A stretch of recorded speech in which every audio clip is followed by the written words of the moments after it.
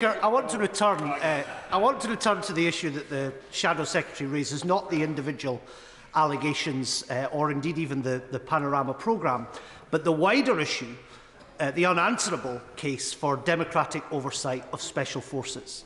When will the Department devise proposals, bring them to the House, allow us to debate and legislate on this issue? Surely that doesn't require anything at all from the courts. Yeah. Indeed it doesn't, and the honourable gentleman opposite is perfectly at liberty to table a motion and have a debate in this House on that issue. Well, he says, come on, I can't remember one. Maybe the messenger. But, Mr. Speaker, I think the key here is to make sure that our special forces are oversighted by democratically elected ministers in this House, and we are also bound by law in the same way anyone else is. There is no exception to the law, whether that's through investigational powers or indeed the operational prerogative that we deploy our forces on. Thank you, Mr. Speaker. I've heard from a number of Ukrainians now resident in my constituency how much they value my right honourable friend's work to support their armed forces. So I'd like to ask my right honourable friend what lessons we're going to learn from our work to supply ordnance and equipment to the armed forces of Ukraine that will inform our future plans for maintaining appropriate stocks of weapons and equipment. Well, obviously, Mr. Speaker, we learn an awful lot from watching the way that modern conflict is being prosecuted in Ukraine, and that is indeed shaping our analysis of the stockpiles we need to hold, particularly around the intensity of the modern artillery battle. Joe Smith. Thank you, Mr. Speaker. This October will be the 70th anniversary of the British nuclear tests. I wonder what ministers are doing to formally recognise our nuclear veterans ahead of that date. Thank you, Mr. Speaker. I recently met with families alongside the Prime Minister, and I committed at that meeting to instruct the MOD to look afresh at the case being made, and that work is ongoing. Thank you, Mr. Speaker. At the National Memorial Arboretum, 306 wooden stakes represent the 306 soldiers who were wrongly shot at dawn and subsequently pardoned. One of these is George Hunter from Stockton, who left behind a wife and 2 children to enlist in the Durham Light Infantry. Despite being pardoned in 2006, Private Hunter and his comrades have still not been posthumously awarded their medals. Would the Secretary of State meet with me to discuss how we can get these heroes the medals and recognition that they deserve? Thank him for this question, and I thank him for the work he does to support the armed forces in his constituency. Of course, this is a very serious matter, so I'm happy to confirm that we will look at it, and I will write to him. Mary Farray.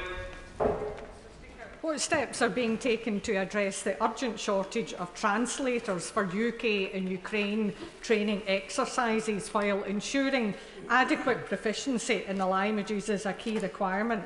There are some concerns that have been raised that the fluency level currently being accepted is not high enough.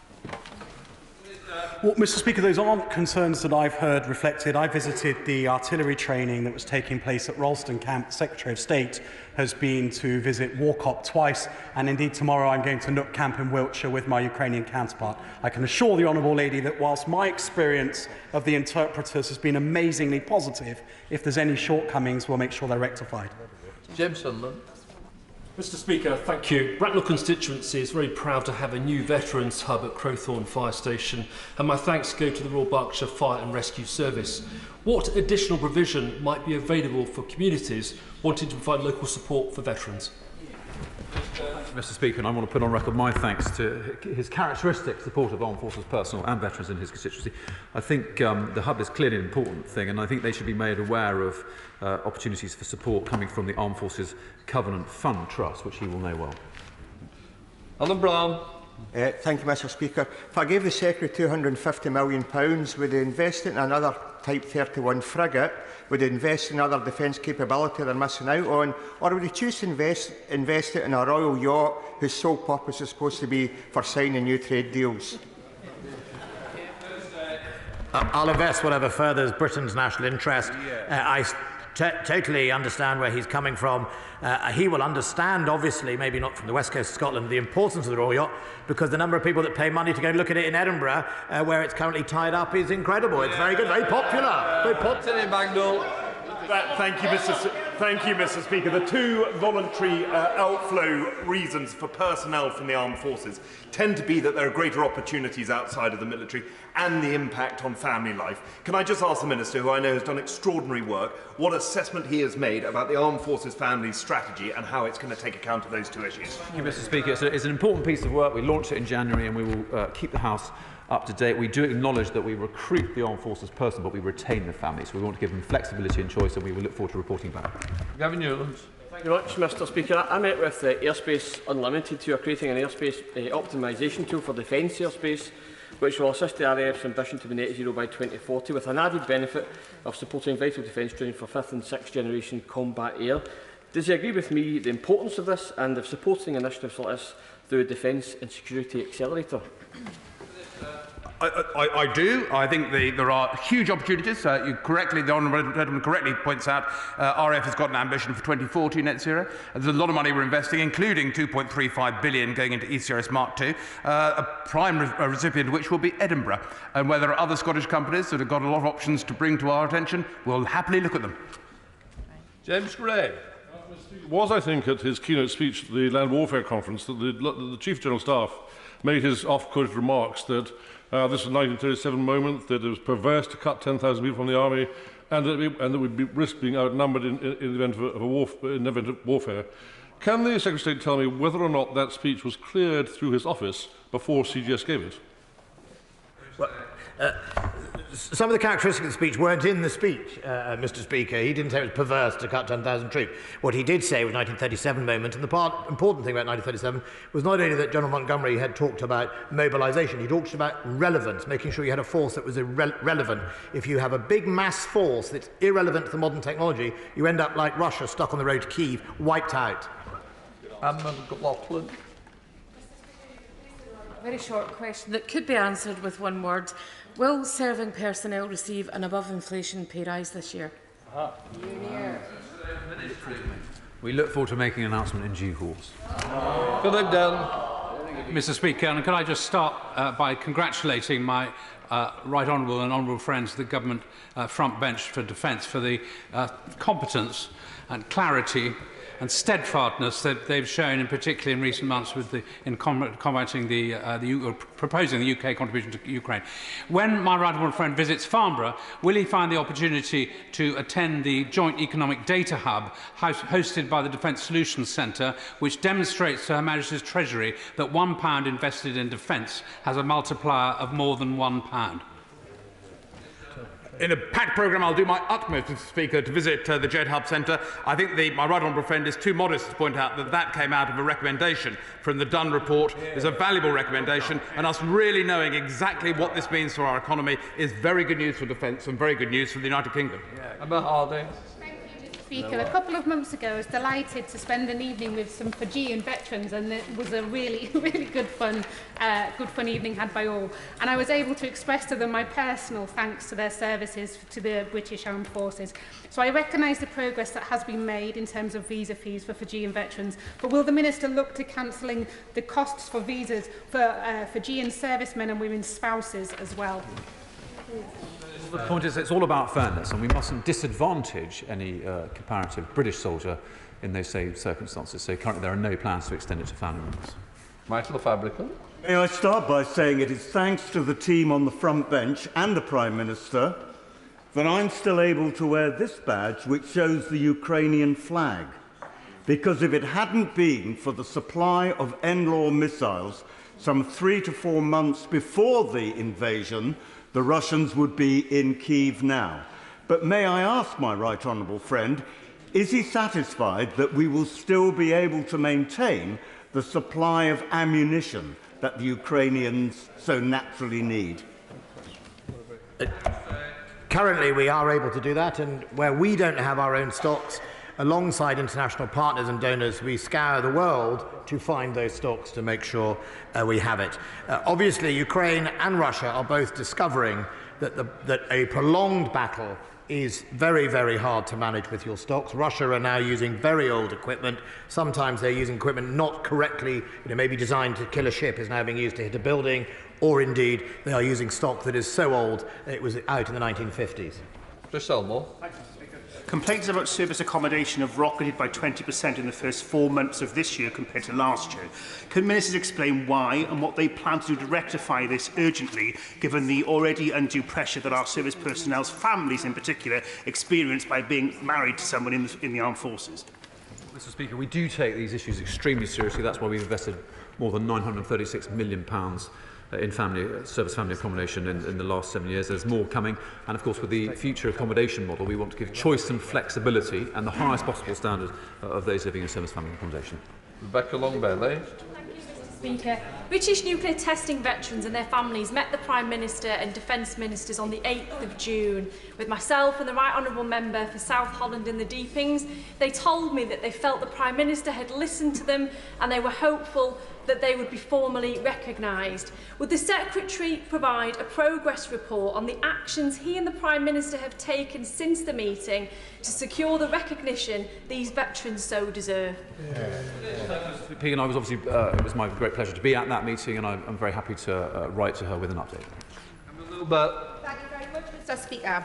Despite stark warnings from repeated CDSs and others regarding the vulnerability of our undersea cables in increased Russian submarine activity, it took until 2021 for the government to announce it would acquire a multi-role ocean surveillance ship to protect this critical infrastructure. It's been recently reported that the government still haven't decided on the capability required, procurement strategy or on an in-service date. Why is that? We're looking very closely at how we take forward MROS. It was an important step, as the Honourable Lady suggests, that was part of the Defence Command paper in spring 21. We would ensure that we bring that capability into service, but we need to get it right, and there is considerable work ongoing as to what exactly that capability should look like. Marina Wilson. Thank you very much, Mr. Speaker. Meritorious was the word the Prime Minister used in this House to describe the application of the Arab application of a former Afghan Supreme Court judge who put hundreds of terrorists behind bars, undoubtedly saving British lives. I was promised a meeting with ministers. That never materialised, and suddenly, out of the blue, the Arab application was turned down last week because he was not deemed to have worked closely enough with the UK government. So could I plead with ministers to meet with me to review this hero's case, because I have no doubt he will be hunted down and slaughtered by the Taliban if we don't bring him to safety. Mr. Speaker, the Honourable Lady and I walked through the lobby together on a rare occasion when we were in the same lobby the other week, and we were able to discuss this exact case, and I asked the team to look at it. As she's mentioned in her question, I'm afraid ARAP is a very tightly bound scheme for those who worked with the British Armed Forces, and the person who she's advocating for did not. There are other routes for that person to come to this country through the ACRS, and I'll make sure she's connected with the appropriate minister to do so.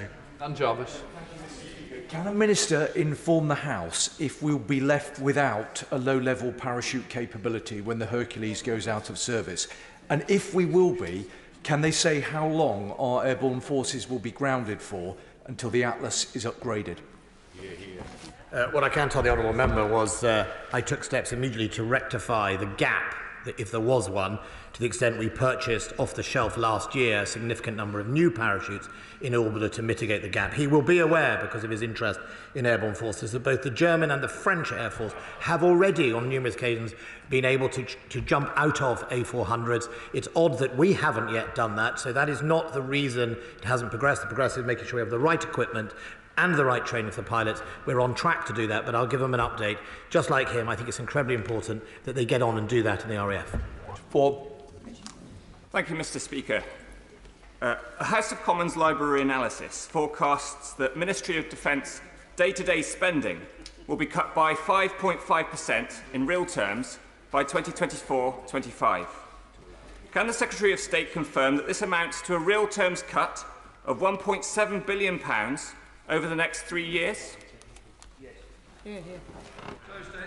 Well, I think, can I welcome the Honourable Gentleman to the House, and can I also say, first of all, that I'd like to pay tribute to his predecessor as the Defence spokesman, the Liberal Democrats, the MP for Caithness and Sunderland. We both served in the Scottish Parliament together, and he will be missed from this brief.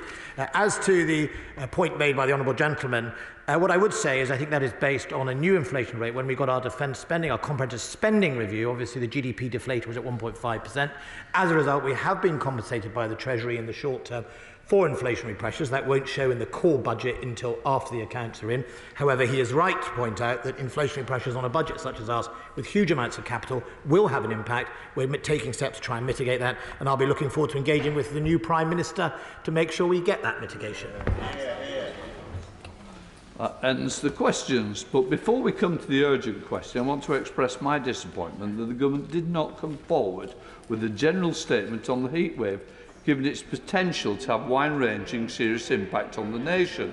Members need to be able to scrutinise the government on all issues arising from the current high temperature, especially as the government felt it appropriate for Cobra to meet. If it's good enough for Cobra to sit and discuss, it's good for this House to hear it as well. So I now call Caroline Lucas to ask her urgent question.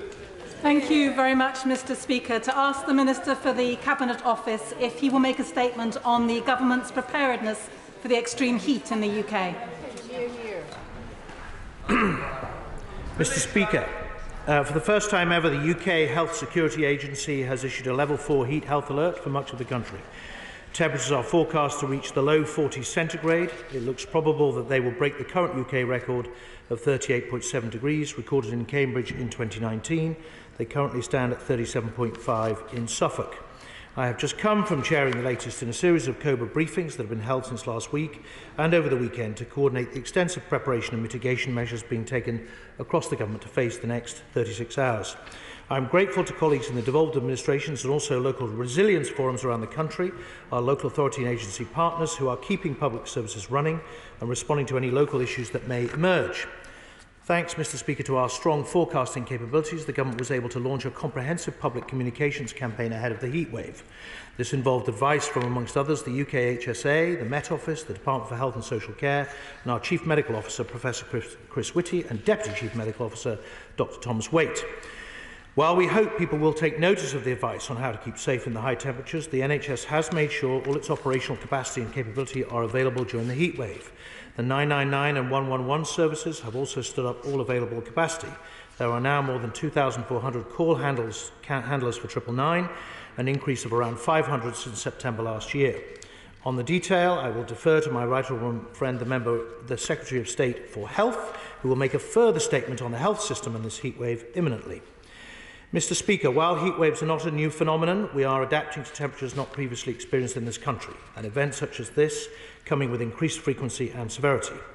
The government has been in the lead on appreciating the impacts of climate change. Indeed, it was a Conservative government that enshrined net zero in law. And since the times of David Cameron, Conservative Prime Ministers have spoken passionately about the impact of climate change and the need to keep 1.5 alive, notably at last year's COP26 UN Climate Change Conference. And we have long taken the lead, as I say, on this issue. Over the past 3 decades, the UK has driven down emissions faster than any other G7 country, and we have clear plans to go further. We are showing the way on climate change, helping over 90% of countries set net zero targets during our COP26 presidency, up from 30% 2 years ago. On cleaner energy, the UK is also forging ahead of most other countries. Around 40% of our power now comes from cleaner and cheaper renewables. Our net zero work is vital to helping create resilience. We must continue to drive forward the initiatives that help us curb the impacts of climate change and at the same time build systems that help us withstand extreme events as they arise. Caroline Lucas. Thank you very much, Mr. Speaker, and I thank the Minister for his response. As he says, this week the UK is likely to have its hottest day on record, with the Met Office issuing its first ever red warning for extreme heat for England and Wales already recording its hottest day. These brutal temperatures pose a very real threat to life and infrastructure, to education, to travel, and most importantly to health. So it is indeed disappointing that the Minister didn't offer his own statement about what the government was doing instead of waiting to be dragged here through an urgent question. And while the heatwave has now been declared a national emergency, there are real questions about how seriously the government is taking it and how prepared they are. They seem to be turning up with a watering can when what we need is a giant fire hose. So will the Minister say exactly how many COBRA meetings on this heat emergency the Prime Minister has missed and why?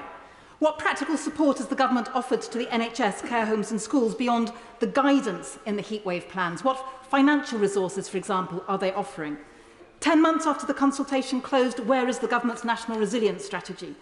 Will the government agree to maximum workplace temperature limits to give workers legal protection against working in high temperatures and ensure employers allow staff to work flexibly in the heat? Will he condemn those on his own benches who have unbelievably sought to make a culture wedge issue, even out of this issue, with members on his side calling those who want to take precautions cowards and snowflakes? Shocking. Mr. Speaker, the government can hardly say it hasn't been cautioned about the risks.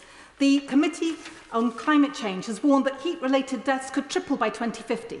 Yet, in the words of the chair of the Adaptation Committee, adaptation in this country is under-resourced, underfunded and often ignored. None of the 42 adaptation-specific recommendations have been implemented in full. They report that more than 500,000 new homes, which are still liable to overheating, have continued to be built in the UK over the past 10 years, even after they first raised this issue. So what exactly is the government doing to close the gap on adaptation? And lastly, when is this government finally going to join the dots and stop pouring fuel on the fire? It is beyond perverse that ministers wring their hands over extreme heat one day and give the green light to new oil and gas extraction the next. So will the minister rule out any new oil and gas licences from the North Sea, including scrapping yet more subsidies through the investment allowance as part of the energy profits levy? Will they finally turn the tap off new oil and gas?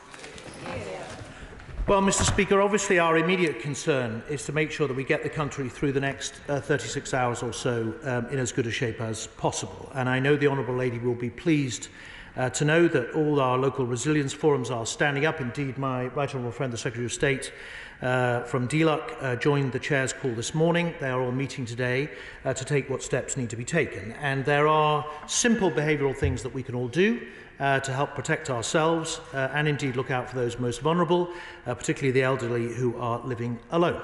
Now, the Honourable Lady raised a whole raft of policy issues which no doubt will be addressed in the debates that we have over on this issue over the months to come. But just to address one particular one that she raised, which is about the Prime Minister's presence at COBRA. It is literally my job as Chancellor of the Duchy of Lancaster to chair COBRA, particularly where the Civil Contingency Secretariat is involved, and then to brief the Prime Minister accordingly, which I did yesterday morning at 8 o'clock. It is my job to coordinate across the whole of government, and that is what we have been doing. And as a result, I am confident that all the guidance and support that is needed in schools and in hospitals, for our police forces, for other people who are involved in this effort, is now working its way out through the system, and they are all standing up well. In particular, our cooperation with the devolved administrations has been very strong, and that is why I think the public health message about the next 36 hours has landed so well. In wider terms, though, as the Honourable Lady I'm sure will have noticed, this heatwave has not just impacted on the United Kingdom. It has hit the whole of continental Europe, and a number of those countries who are used, in many ways, more used to higher temperatures than we are having to take similar action, and in some circumstances, obviously, their population are suffering. And that is why it is so important that the UK leads on this debate globally, as we did do in COP26 last year. As she knows, we've launched a Energy Transition Council with 20 governments, 15 international institutions participating.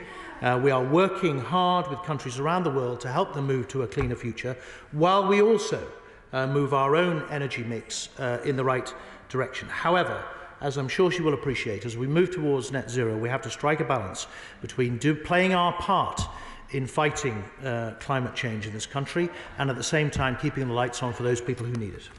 Sir Peter Bottomley.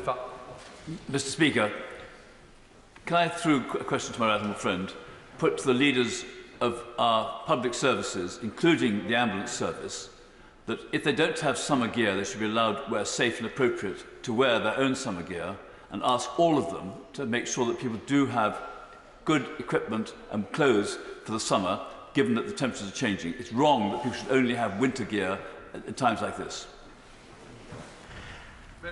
Well, Mr. Speaker, the Father of the House raises an extremely important point, which is about the ability, particularly of our emergency services, to cope themselves and their resilience. Now, each of those organisations and the leaders thereof will have to take that into account over the months to come. And one of the things that I have said to the team internally that we must do during this brief but nevertheless severe period of weather is that we must learn exactly these kind of practical lessons, because while there are impacts on the transport network and elsewhere, I'm sure that we will see in the next 36 hours, and some of those we can mitigate.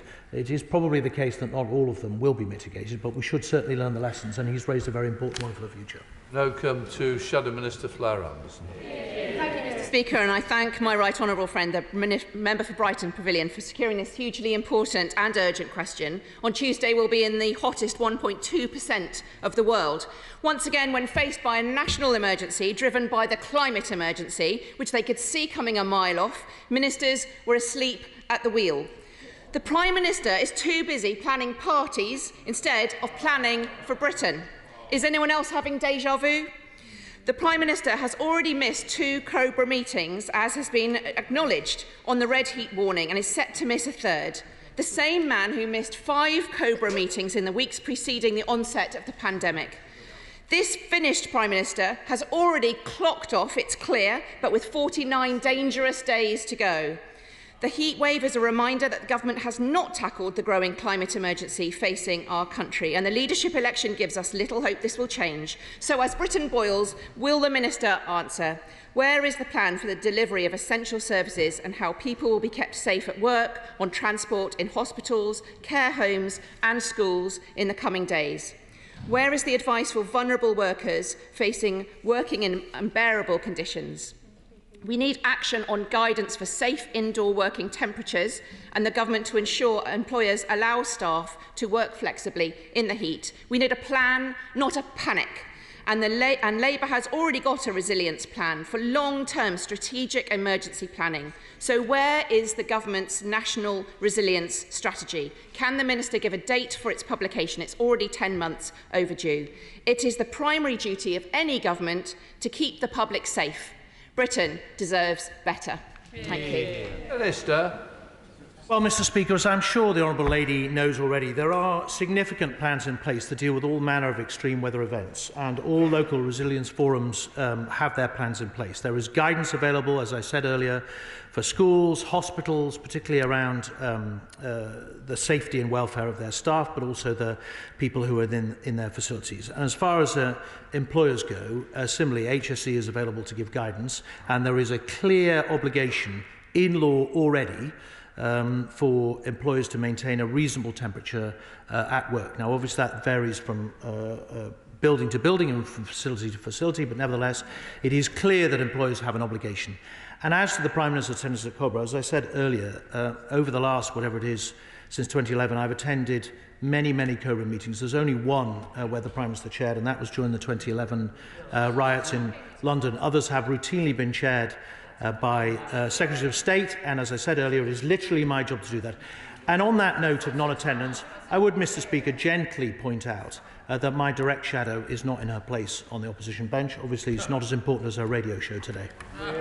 Sir Christopher Joe. Mr. Speaker, can my right honourable friend explain why the government seems to be creating a lot of unnecessary anxiety? Isn't the key issue here that we should adapt to our climate as we have done in the past? And isn't there a real problem now that too many buildings are being built without natural ventilation? For example, many of the buildings on this estate. Why don't we go back to having natural ventilation and not having to rely so much upon air conditioning? Well, Mr. Speaker, my honourable friend raises an important point, and we have tried in all our public messaging to be balanced and moderate in our view and point to the particular vulnerability of smaller groups. And indeed, in much of our messaging, I have asked Secretaries of State on ways they can identify those vulnerable groups and target them with possibly more urgent communication. So particularly the elderly, often living alone, who we know from elsewhere in Europe are vulnerable in this kind of weather. And he raises an interesting point about our adaptation to climate change, because, of course, as we do see more extreme weather events, we have to bear in mind that we need to protect ourselves from the heat, but at the same time, those adaptations have to be able to cope with the cold as well, and that often creates a challenge. SNP spokesperson Stephen Bonner. Very much, Mr Speaker. I also commend my honourable friend for Brighton Pavilion for securing this urgent question today on the extreme heat we are experiencing across these islands. Mr Speaker, the Met Office has extended the amber alert in Scotland and declared a red alert for much of England and Wales, with UK temperatures expected to be broken in all 4 nations across the next 2 days. Temperatures expected to exceed 40 degrees here in England, and we now have further reports that the RAF has suspended operations out of Bryce Norton due to the runway melting and rendering it unsafe. This is unusual times. The heatwave threatens to kill hundreds or even thousands of people. To ensure continuous monitoring and response to the situation, the Scottish Government has continued to operate the Scottish Government Resilience Room, and of course at a UK level we have heard COBRA meetings have been held to discuss the emergency. Much as he did at the start of the COVID-19 pandemic, our esteemed Prime Minister has declined to attend, and we have heard the Minister's excuses for the Prime Minister's continued to refusal not only to deal with emergencies and crises, to even acknowledge them. We find it wholly unacceptable, Mr Speaker. And lastly, I would just like to reinforce a message of how important it is to practice good water safety at a time like this. We all too often hear in Scotland and in other places of tragic accidents when people, normally young men or middle-aged men, enter open water to cool down for some hijinks and encounter difficulties. So I renew my call for caution and to think before entering any open waters. Well, Mr Speaker, the honourable gentleman is right, first of all, that we do need to, and we have been discussing in COBRA, the different circumstances faced in Scotland, where, of course, the school term has ended, and there is the possibility, let us hope it doesn't occur, of accidental drowning or other incidents in water in hot weather. That is why in England, where the schools are still open to a certain extent, we're keen for kids to be in school, because we generally think they're safer and better managed. And as for the attendance of the Prime Minister at COBRA, Mr Speaker, I would gently point out that the First Minister of the Scottish Government has not attended any of the COBRAs. Well, thank you very much, Mr Speaker. People living in the Wootons, Castle Rising, Reffley and other parts of my constituency are rightly angry they were left without water over the last 48 hours due to a burst main. And I'm grateful to those who've worked through the night to fix that broken pipe, which I'm assured will be finished later this afternoon.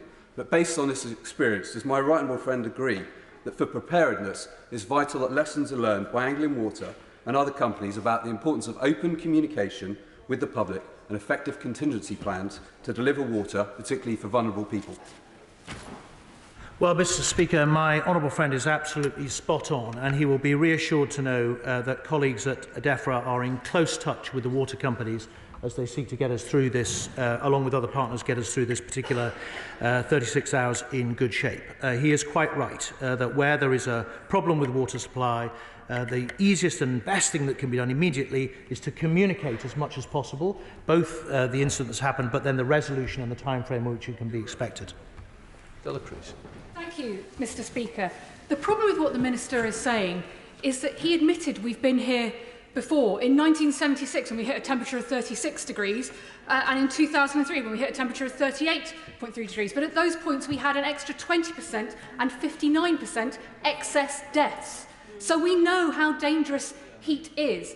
When the member for Christchurch asks us all to adapt, he needs to look at the evidence from history and why this climate crisis is so dangerous, because you cannot adapt in this sort of heat. And we know, and the Minister's just accepted it, we're going to have more extreme weather conditions.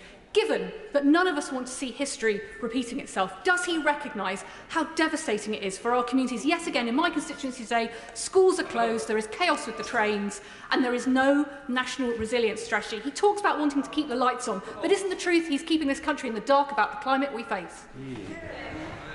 Well, Mr Speaker, one of the critical things that we need to bear in mind is that this period of hot weather will be short. It will be 36 hours long, and where we have seen the kind of effects that the Honourable Lady considers has generally been where there have been longer periods. So, for example, in 2003, I think it was in France, they had 8 days of 40 plus, and critically that the temperature at night did not drop below 20. Now, in those circumstances, we do have to look at those vulnerable groups, and I hope that she will be promoting the message through all her, I know, very sophisticated and well-followed social media channels, that we should do the neighbourly thing, knock on the door of older people who may be living alone and just make sure they're okay for the moment, while, as I said earlier, we do our best to lead the world on making the changes that we need to address climate change.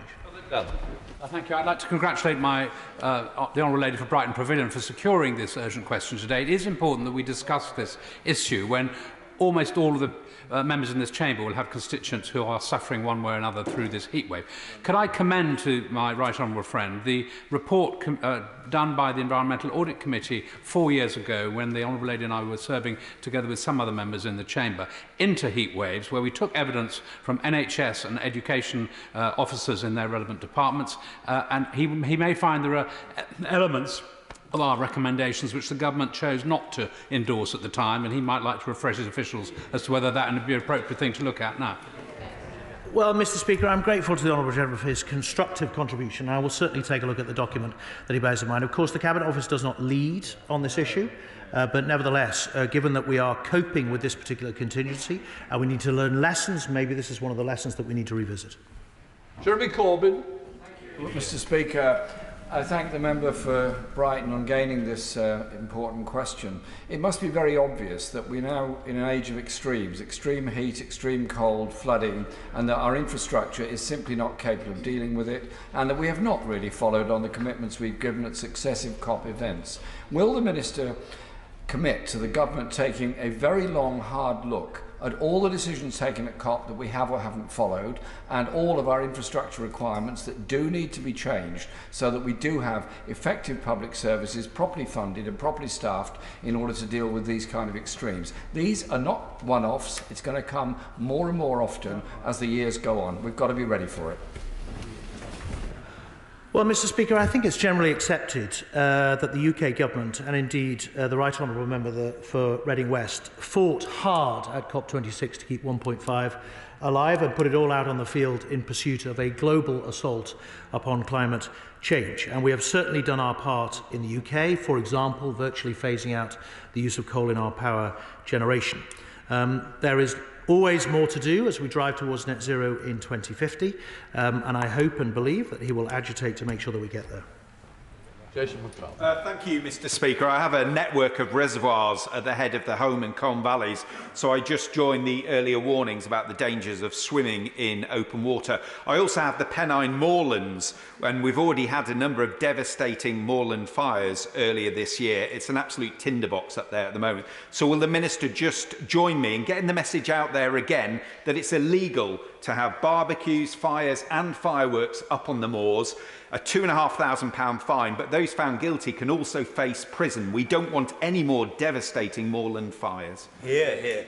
Well, Mr. Speaker, the Honourable Gentleman makes an extremely important point, and I'm more than happy to reinforce his message. As you may know, we've issued a red alert for wildfires. We are very concerned, and I know that all fire and rescue services are stood up to deal with them as fast as they possibly can. Might be worth having the helicopter capable of actually reaching the moors with the equipment to put the fires out, which they didn't have last time. Nadia Whitton.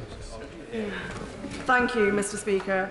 Mr. Speaker, working in extreme heat can really affect people's health and can even be fatal. Spain has strict rules on working temperature, a maximum of 27 degrees indoors and 25 degrees when doing physical activity. Even the US guidelines are 24 degrees. Yet here we have absolutely nothing. So with extreme heat becoming more regular in the UK, will the government legislate for maximum working temperatures?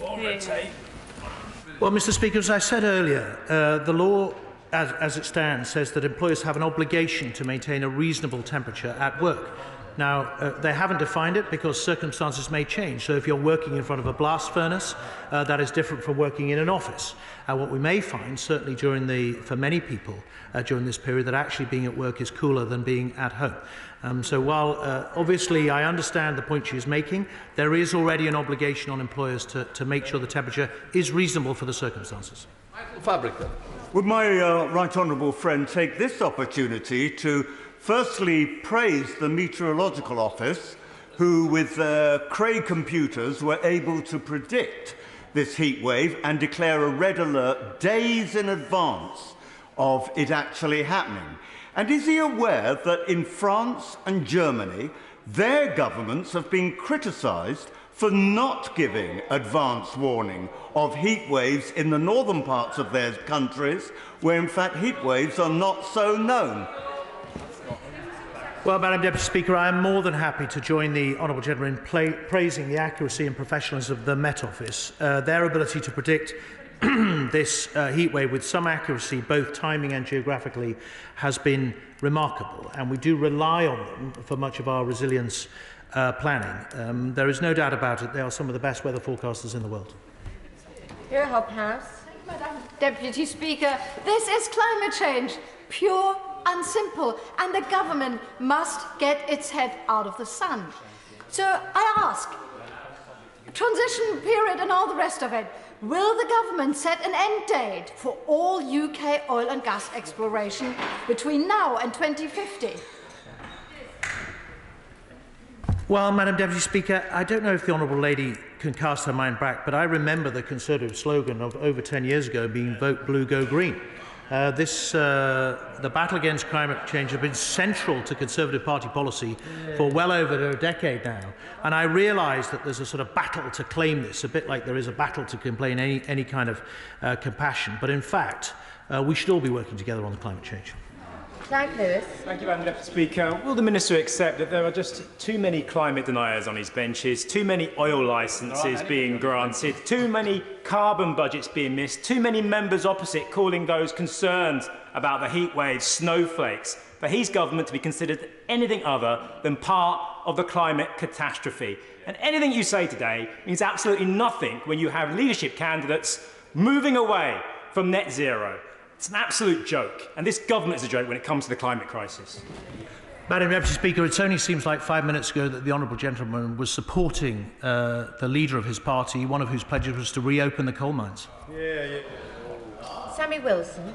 Madam Deputy Speaker, while it's right that government departments should prepare and plan for foreseen and unforeseen emergencies and crises, does the Minister not agree with me that some of the hysteria we have seen demonstrated in this House today about a couple of warm days, which most of our constituents, if they're not working, are probably out enjoying, and when it gets too hot, they'll go and sit in the shade, have a cold drink and cool down? Would he not agree with me that the main thing is that we should explain to people their own personal responsibilities, but what we should be avoiding is heaping on them more expensive climate policies, which are already costing them a fortune and draining their pockets?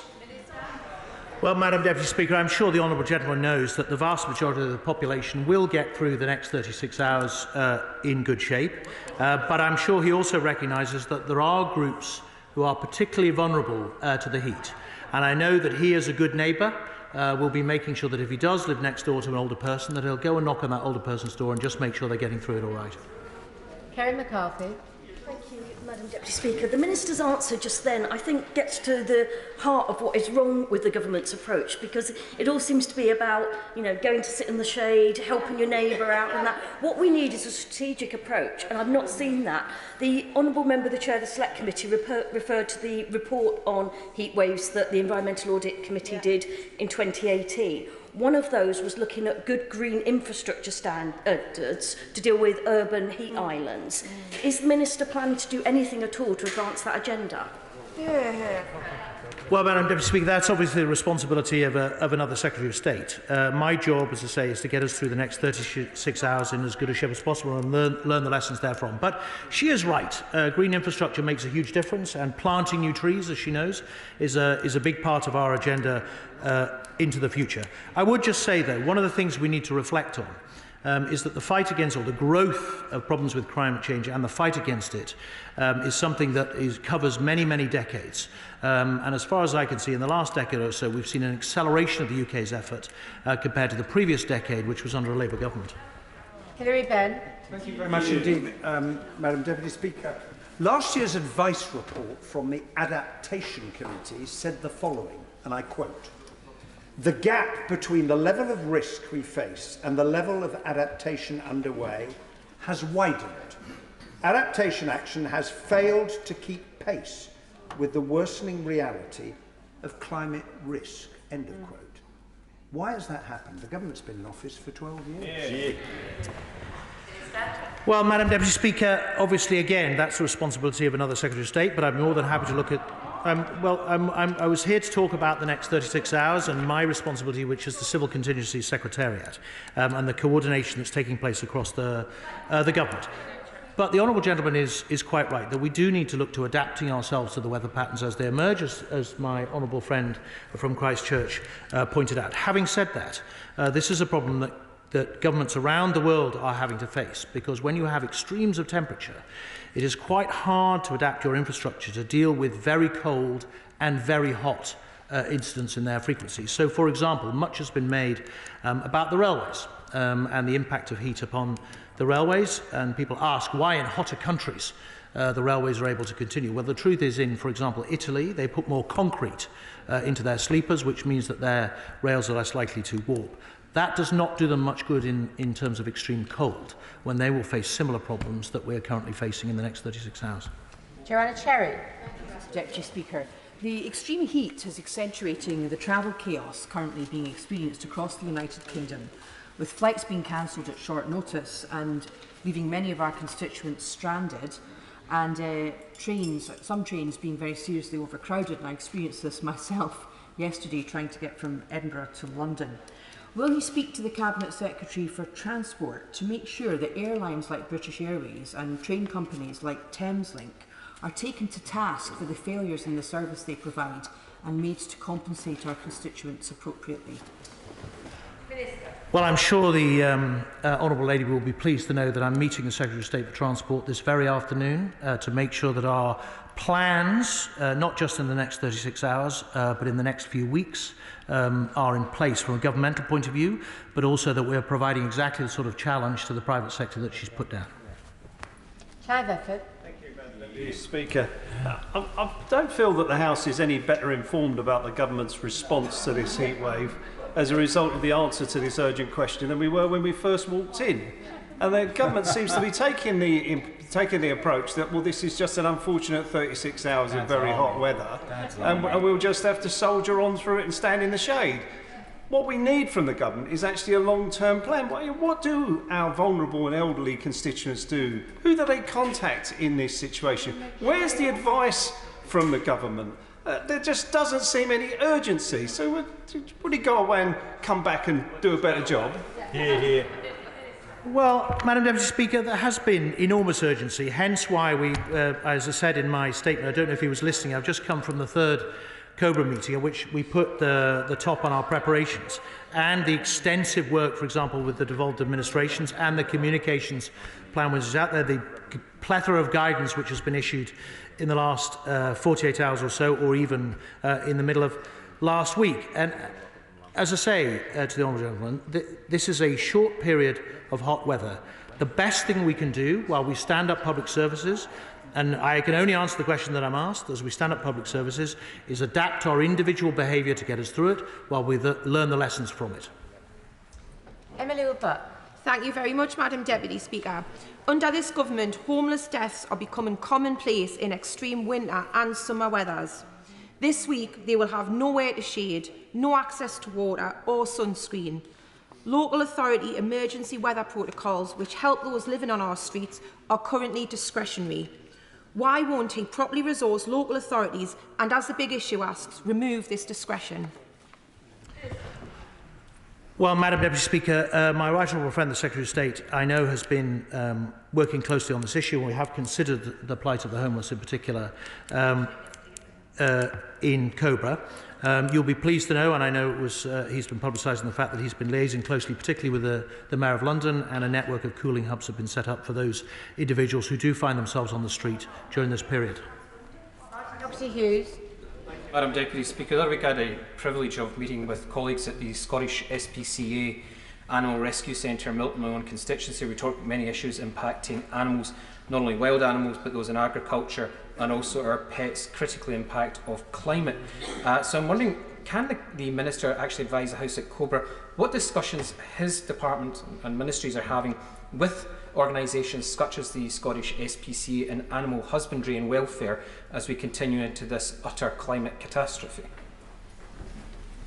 Speaker, colleagues at the Department of Environment, Food and Rural Affairs have been in extensive discussions with those who handle animals in all settings and some particularly acute areas. So, for example, as I'm sure you know, Madam Deputy Speaker, the Royal Welsh Show is on this week, 200,000 people and quite a lot of animals out and about in the open, and they've been close liaison with the Welsh Government to look at the issues that are being faced there. So there is extensive work ongoing, extensive guidelines about animal husbandry during this particular period, and he is quite right to raise their plight as well as the plight of our fellow humans. Olivia Blake. Thank you, Madam Deputy Speaker. It's been 1,174 days since this chamber passed a climate emergency motion. Does the Minister feel that they have given this adequate attention and have been able to respond? And I have to say, Madam Deputy Speaker, I've been a bit confused by some of the statements he's made today, because it's in direct contradiction to the medical advice that's going out at the moment, saying that this type of weather will affect healthy people. It's not just about the vulnerable, because that's how critical it is. So I hope that you can clarify that point so that people don't end up in 30-degree hospitals. Madam Deputy Speaker, I hope the Honourable Lady is not attempting to create confusion. We've been very clear about a simple message, which is that everybody should take measures, sensible measures to guard their own health. Stay in the shade, drink lots of water, wear a hat, don't exercise unduly, lots of those kind of issues. But we are very focused, particularly on those groups who we know are particularly vulnerable from, as I say, issues like they had in France back in 2003, where we do think there needs to be a very, very sharp focus. Our message is very clear that there are steps we can take individually and collectively to protect ourselves, and that is what we are promoting. Chris Bryant. Thank you, Madam Deputy Speaker. Exposure to the sun can lead to skin cancer. Skin cancer, especially melanoma, can kill, and the number of incidences in the UK has grown quite significantly over the last 15 to 20 years. Can he make sure of two things? First of all, can we get rid of VAT on sunscreen, on good quality sunscreen, so that it's cheaper and more available to more people? And can we make sure that anybody who works in our emergency services, including all the police and the police officers who are working here outside the building, have free sunscreen? Well, Madam Deputy Speaker, at last a constructive question. The Honourable Gentleman raises two important points, and I will certainly take them away and reassure myself that they're both being addressed. Jamie Stone. Thank you, Madam Deputy Speaker. Many of us are much concerned about our ambulance services, which are already working under extreme pressure, let alone this heat wave we have right now. All 10 of the mainland England ambulance services are on maximum alert.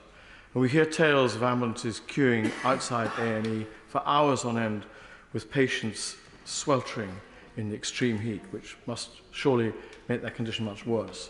So would the Secretary of State assure me that there is somebody in the Cabinet who has responsibility for coordinating all departments to make sure that the ambulance services in England get the maximum assistance at this time? Well, Madam Deputy Speaker, I'm happy to give the Honourable Gentleman that assurance. Both the Secretary of State, who's about to give a statement on exactly that issue, and I hope he'll stay in the chamber to deal with that, and I have been reassuring ourselves both about the coordination and the resources available. As he will know, I think the number of personnel in the ambulance service is up 40% over the last few years. 150 billion has been put into them to help them cope with pressures at the moment. But the Secretary of State will have more to say about that imminently. Rachel Maskell. Thank you, Madam Deputy Speaker. As the planet is heating up, our infrastructure is melting down. Trains today are on go slow, tomorrow they won't be running at all. At what temperature is our vital infrastructure, including our transport infrastructure, designed to operate, and when will it be resilient for future heat waves? Well, Madam Deputy Speaker, as I said earlier, the Honourable Lady thinks she's asking a simple question, but it's actually quite a complicated one, because the mitigations that you put in place, for example, on a railway to deal with extreme heat, may cause you problems when it gets cold. And dealing with both those issues is an engineering feat which I'm afraid is beyond me at the dispatch box. But one of the things we need to do over the next 48 hours is learn about exactly the kind of impact that she's talking about. We all hope that the system will perform well. But given that we've never experienced these kind of temperatures before, if we hit the record, we just need to be cautious and learn from the experience. Matt Weston. Thank you, Madam Deputy Speaker. And can I start by thanking everyone who's worked on the front line in our infrastructure services to enable us to get here today, or, for example, those I passed at some ungodly hour this morning on my way to the station who were providing security at the Commonwealth Bowls event venue in Leamington. The Minister said the government is very much focused on this crisis, but how is it that we have these frontline workers that we depend on showing up to do their job, working, but we have a Prime Minister who seems to be hidden away in a Chequers fridge? Well, Madam Speaker, as I said earlier, it's a completely unfair question and a misunderstanding of COBRA. My job is literally to chair that committee and to coordinate. The Civil Contingency Secretariat sits in my department, and then to brief the Prime Minister, and that is exactly what I did at 8 o'clock yesterday morning. This attempt, I'm afraid, it feels like a political attempt to create some air of panic about this the next 36 hours, and indeed it seems a politically motivated assault upon the Prime Minister is completely unfair. He has been in touch with our work to coordinate across all of the nations of the United Kingdom, and I'm sure he will continue to do so. Stephen Flynn. Madam Deputy Speaker, Martin Luther King once said that nothing in all the world is more dangerous than sincere ignorance and conscientious stupidity. So on that note, and with London boiling, can I ask the Minister for his thoughts on those Tory leadership candidates who are seeking to roll back our commitments on net zero? Well, Madam Deputy Speaker, obviously that's not within my ministerial remit, but as far as I can see, they're all fine, upstanding people who all take climate change seriously, and I'd be happy to serve under any of them, particularly given that for 20 years I've been a proponent, well longer, a proponent of the hydrogen economy, and I hope that whoever is the leader will drive that particular aspect of our climate change work forward. Anna McMorrin. Thank you, Madam Deputy Speaker. Forest fires across Europe and temperatures set to exceed 40 degrees for the first time. What more evidence do we need that the climate emergency is here? Yet I hear from the answers the Minister is given that he is still, and his government, in denial about the very real emergency that we face. This government is still building new homes that prone to overheating, and still not investing in a proper retrofit strategy. So tell me, when is this government going to take climate change seriously? Madam Deputy Speaker, the Honourable Lady is living in an alternative universe.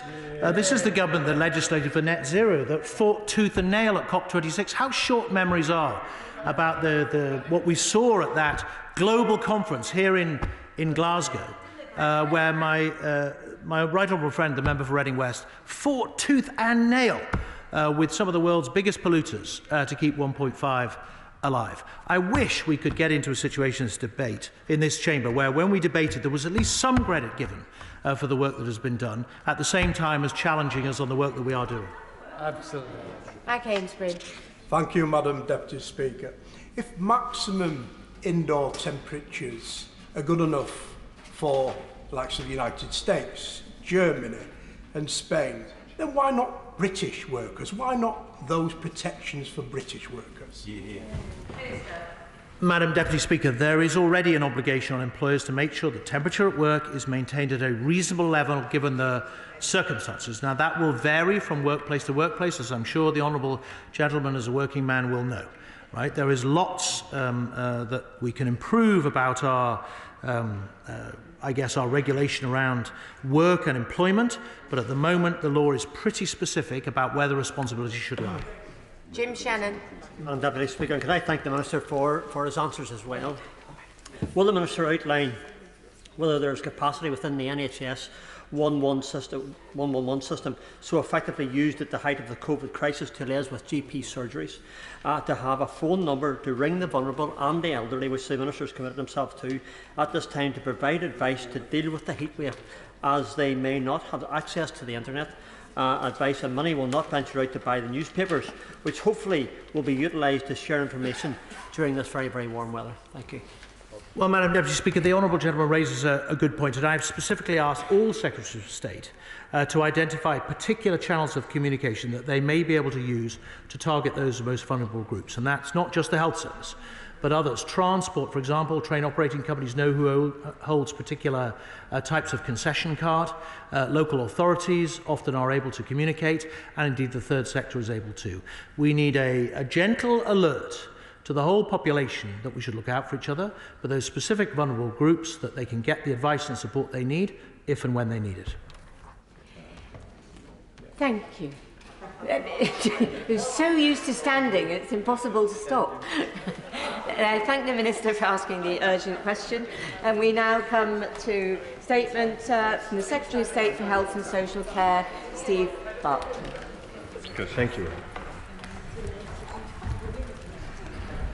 Good afternoon, Madam Deputy Speaker.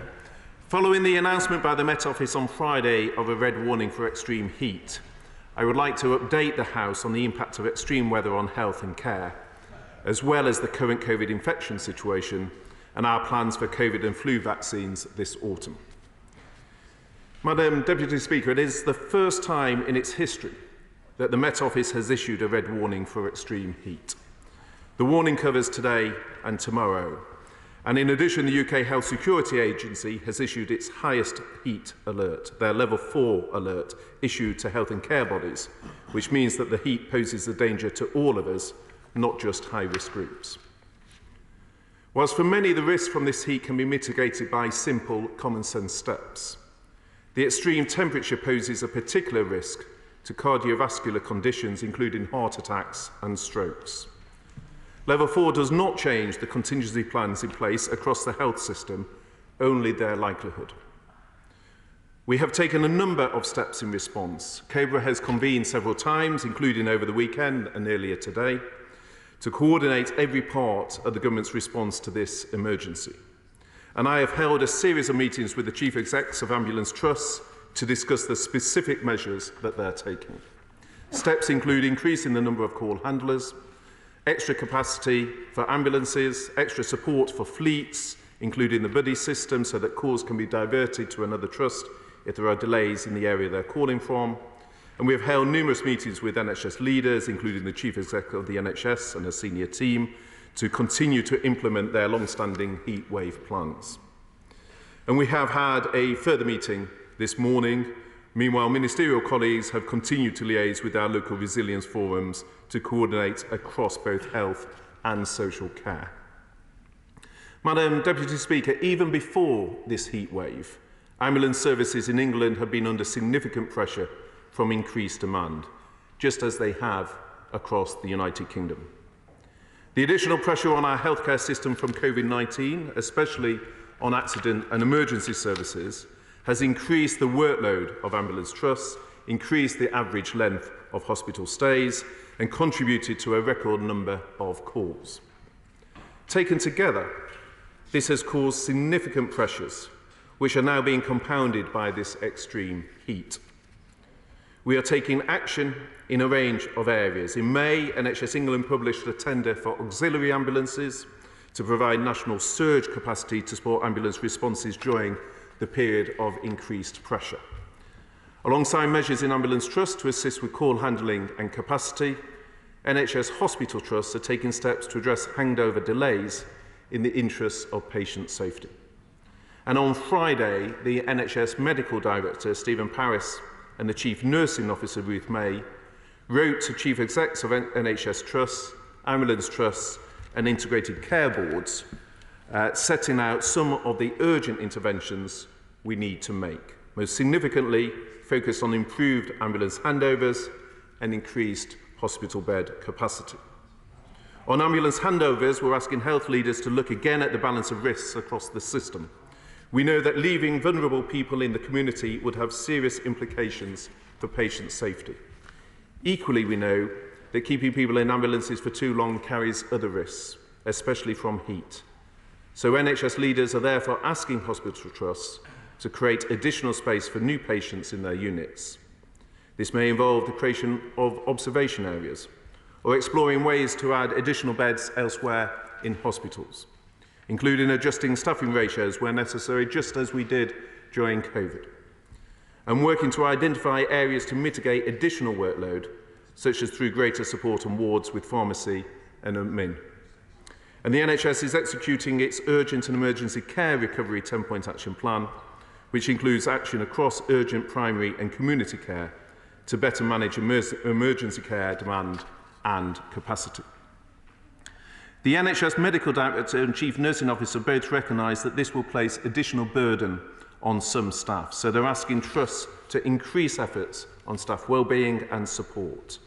And alongside these measures being taken by the ambulance service and in NHS trusts, the UK Health Security Agency is leading on public health comms to reduce the burden on NHS staff by making sure we don't create unnecessary demand. We can do this by following the common sense public health guidance and by looking out for others, in particular the elderly and the vulnerable. With services under so much pressure, we must make sure that 999 calls are reserved for life-threatening emergencies, and we must also consider what advice we can get through other services, in particular like NHS 111, the NHS online resources and local pharmacists.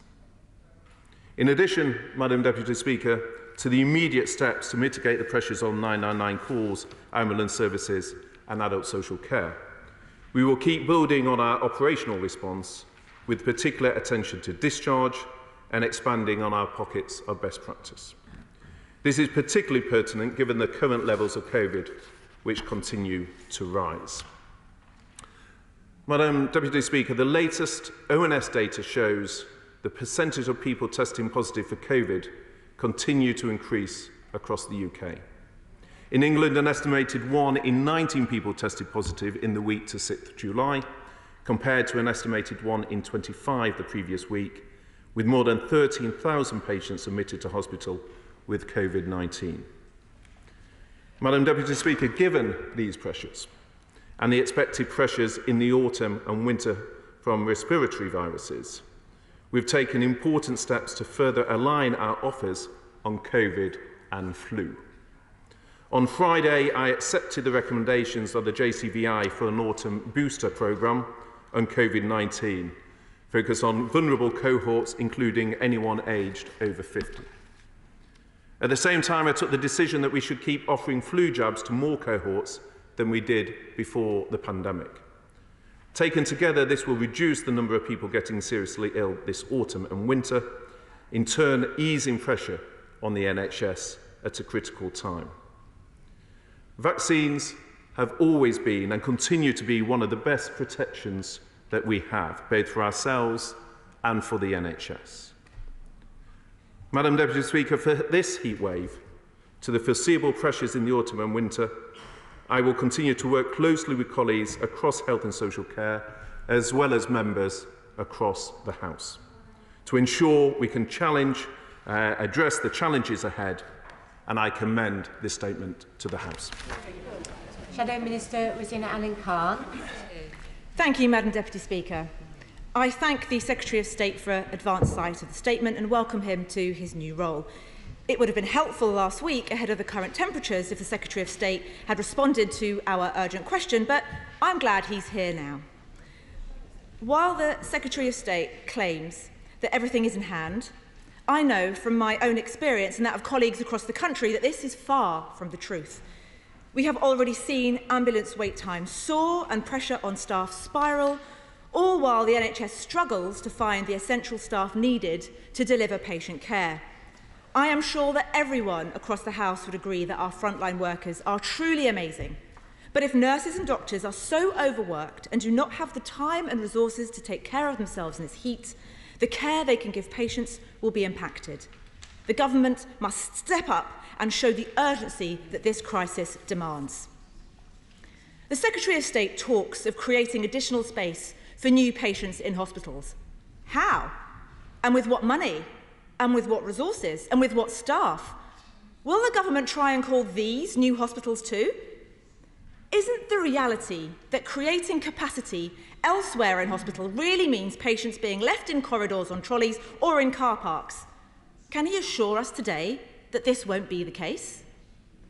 Under the Conservatives, the NHS is simply struggling to cope.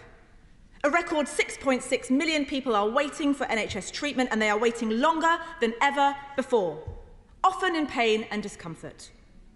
The people in our thoughts this afternoon are those waiting in queues outside hospitals in ambulances, with soaring temperatures and no air conditioning. Madam Deputy Speaker, if it were dogs or cattle, it would be against the law. But it's people in tropical heat unable to enter hospitals.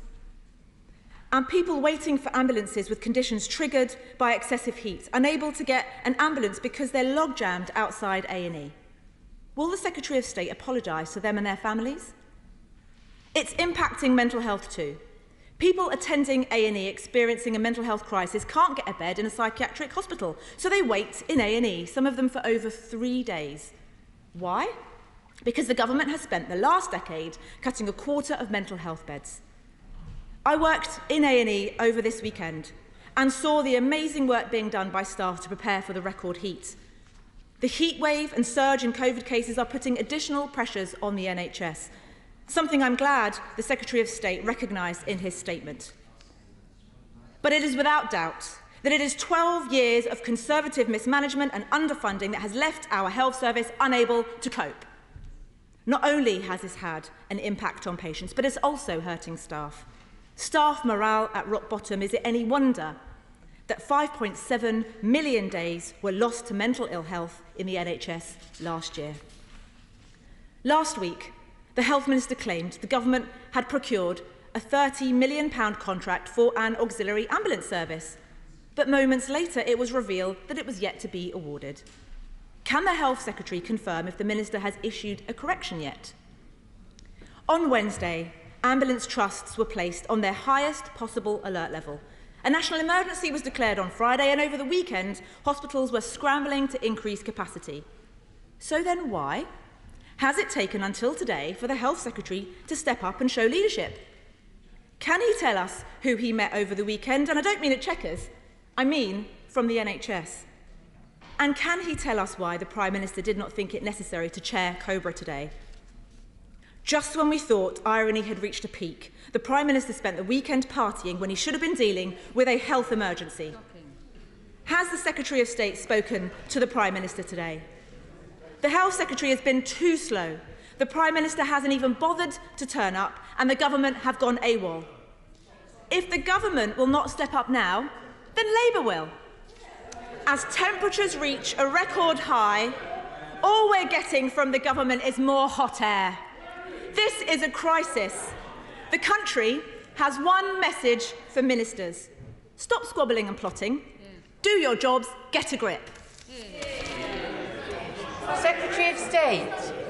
Thank you, Madam Deputy Speaker. Well, let me start with the area where the Honourable Lady was correct, which is I recognise the increased pressure there is on ambulances and hospitals. That is why we've put in place the long-established contingency plan since the heat wave in Paris in 2003.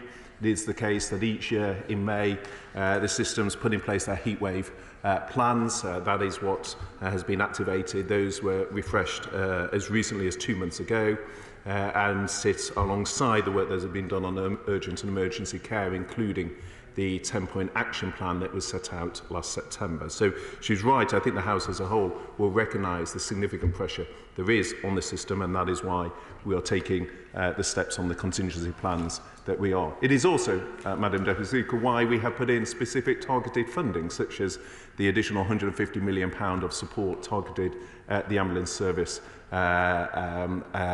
specifically, but it's also why there is additional £50 million for 111 calls to build capacity. It's also why, as she referred to, there was additional £30 million for auxiliary ambulances, which is what my honourable friend, the Minister of State, was referring to in the House last week.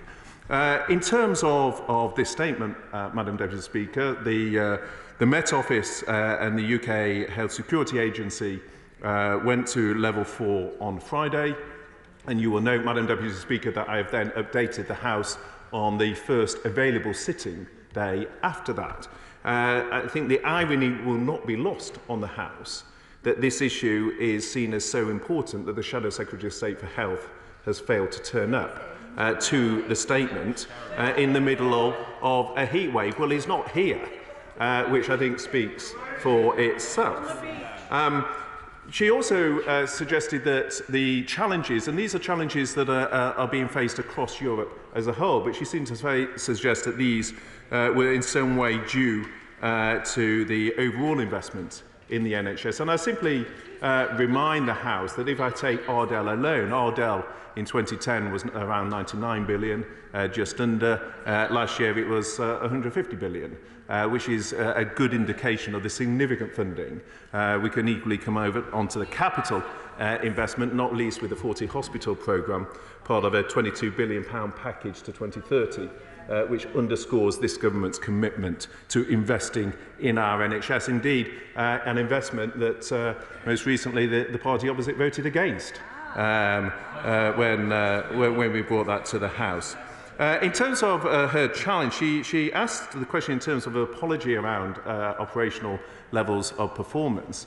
I don't know whether she is asking for that apology from the Welsh Government or just from the English government. She may want to clarify that, given the level of performance of the Welsh ambulance service under the Welsh government. In terms of the point she raised on auxiliary, particularly, my honourable friend, the Minister, in her statement said that we have seen improvements in May.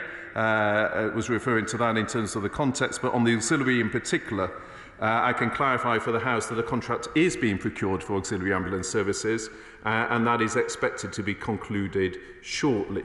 Finally, Madam Deputy Speaker, she raised the issue of what meetings I've held over the less than 2 weeks that I have been in post. I'm very happy to share with the House that I've been on visits to 4 different hospitals, at Whipps Cross, at Hillingdon, at King's Lynn and at Bedford. I've been out on 2 different ambulance shifts, been to 3 different ambulance centres, been out to see GPs to look at their boost to access in their services, and also visited to look at life sciences.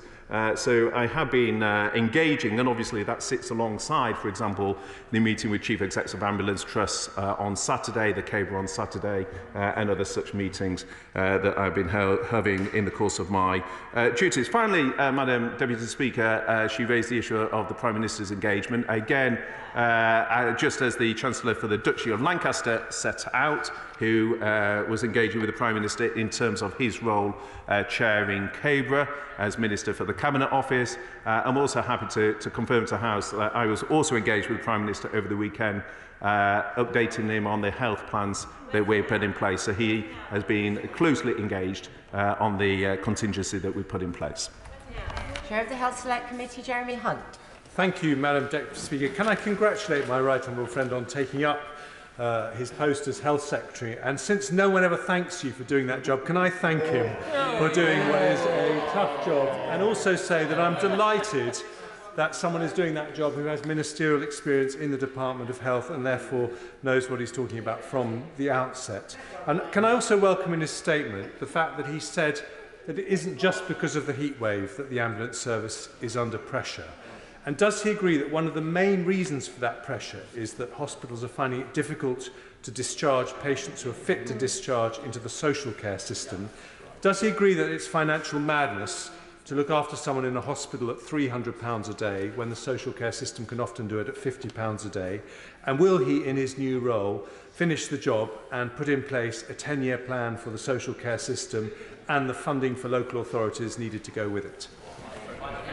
Well, I'm grateful, Madam Deputy Speaker, to my right honourable friend, firstly for that warm welcome. I was Minister of State when he was Secretary of State, and hugely valued the expertise, diligence and insight that he brought in that role, which I think provides very useful context as I take on my new duties. He's absolutely right, and indeed in 2018 it was an issue I know he will recall looking at in detail around the issue of delayed discharge. Work on that continues. It is a key issue. For example, on the 1st of July, the NHS launched a 100-day sprint looking at what are all the known interventions. One of the issues he and I have discussed in the past is how we socialise best practice and industrialise innovation at scale. So we're looking at that specifically. There's also a call for expressions of interest in terms of pioneer science to better use tech and innovation on delayed discharge. And of course, there is £2.6 billion of investment in the Better Care Fund to support that integration work through the integrated care boards. Paulette Hamilton. Thank you, Deputy. Thank you, Madam Deputy Speaker. Yep, great stuff. Whilst I do welcome the additional resources in response to the heat wave, can I say it is simply not enough? Does the Secretary of State agree that we won't truly be able to reduce the pressures on the ambulance service until the government addresses the systematic problems in social care to ensure it is properly funded and people can be discharged quickly into the community? But in addition, that we do not see the revolving door service that is proving to be so damaging in the sector. Thank you. Well, I know, Madam Deputy Speaker, the Honourable Lady brings great practical insight from her own profession as a nurse on these issues. And the point she raises, just as my right honourable friend before her, is absolutely right, that delayed discharge has long been a key issue. That is why we have made the tough decisions we have in terms of national insurance. It is why we brought forward the changes on integrated care boards. And I think it is an area of common ground across the House that we need to work better in terms of addressing the issue of delayed discharge, because that blocks the pipe that in turn delays ambulance handovers and causes problems at an earlier stage. So it is a key issue. I've just set out to the House a number of practical measures that we're taking and further work is ongoing. Tim Lawson. Thank you, Madam Deputy Speaker. I spent a shift with the A&E staff at the fantastic Worthing Hospital on Friday afternoon, and clearly it's being affected by older people in particular with the heat. But they said to me, just as the Chairman of the Health Select Committee has said, more than 15% of the beds are being occupied by people medically fit to be discharged. But they also said that a huge amount of their time is being taken up with people with mental health problems, including those being brought in by the police most inappropriately. What more can be done to make sure we're looking after people with mental illness away from A&E departments where it's far more appropriate, and to speed up the process of freeing up those beds as well? Right on, my friend is absolutely right, and both mental health, but as I saw for myself in Bedford, for example, on my visit there, where a patient is violent, how unsettling that can be also for A&E as well. So I'm very happy to have further conversations with him on what measures can be taken. And I think that points to the fact that there is no single intervention in this space. It is a question that looking at the integrated approach, that is what the call for evidence is about. And key to that is also understanding the data and seeing where the data can better target action on those measures, such as mental health, that can have a disproportionate impact. Daisy Cooper. Thank you, Madam Deputy Speaker. It's absolutely right that we limit the amount of time that patients have to spend in the back of ambulances, and I welcome that measure, but it is putting intolerable pressure on hospitals. Health leaders have told me this morning they simply do not have the space and they do not have the staff, and the one thing they need in the next few hours are more staff. So can the Secretary of State commit that in the next few hours he will ensure that there are no financial or other barriers to the NHS being able to access more NHS bank staff, paramedics and ambulance drivers from the fire service, and if necessary, those also from the military? Well, there are the principle of subsidiarity is that local trust, part of the whole plans within the extreme heat plans, is about locally trust making those decisions to target resource, whether that has an impact on outpatients or other services, to target those resources to meet the increased pressure. She's absolutely right that there is significant increased pressure. You see that in the call volumes that are coming in to 999 111. Part of the contingency plans that are in place is then to surge resource, but part of that is also being clear about where risk best sits. And the letter on Friday from the NHS Medical Director was about the importance of not pushing risk out into the community where it's an unmet need, or in the ambulance where it's best that patients are, but actually having that risk more on the ward where a patient is known and can receive care. So that's what was at the heart of the letter from Stephen Paris on Friday, and local contingency plans are in place in order to then allocate resource to meet that. James Davis. Thank you, Madam Deputy Speaker. May I pay tribute to all my Mid-Sussex constituents on the front line of all our emergency services in this extreme heat and absolutely continuing their heroic efforts, whether it's the NHS backlog, managing discharges, as we've heard, or indeed managing the COVID impact. May I ask the Secretary of State to note also constraints in certain ambulances which have been raised by my constituents after recent media reports. It is reported that if you're over 6 foot tall, where cabs are too small and seatbelt use is impacted, there is a meeting for West Sussex MPs this Friday with CCAM where this impact is on the agenda of these new ambulances. Thank you. Well, Madam Deputy Speaker, I'm very happy firstly to join her in paying tribute to the work of the local staff in her ambulance trust. In terms of the important point she raises about fleet, this was an issue 4 years ago when I was ambulance trust minister. I was very interested in when I discovered that we had, I think at that time, 32 different types of ambulance. And indeed, when I was out with crews over the last fortnight, one of the issues was discussing, for example, the merits of tailgates so that people are not suffering work absence and MSK injuries because they're trying to push quite heavy loads onto an ambulance. So I'm very interested in exploring with her and colleagues how we get the right standardisation and the right fleet in place. And indeed, we have been targeting additional money to support that work. Matt Weston. Thank you, Madam Deputy Speaker. Since March, the West Midlands Ambulance Service has been on the highest level of alert. And I understand it was joined by the other ambulance services across England last week. But since May, Mark Doherty, Director of Nursing for the West Midlands Ambulance Service, predicted the service would collapse by the 17th of August, that's a month away from now, if hours lost by crews delayed outside hospitals kept increasing, which of course they have.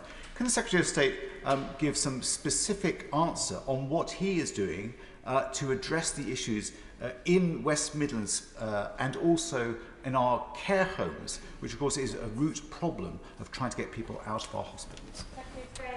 Well, the honourable gentleman is right that the West Midlands in particular has been under significant pressure, and 111 ambulance service response times are significantly challenged, and indeed that is driven by wider system pressure and the resultant delayed handing over of patients. The sort of measures through the national support that is going in is around handover delay, improvements where work is taking place across all ICBs. NHS England, as I said, has allocated an additional £150 million to support the system, and there's an extra 20 million going into fleet in terms of capital. But given that I'm new in post, I'm very happy to, moving forward, to meet with the honourable gentleman to discuss any specific issues he has in terms of the West Midlands performance. Done. New role and say how important it is given in this particular crisis, given his previous experience as Minister for Health when he took over from me and had ministerial responsibility for ambulances. On Friday, I attended an ambulance summit with other Shropshire and Telford MPs, with West Midlands Ambulance Service and NHS leaders in Shropshire, where we were told that one of the critical issues in ambulance responses is the handover wait times at hospitals. Royal Shrewsbury Hospital is averaging 2.5 hours for handover in the first 2 weeks of July. Princess Royal Hospital in Telford, 3 hours. And the problem isn't so much with the conveyance through ambulance, because it's hard for them to reach the patients. It's ambulatory walk-in at our hospitals, increasing the volumes of patients being seen in A&E. And the problem with that increase in patient volume is patient flow and discharge at the far end. The quick win, if I may suggest, is to increase resources of social care, in particular domiciliary care workers, who at present, in rural areas in particular, have to pay for their own transport to get from one patient to another. If something could be done to improve those conditions, it would boost the ability to discharge patients. Well, I think he very, well, partly through the experience I know he directly brings to this issue, but he highlights through his question the integrated nature of the challenge that we face, and the importance in particular of getting the right domiciliary care and care home support in place. And part of that also will be in the coming weeks ahead of any autumn and winter pressure to understand what the capacity is and what the constraints on that capacity is, in order that through the integrated care boards we can better focus on unlocking that capacity for, as the reason he sets out, to relieve the pressure on ambulance handovers. Maskell. Thank you, Madam Deputy Speaker. Older and more vulnerable patients can become very medically compromised very quickly in extreme heat. In Yorkshire, you could be waiting for Category 1, 9.5 minutes, Category 2, 18 minutes over the expected time, and 2 hours 41 for other medical conditions. As a result of that, people clearly need support far earlier and assessment far earlier. What is he doing to deploy first responders in areas so people can get a medical assessment and early intervention far quicker?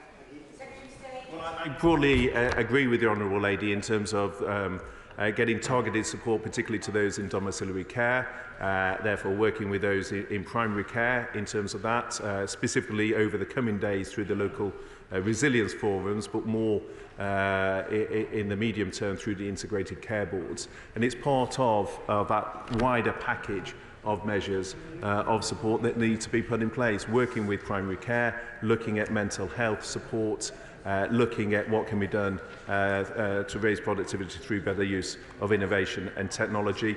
And across the board, we'll be looking at all the interventions that are available to assist with the pressures she highlights. Andrew Percy.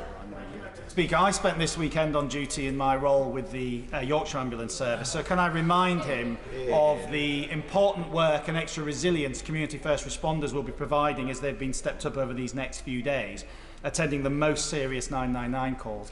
The reality is, though, even before this, we have been waiting often very much longer than in the past for backup from crew when attending those very serious cases. So can I ask him to look at a model I've pushed forward previously, which is advanced paramedic model, so that paramedics are able to have more clinical confidence to discharge patients to home, thereby reducing some of that demand on hospitals. Well, again, I'm very happy to look at that, and can I thank him firstly for the service that he gives locally, but also I think I'm very keen to follow up on the point he raises, because I think that is absolutely right. I can also to the House say that based on feedback from ambulance trusts, it seems that Category 2 average response times are broadly stable so far this weekend, but how we triage, how we categorise calls and what additional support can be given in terms of the skills mix are all factors in terms of improving that performance. Helen Morgan. Deputy Speaker, I also attended the meeting on Friday morning regarding Shropshire's health crisis, and I would echo my colleague, the Honourable Member for Ludlow's comments on that. The local team there are clearly working hard in a situation which has arisen, notwithstanding this week's heat wave, in a situation where there is not increased demand on Shropshire's ambulance service. The team are working hard to find solutions, but I did not feel reassured that they had any quick fixes available for the crisis that we're seeing at the moment. One of the big problems they have is in recruiting social care workers, and describe the situation as having never seen a market like it. So I'd like to ask the Secretary of State, what's he doing to address this critical workforce problem that we're seeing in social care, not only in rural areas but across the country?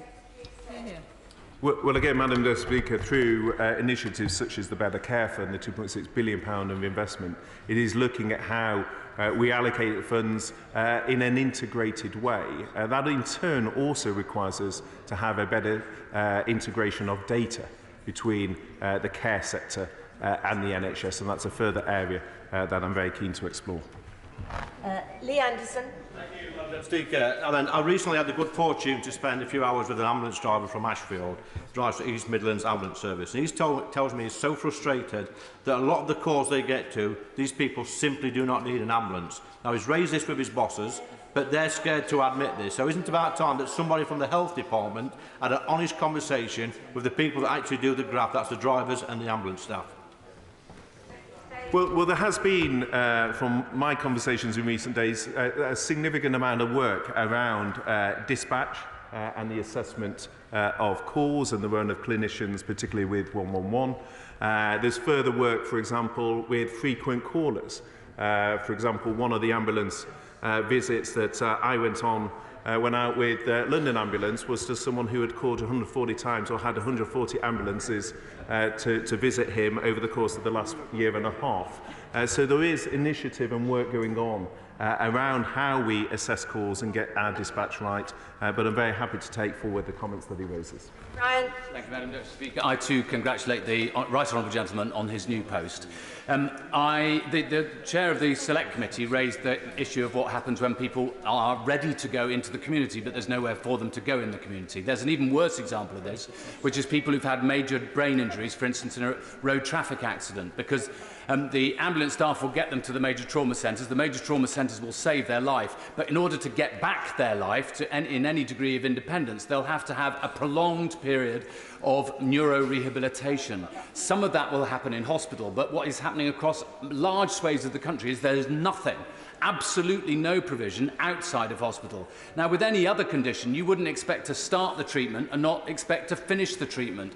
So how can we make sure that that neurorehabilitation service, which gives people back their lives, is available across the whole of the country without any postcode lottery? Well, I know, Madam Deputy Speaker, that the Right Honourable Gentleman is co-chairing with the Minister of State for Care a strategy board looking at these issues, and I'd be very keen to explore that with him in due course. And I think there's also an opportunity, not just from health perspective, but also from a levelling up perspective, to look at the pockets where there are gaps in the way that he sets out, and to see how we get a better coverage geographically, as well as addressing the very real health needs that he identifies. Pawsey. Madam Deputy Speaker, my constituents attribute to deteriorating response times in Rugby by the decision of West Midlands Ambulance Service to close our community ambulance station at the Hospital of St Cross, a decision that was taken without reference to doctors, councillors, residents or the local MP. Does the Secretary of State agree that decisions of that nature should only be made after consultation and with the support of local stakeholders? Well, without knowing the specific circumstances of the case that he highlights, that I think generally it is of course the case that good consultation, engagement with stakeholders will lead to better and more informed decision making. And where decisions have been taken, if the outcomes are proceeding in a way that is suboptimal, then I know from my knowledge of my honourable friend that he will make that case in the strongest terms. Hi, Bedford. Deputy Speaker, it's worth remembering that the 2010 and 2015 Conservative government took £6 billion out of social care, so it's no wonder we're facing a logjam. Since 2015, not once has the government hit its 4-hour target at A&E, and it's down to less than 72% on average right now. The shortage this logjam is created by the Conservative government's mismanagement of our National Health Service. So what is he going to do to get back to the 4-hour target for A&E? Well, Madam Deputy Speaker, this government is investing in our NHS. That is why Ordell in 2010 was 99 billion. It's gone up last year to 150 billion. It's why we're investing more than £10 billion in capital this year alone. It's why the NHS will get an uplift of around 38 billion over the course of 5 years, from 29-20 to 24-25, and it's why this government has invested in its 40 hospitals programme as part of a £22 billion commitment. Jack Brereton. Thank you, Mr. Speaker. We've seen some serious issues with West Midlands Ambulance Service and congestion at the Royal Stoke Hospital, and it's only a few years ago when we saw people dying on the corridors at Royal Stoke Hospital. So will my right honourable friend look at what we can do to address these issues, and that we don't just move people from queuing outside the hospital back onto the high-risk corridors? Well, that is the specific point, Mr. Speaker, that was addressed in the letter on Friday from the NHS Medical Director in terms of where risk best sits within a system. And of course, the best way of addressing that risk is to address the issue of delayed discharge, and it is getting people out of hospital through initiatives such as the Better Care Fund, the £2.6 billion of investment, the use of integrated care boards, which will enable us to take a more integrated approach to unblocking those who are in hospital unnecessarily, which is not only very expensive, but it is fundamentally bad for their care as well. So it's important we address delayed discharge as a key priority. We now come to Jim Shannon. Mr. Speaker, can I thank the Minister very much for his response to the questions that have been asked. And to give an example, which hopefully will be helpful to the Minister as well, one of my constituents, which is a devolved matter, fell and badly hurt her leg just last week. She was off the shore on the rocks. She was able to send a photograph of her injury. As a result, an ambulance was dispatched urgently and she was rescued. My concern, Minister, to ask you this question, is for those who aren't high-tech enough to send photographs of injuries to prove that they are ambulance-worthy. Minister, how would it be possible to triage calls which don't put pressure on people, but which would address the potential misuse of emergency ambulance requests? Happy, Mr. Deputy Speaker, to look at any specific issues that flow from his constituency case. And I think the more we can use tech and innovation to better address those issues at pace, then that will ultimately lead to better patient outcomes. Point of order, Caroline Lucas. Thank you, Mr. Speaker. On the 22nd of June at Prime Minister's Questions, the Prime Minister agreed to look at the urgent case of Afghan nationals that I'm trying to help, whose lives are at daily risk, including Chevening alumni. I immediately sent him the details of our 4 cases and have chased him repeatedly and asked a written question. Today I did receive a reply, but it simply said that a reply would be sent in due course. Can you advise me on what avenue I might take to elicit a serious response, given that it makes a mockery of promises made at the dispatch box at PMQs if there remains no response more than 3 weeks later? Can I first of all say the Chair is grateful to the honourable member for giving notice of a point of order. While the Chair is not responsible for ministerial answers or the actions they take following them, the Minister should of course follow up on the commitments they make in this House. Not to do so is discourteous, especially when the cases concerned are urgent ones. The government front bench, including the Prime Minister, will have heard what the members said, and I hope they will achieve a quick response for the honourable member. Right. Presentation of bills. Secretary Nadine Dorries. I beg to move. Data Protection and Digital Information Bill. Second reading what day? Tomorrow. Tomorrow. We now come to presentation of bill. Paul Maynard. Ministerial Competence External Review Bill. Second reading what day? Friday the 9th of September. We now come to the motion of confidence in Her Majesty's government in the name of the Prime Minister. I must inform the House I have not selected the amendment in the name of the Liberal Democrats. I now call the Prime Minister to move the motion. Thank you, Mr. Speaker. Well, thank you, Mr. Speaker. I have no idea why the Leader of the Opposition has insisted that we must have a confidence motion today, when we could be sparing people from online harms. That's what he wanted. We could be fixing the defects in the Northern Ireland Protocol, ending pointless barriers to trade in our country. But since he wants one, order. Might be just helpful. It's actually the government that's put it down for today. He wants one, Mr. Speaker, and since they want one, well, it's his constitutional prerogative. We will comply, and we will win, Mr. Speaker. But I'll tell him why I believe this is one of the most dynamic governments of modern times.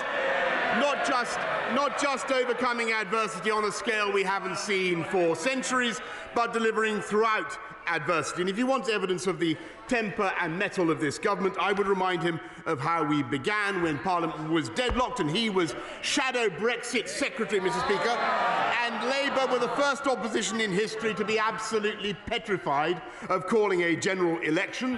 And when they finally capitulated and agreed to submit to the verdict of the people, we sent the great blue Tory ferret so far up their left trouser leg they couldn't move. We won the biggest Conservative victory since 1987, the biggest share of the vote since 19 1979. We won seats they never dreamed of losing. And we, from Wrexham to Workington, from Bishop Auckland to Barrow, we turned red car, blue car, Mr. Speaker. We saw 54 seats go straight from Labour to Tory, and we won by 80 seats, Mr. Speaker.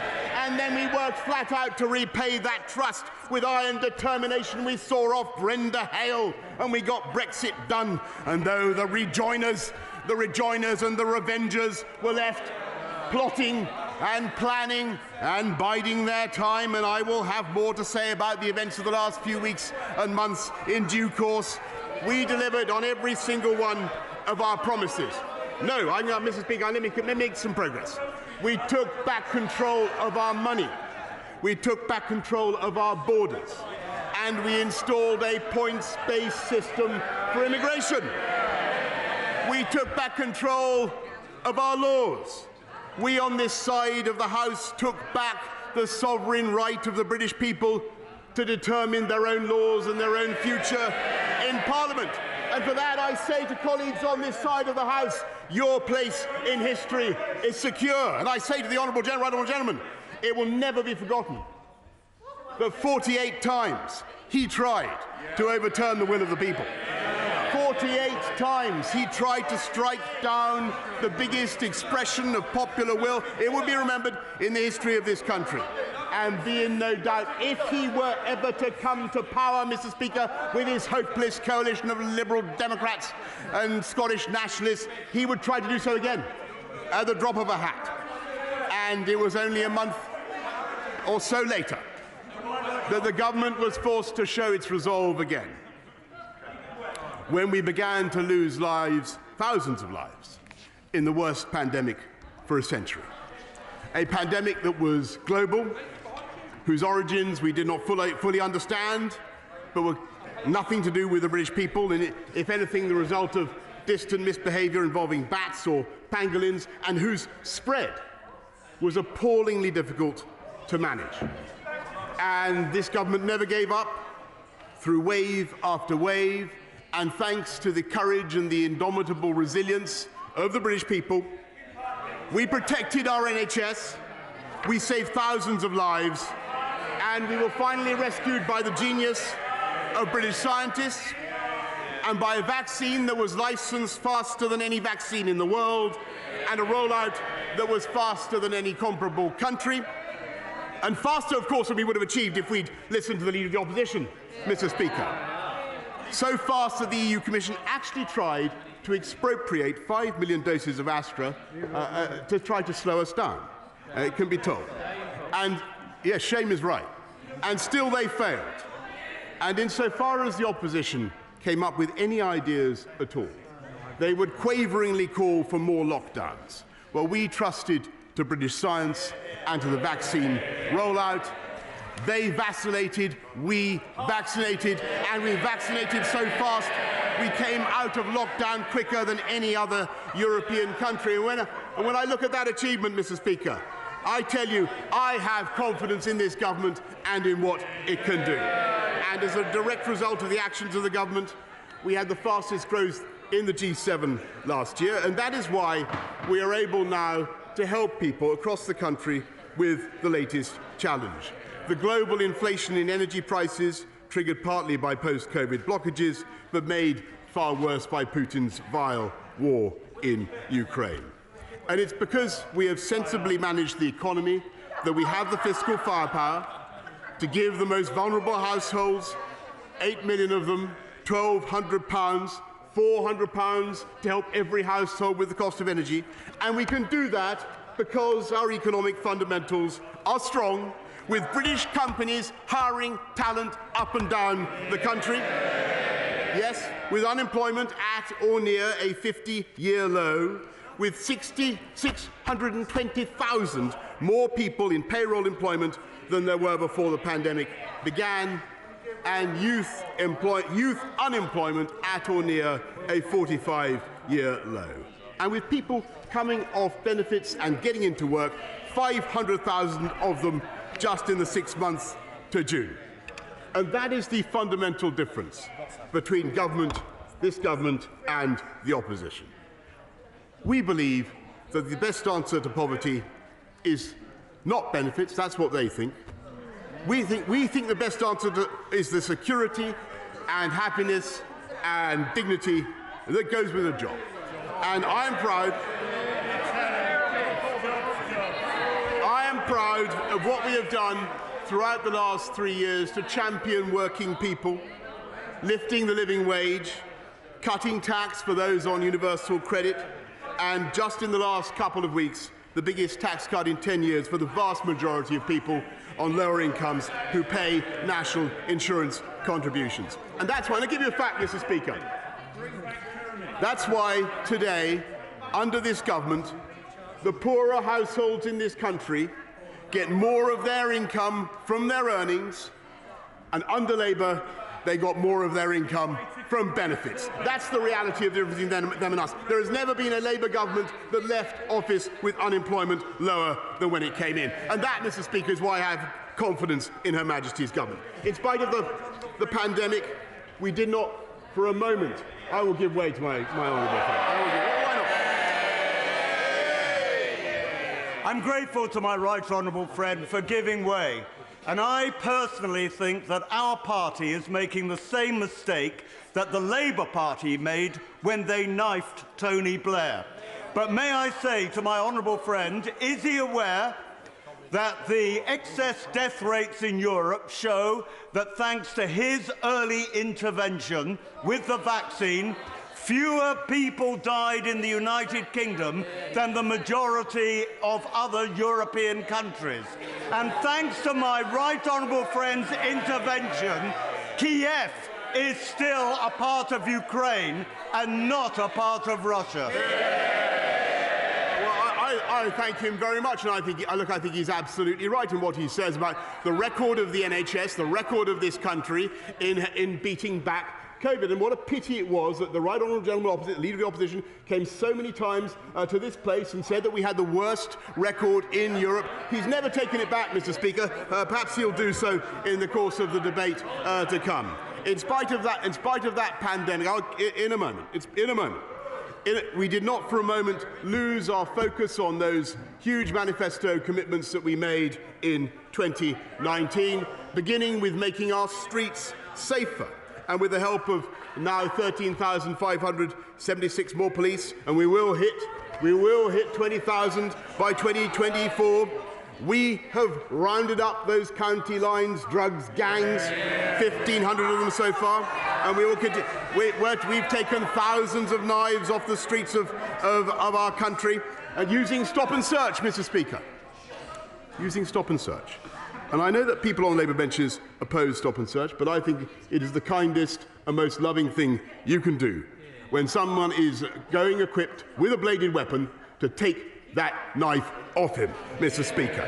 And it was by tough policing, giving the police the powers that they deserve, and putting more out on the street, we've helped to get neighbourhood crime down by 31%. And as we promised, we've invested massively in our amazing NHS. We got the nurses into the hospitals, I think another 10,000 this year on last year. We're on track to recruit 50,000. We have record numbers of people working now in our NHS, Mr. Speaker, tackling the COVID backlogs.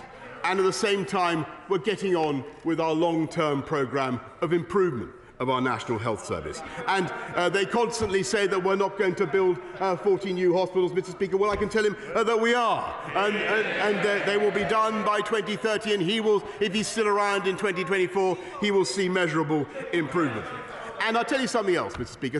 75 years after the foundation of the NHS, we have been the first government to have the nerve and a plan to fix the gulf between the NHS and social care. Ending the cruel lottery that brings destitution on families with a member suffering from dementia. Governments have promised it for decades.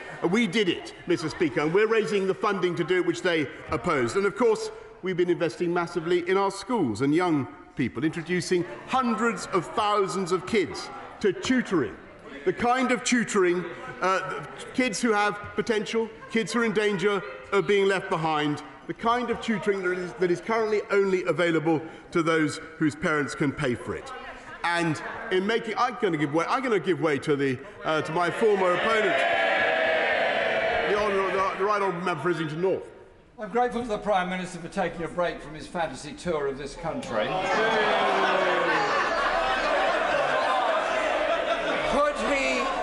Could he take one moment to explain why 14 million people in this country are living in poverty, why there are more food banks than there are branches of McDonald's, why there is a mental health crisis, why Big Pharma have made so much out of owning the patents of the vaccines, why his government is presiding over the enriching of the richest, the impoverishment of the poorest, and the greatest job insecurity in industry after industry. He has created poverty, inequality and insecurity.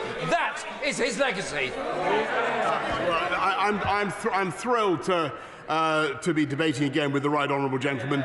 And since our last encounters, I can tell him I am proud that we've actually got unemployment down to at or no record lows. I know that he'd rather have people on benefits, but I don't think that's the way forward, Mr. Speaker.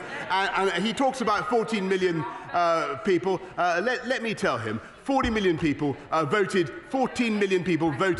for this Conservative government, and this Conservative government is undefeated at the polls, and never let that be forgotten. Of course, at the same time, just a moment, we've been investing massively in schools, as I say, and it's by making our streets and our communities safer, by making our population healthier, by ensuring that our kids are literate and numerate at the age of 11, and our goal is to get up to 90% by 11 rather than the current 65%, Mr. Speaker. We've been driven throughout this last 3 years by a very simple vision. We Conservatives believe that there is genius and talent everywhere, and energy and imagination distributed in every corner of this country. But we don't think that's the same for opportunity, Mr. Speaker.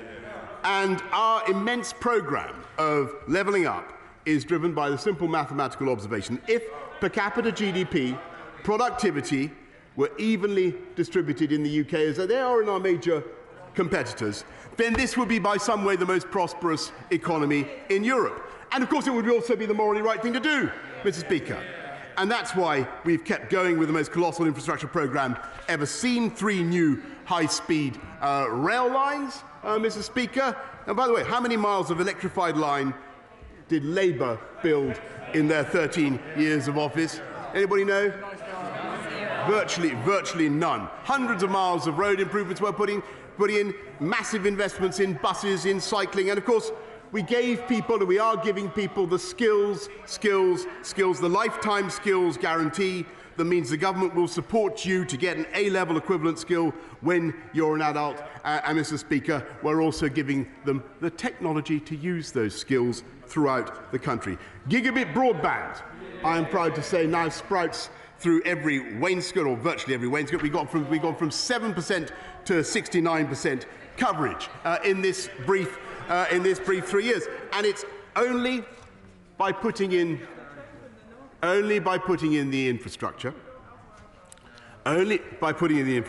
She says they don't have Wi-Fi in the north, Mr. Speaker. Let me say, it is this government. That's what she said. It is this government that is putting in Wi-Fi across the whole. How little she knows! How little she knows of the very area she purports to represent. It's only by putting in the infrastructure that you enable people to live where they want. And I'm proud that not only are we seeing record numbers of homes being built, last year there were 400,000 first-time buyers. Because unlike the party opposite, we believe in home ownership. We believe in getting people on the property ladder. They don't like it. You can tell they don't like it, Mr. Speaker. And the better the infrastructure, the skills, the technology, the less 400,000 first-time buyers. The less intrusive the regulation in our country, the more the investment flows in, and we're seeing huge sums come in now from the private sector. Every other week there is another £1 billion unicorn, not just in London or Oxford or Cambridge, but across the whole country. We have more tech investment than France and Germany and Israel combined, and now in the first quarter of this year, in attracting tech venture capital, we've actually overtaken the Chinese, Mr. Speaker, with £12.5 billion coming in. And this government will continue to make the UK the place to come for the industries and the businesses of the future. This year Newquay will join Cape Kennedy and Baikonur as a functioning spaceport, I'm proud to say. And for the first time ever, under this government, a British satellite will be launched into space from Britain. And next year, the spaceport in Shetland will roar into life thanks to the investments of Lockheed Martin and others as local crofters, and I mean humble crofters, Mr. Speaker, almost as humble and local as the right honourable gentleman opposite, have withdrawn their opposition because they can see that it means jobs and growth for their area. And people in this House may not know it, but this government has made an investment in low Earth orbit satellites, and it was a risk, hundreds of them. But it has paid off for the taxpayer, and hundreds of them are now circling the Earth, offering all sorts of opportunities, including the potential for internet connections for the people of sub-Saharan Africa. And I will give way one last time to the honourable gentleman there. I'm grateful to the honourable gentleman. It is highly unconventional to put down a confidence motion in his own government, though I suppose he's an unconventional person, since only an unconventional man would want the opportunity to speak at his own funeral. So can I ask him, though, isn't his essential problem, despite all this litany that he thinks are his fantasy achievements, the bottom line is this government, this country is supposed to operate on the good chap theory of government, but it doesn't operate when there's a bad apple at the core.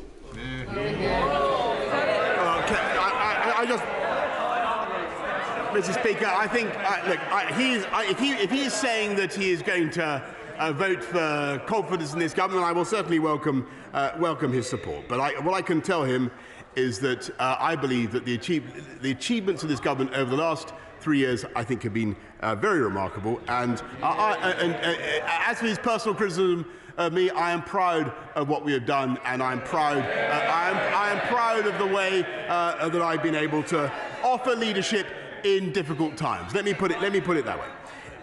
I think that investment in the low Earth orbit satellites has paid off, and as I said, that people in sub-Saharan Africa now have the chance to get internet connection. It's a massive success for global Britain, and people around the world can now see the renewed ambition of this country. The record £22 billion we're investing to become a science superpower again, the new Advanced Research and Innovation Agency, and of course at the same time the scientific solutions that we are providing are helping to solve the fundamental problems facing humanity. And on this sweltering day, let me just remind the House, there are very few governments in the world that could have organised a COP26 summit so far-reaching in its impacts. And I thank my right honourable friend and colleague, the member for Reading, for what he did, committing 90% of the world to net zero by 2050, moving the world beyond the use of coal, moving from fossil fuel cars to EVs, planting billions of trees around the world, and launching the Clean Green Initiative, as we did at Carbis Bay, by which G7 governments will now leverage the trillions of the private sector to help the developing world to use the clean green technologies that offer economic as well as environmental salvation. And I think people around the world can see more clearly than ever before that we have in this country, and I think in this House, a renewed willingness as global Britain to stand up for freedom and democracy. And you could have no better proof of that than our campaign to help the Ukrainians. And if it is true that I'm more popular on the streets of Kiev right now than I am in Kensington,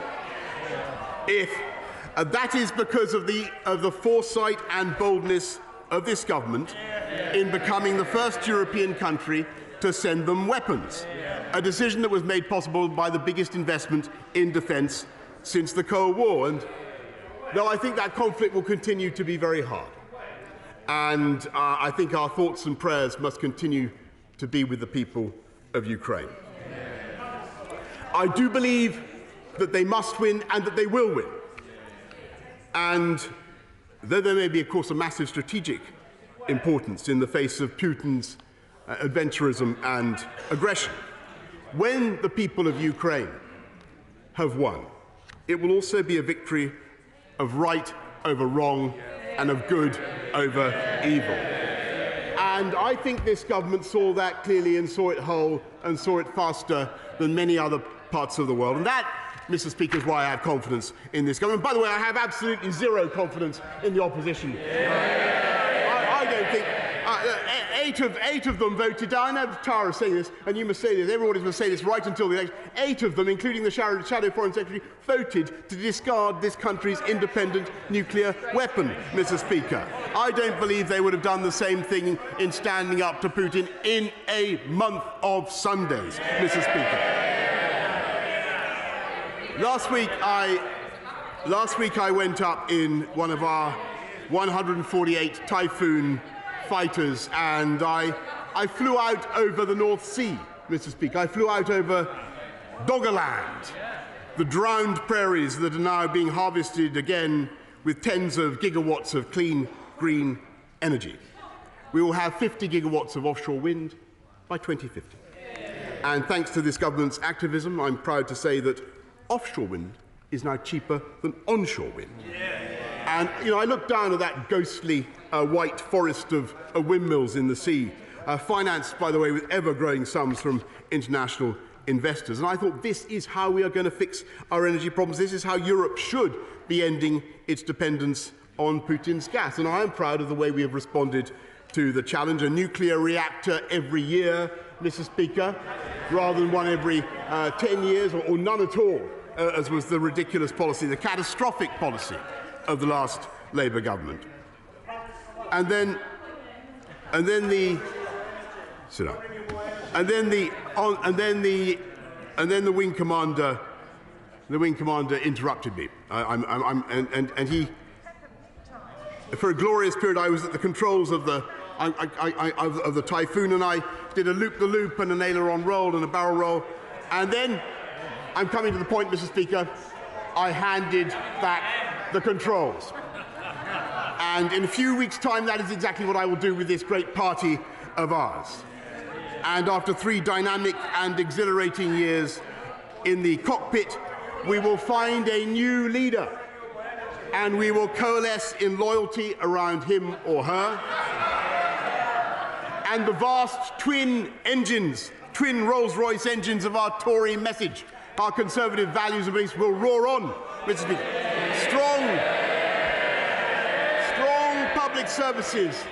Strong public services on the left, and a dynamic free market enterprise economy on the right, each boosting the other and developing trillions of pounds of thrust. And the reason we keep winning is that we are the only party that understands the need for both. And whatever happens in this contest, we will continue to fight for the lowest possible taxes and the lightest possible regulation.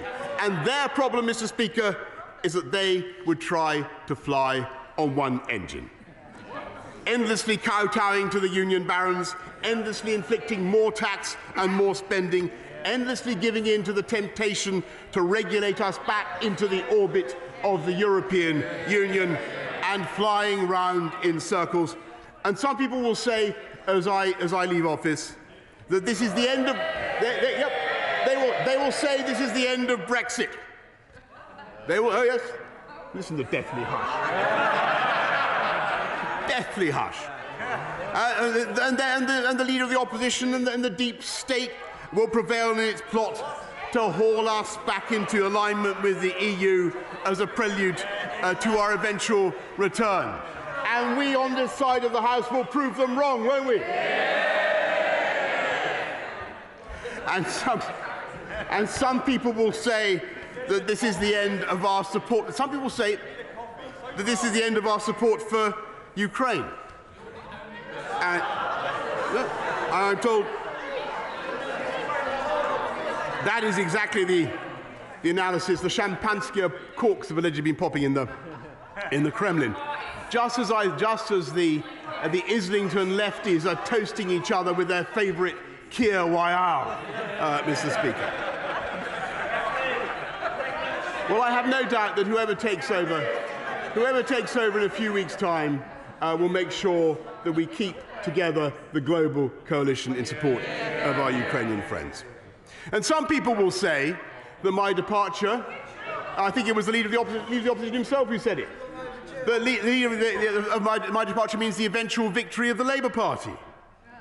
And I believe this side of the House will prove him totally wrong.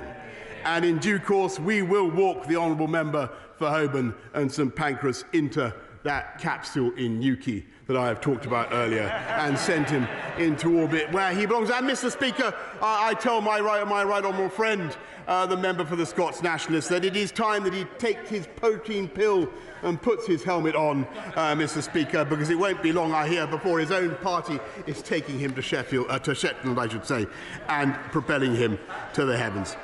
Mr. Speaker, this government has fought some of the hardest yards in modern political history. We've had to take some of the bleakest decisions since the war, and I believe that we got the big calls right. And at the end of 3 years, this country is visibly using its newfound independence to turbocharge our natural advantages as the best place in the world, not just to live and to invest, but to bring up a family. And with a new and incontrovertible spirit of global leadership, I believe that we can look to the future with a rock-solid confidence, not just in what this government has done, but in what it will do and will continue to do. And I commend this motion to the House.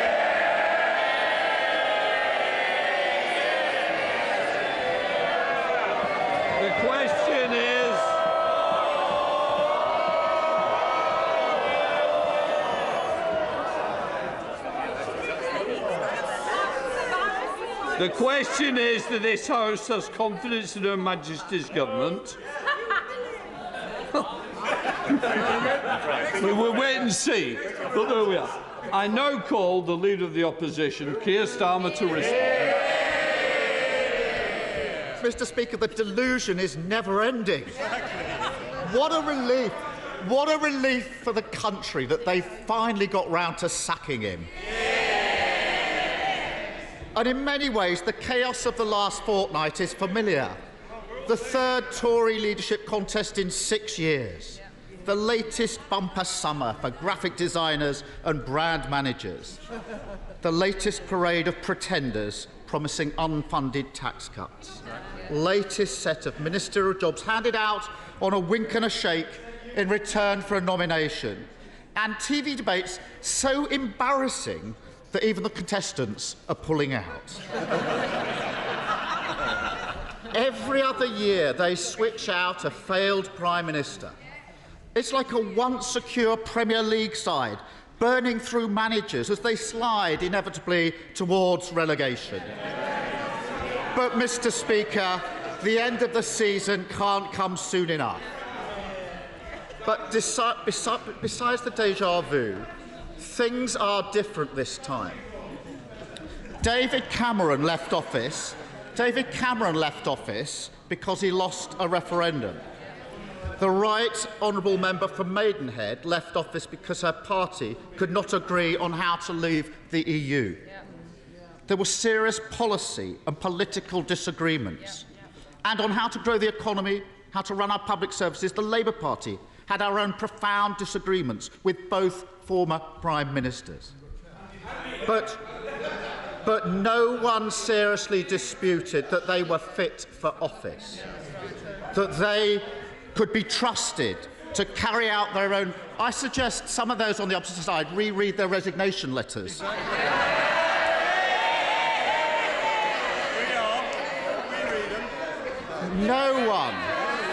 No one seriously disputed that they were fit for office, that they could be trusted to carry out their responsibilities, that the information they gave their ministers was true to the best of their knowledge, and the policies they proposed were the ones that they believed were best for the country. So no one objected to them staying on whilst a successor was found. Not at the moment. Now, there clearly are policy disagreements between the Prime Minister and his party. I know he spent the weekend throwing another party. It's obviously a very good party from the last 20 minutes. But can I suggest to use his catch-up TV to see what they've been saying in the leadership debates? The Foreign Secretary says the Prime Minister's economic policy is not going to drive economic growth. She's left now. Exactly. The member for Portsmouth North says they've left public services in a state of disrepair. Exactly. And the member for Saffron Walden says junior ministers raised concerns about fraud that were ignored and cost the taxpayer £17 billion. That's on that side. This is what they're saying, Prime Minister, in the leadership debates. So the people behind him are not happy with his record, whatever they say and jeer now. But unlike his predecessors, this Prime Minister has not been forced out over policy disagreements, and despite the delusions he's fostered in his bunker, he's not been felled by the stampede of an eccentric herd. Instead, he's been forced out in disgrace. Judged by his colleagues and peers to be unworthy of his position and unfit for his office. He promoted someone he knew to be a sexual predator. Might be an idea to listen. And then denied all knowledge when that inevitably went wrong. He lied to his ministers about what he knew and allowed them to repeat those lies to the country. It's the same pattern of behaviour that we saw when he and his mates partied through lockdown, denied it for months, and forced his ministers to repeat those lies until he was found out. He can't change. Even last week, he was tearing up the rules by insisting that an opposition motion of no confidence could not be heard. He promoted an ally to the ministerial payroll as she literally gave the public the middle finger. And he appointed a Chancellor with questions to answer about tax avoidance and his personal finances. They all know. They all know. They all know. They all know. Some point of order. Mr. Speaker, the Chair has been very clear at times about being conscious of language. Now, from my understanding, the Right Honourable Member for Stratford-upon-Avon, to whom I think the Right Honourable Learned Gentleman is referring to, actually denied that accusation. Perhaps you could guide the Right Honourable Learned Gentleman as to temperamental language. What I would say is I want everybody to think carefully about what they say in this chamber and the effects it has on people, and it does concern. But also it's better if neither the clerks myself can hear a lot of what's going on. So if you can just turn it down so we can hear. Keir Starmer. Thank you, Mr. Speaker.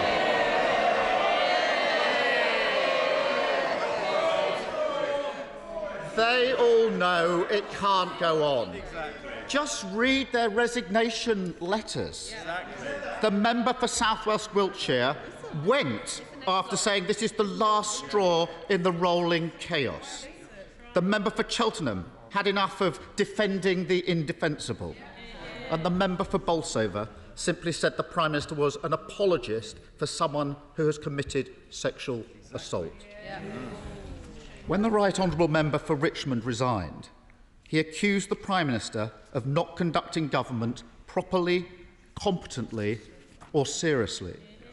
I presume he was talking about the appalling joint economic legacy, the highest inflation and the lowest growth in the G7, leaving us with the highest tax burden since rationing and diminished public services. That's the record. The rhetoric doesn't match it. He suggested the Prime Minister is not prepared to work hard or take difficult decisions, and he implied that the Prime Minister cannot tell the public the truth. They all read the letter. They know what he said. But this week,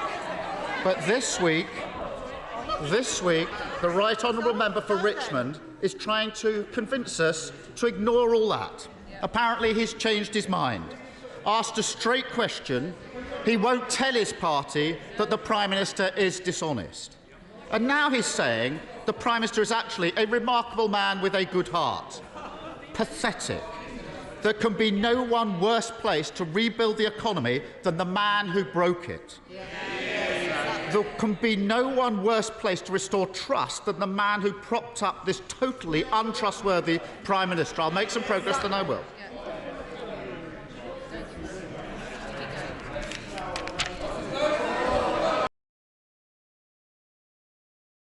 Instead of rewriting history, members opposite need to face up to what they've done, what they've put this country through. Despite knowing exactly who he is, despite knowing that he always puts himself before anyone else, despite knowing that he'd been fired from job after job for lying, they elected him to lead their party. And he behaved exactly as everyone feared when he got into Downing Street. He lurched from one scandal to the next. He demeaned his office. And he started to drag everyone and everything down with him. So belatedly, they found him unfit for office, too untrustworthy for government. I'll give way.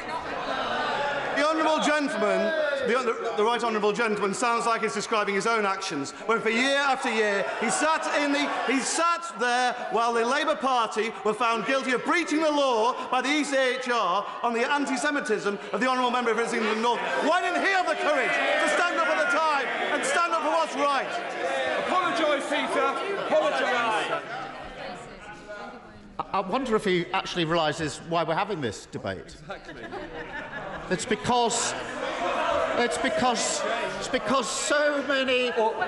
Just a moment. You've lost it, mate. You've lost it. Miss Holden quite rightly asked the question, and also, like yourself, would like to hear the answers. Let's move on. We're having this debate because dozens of frontbenchers resigned their posts because they wouldn't serve this Prime Minister. They're sacking him because he's untrustworthy. That's why we're having this debate. Normally in a debate like this, the Prime Minister is asking for a vote of confidence so he can carry on. This one's already... Order.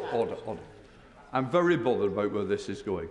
The use of language needs to be brought into a more temperate manner, and what I would like to say is we need to calm it down. You know, and let's see how we can try and progress in a more orderly way, but more temperate in what we're saying. Keir Starmer. So, Mr. Speaker, why are they leaving him with his hands on the levers of power for 8 weeks? 8 weeks where the British public must trust the word of a Prime Minister who's been sacked because he can't be trusted. 8 weeks where Britain will be represented abroad by someone who's lost all respect at home. 8 weeks of a caretaker government led by an utterly careless Prime Minister. And anyone who thinks that doesn't matter, that this is just a quiet summer months where everyone goes to the beach, is in denial about the severity of the challenges our country faces.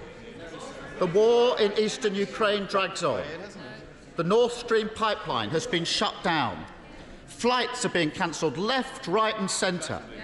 Britain is facing an unprecedented heat wave as our climate changes in our very eyes. These are serious Mr. Speaker, they don't think that these are challenges. Exactly.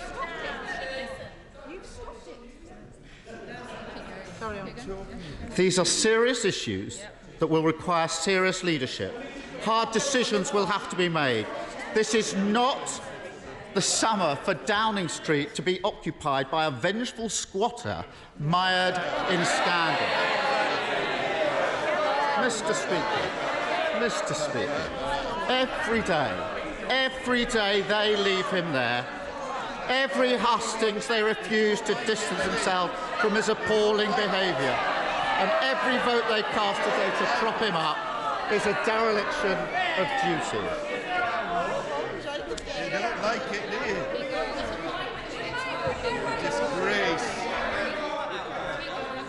It's a reminder, Mr. Speaker, that the Prime Minister has only been able to do what he's done because he's enabled by a corrupted Conservative Party every step, every scandal and every party along the way.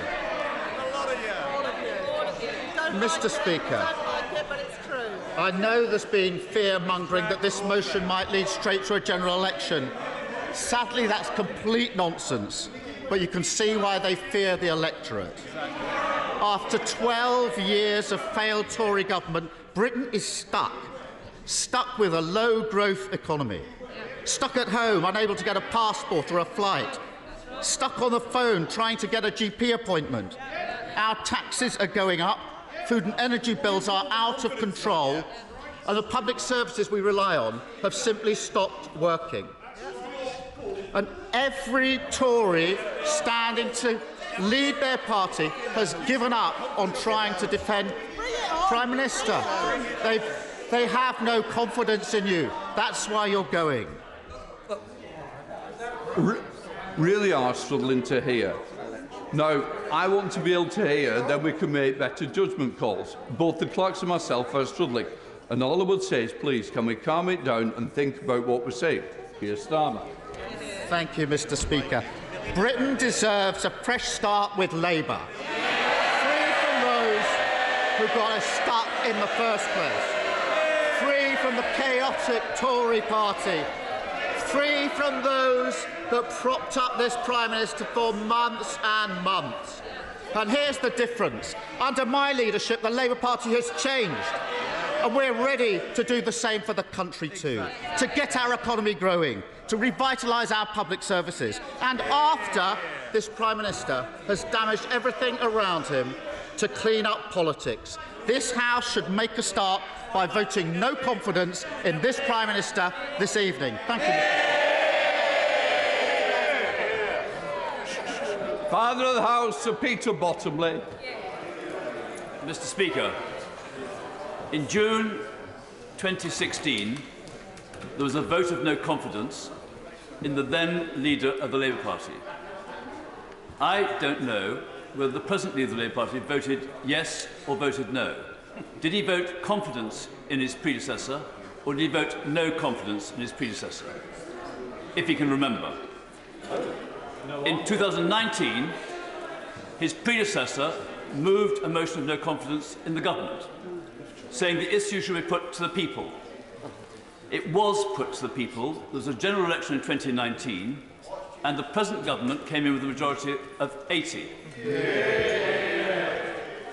And I have it on reasonable authority that the deputy leader of the Labour Party has said today that Boris was, in effect, the magic which helped.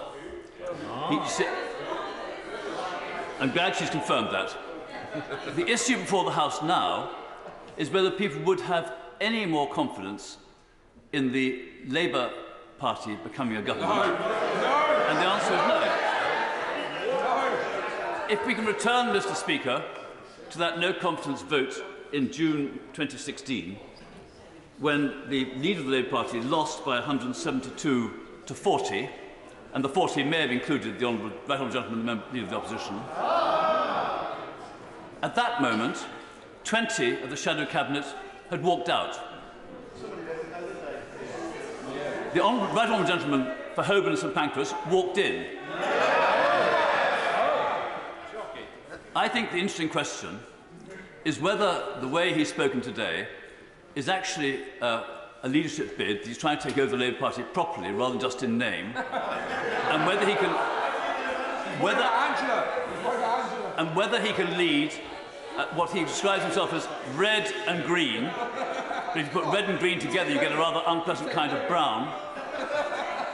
Or whether he's going to accept that the Labour Party has not yet been trusted by the British people. I would say to this House that by voting against no confidence, in fact voting confidence in the government, we're saying on balance, as the British people did in 2019, they prefer us to be in government and not them. That's not to say that the government's got everything right. I could, if I were taking part in the Thursday Sir David Amess debate, list the things where I want government to make changes. I want to drop the privatisation of Channel 4. There's no point in it. I'd like them to reconsider the question of whether the Holocaust Memorial should be in Victoria Tower Gardens. And there are a number of other issues I could take up, but this is not that issue. The issue today, do we want to change the party of government? And the answer is no. I rest my case there. We now come to the leader of the SNP, Ian Blackford. Thank you, Mr. Speaker. I see the Prime Minister is leaving the chamber. In this particular case, Prime Minister, leave means leave. We all know that the government has spent the last week trying to delay, reword and ultimately avoid this debate. But, as is the way these days, the herd moved. So today, we finally have a chance to cast our verdict on a failed Prime Minister and a Conservative Party that is collapsing before our very eyes. And I know that the government wants to use this debate as some kind of dignified, although I haven't seen any dignity from the Prime Minister this afternoon, obituary for the political legacy of the leader that they buried last week. But if the government are determined to debate the legacy of the Prime Minister, then let's allow ourselves the opportunity to be that one thing that he singularly failed to be. Let's be very, very honest. Let's reflect on a man who should never have been put in office in the first place. A man that simply shouldn't be here for a minute longer because he demonstrated no dignity in office, in the highest office in the land. And he's shown no dignity today in departing. And so every single member of this House needs to ask themselves a very simple question. Why on earth does the Prime Minister deserve the dignity of a long goodbye and a 7-week chance to rewrite his own legacy? And, Mr. Speaker, apparently the one and only reason being offered up by Tory MPs to justify keeping him in place is because we're told that that is the precedent. That is the way that it works down here. It's the Westminster way. But those citing any kind of precedent have clearly forgotten the exact reason that we've been brought to this point. The behaviour of this Prime Minister has no precedence. I'm relieved that we can hear the speech of the Right Honourable Gentleman now, and we have no longer the Prime Minister bawling at speakers as he then leaves the chamber. But would you agree? Would you agree that what we want over this change is dignity? Dignity in the House, dignity in the country, and we didn't see it from the Prime Minister in his behaviour on that front bench today. Order. I think I made that decision, and I don't need any recommendations. I think the behaviour from both sides hasn't been exceptional today. Come on, Ian. Thank you, Mr. Speaker. Although I have to say I agree with my honourable friend, that it's important that these are matters that are of interest to the public, and we need to treat each other with a degree of respect and dignity. And let's come back to the Prime Minister, because he broke his own laws in office. He broke international law, and of course, the thing that ultimately brought him down, the fact that he could never ever be trusted with the truth. That is the record, and that is now the Prime Minister's legacy. He shouldn't be allowed any room to rewrite that record and that legacy, even for 7 weeks. Because, Mr. Speaker, it hasn't escaped anyone's notice that this Prime Minister has lived his life thinking that the world owes him a living. And he hasn't had the grace to stay today to hear the opening speeches in this debate. That tells you everything that you need to know, Mr. Speaker. I'll happily. I thank my right honourable friend, and he's making an excellent speech. Does he agree with me that the Prime Minister today spoke for 30 minutes, and not once in what could be his last speech did he make reference to the real facts that because of political decisions he made, children are living in poverty, working families are using food banks, and the devastation he has caused our communities? Does he agree he should have at least had the dignity in his last speech to apologise to the children in our country? I agree with my honourable friend, and let me commend him for the passion that he brings to this topic, because the fact that so many people are struggling in this country, and so many people are going to be struggling over the cost of living crisis, is something that should concern all of us. One more time. Yeah. I do thank the right honourable member for giving way. We talk about food banks, we talk about poverty. It is a fact that many households, something the Prime Minister referred to as some of the poorest in the land, many households in my constituency have no alternative but to use fuel oil. They're off-grid. And when I asked the Minister of State for Energy in March, would there be a cap placed on it, he said no, because there had been some survey in 2011. Today is a very hot day, but winter is coming and it will be cold. So can I suggest, the right honourable member, that it is a mark of a civilised, a caring government, that these people should be helped, and that a price cap should be put on the cost of fuel oil, domestic heating oil. I agree with my honourable friend. We both represent Highland constituencies, beautiful constituencies, but constituencies where the rain falls on a regular basis and the wind howls through the windows, through the walls of these houses. And, Mr. Speaker, yes, indeed, there ought to be equity and fairness for everyone, regardless of where they live. And, of course, we're talking about the heat wave that people are suffering from in many parts of the United Kingdom today. But actually, when I looked at the weather in my own constituency in the Isle of Skye this morning, the temperature was 14 degrees. People in parts of Scotland will still have their heating on. And the fact that people are being penalised and that people are not being looked after the way that they should be, for the very simple reason that they have to rely on off-grid heating oil. I will give way one last time, then I must make progress. I'm sure he appreciates that the reason that the Chancellor gave the assistance to people on their electricity bills, not their gas bills, is because people may use fuel oil or other types of fuel, but almost everyone in the country is on the electricity grid. Well, my goodness, Mr. Speaker, and I have respect for the honourable gentleman. He knows that. But there for all to see, is the lack of compassion, the decency, the humanity, and the recognition that people in Highland constituencies are not getting the benefits that other people get. That's what happens with this Conservative government. But let's come back to the Prime Minister and that sense of entitlement, that he deserved to be Prime Minister, that he deserved to be above the rules, that he deserves the dignity of staying in office over the summer. But this place and the public owe the Prime Minister nothing. Only this weekend, he again showed why he is unfit for office, skipping Cobra meetings to do his favourite thing, attending yet another party. Another party. You know, the one thing you would have thought that he might learn. When he was caught breaking his own laws, when he's fined by the Metropolitan Police, the only Prime Minister in history to be fined in office. And he turns his back on his obligations at a time of an emergency overheating over the effect of global warming, and he's attending parties. That tells you everything, Mr. Speaker, that we need to know about the priorities of this Prime Minister. People have suffered enough under this most careless, casual and reckless inhabitant ever to have been treated with the office of Prime Minister. He doesn't deserve another day, never mind another 7 weeks.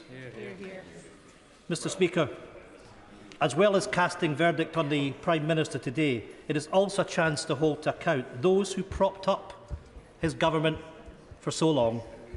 Because with every new candidate and every new campaign video for the Tory leadership, we're literally being bombarded with talks of fresh starts or hitting the reset button.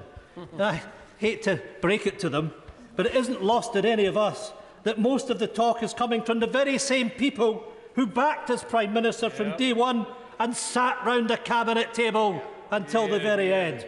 Try as they might, they can't hide the uncomfortable truth that they want us all to magically forget that their party has been in power for 12 deeply damaging years. Fresh starts, new starts, or clean starts simply don't exist after 12 years of the chaos that now defines their time in charge. They definitely don't exist when they've already failed to get rid of the Prime Minister that they put in power. The herd might have moved last week, but they've very quickly fallen back in line and reverted to Tory type, just as we've seen this afternoon. The Tories have stayed with this Prime Minister until the bitterest of ends, and today proves that they're staying with him still. Their failure to get rid of the Prime Ministers means that we now finally need to get rid of the lot of them, because today proves another thing. The only fresh start we need, the only fresh start that will work, is a general election. An election that will offer the people of Scotland the chance and the choice of an independent future. And on these benches, we relish that campaign and the choice that is coming. The need to put an end to this Tory government is underlined by the terrifying spectacle of the leadership race that is underway throughout this building. Because no sooner had the race begun, and it became very clear that it wasn't just a race to getting to Downing Street, it was a race to the toxic right.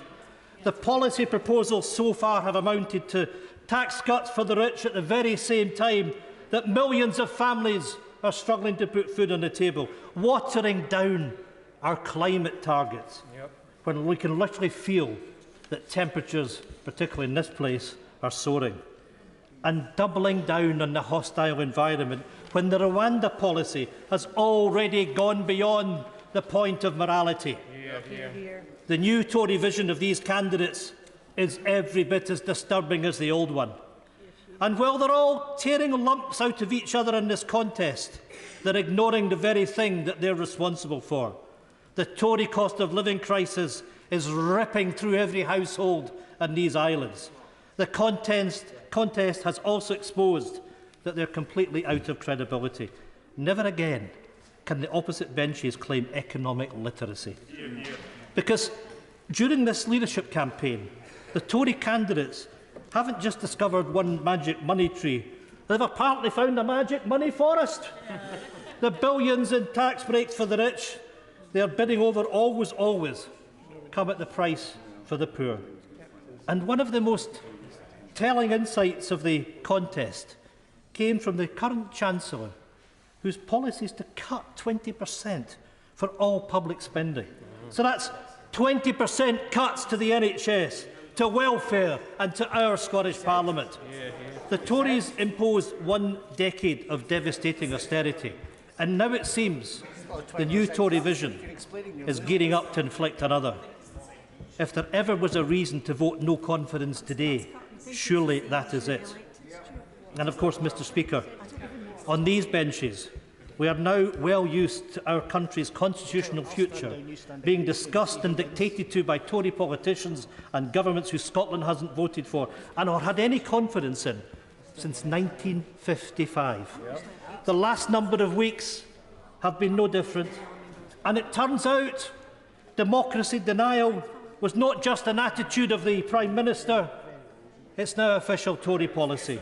The idea of voluntary union of nations has clearly been dead and buried long ago, according to the Tory party, because every single candidate for the Tory leadership has fallen over themselves to tell us just how they're going to deny Scottish democracy.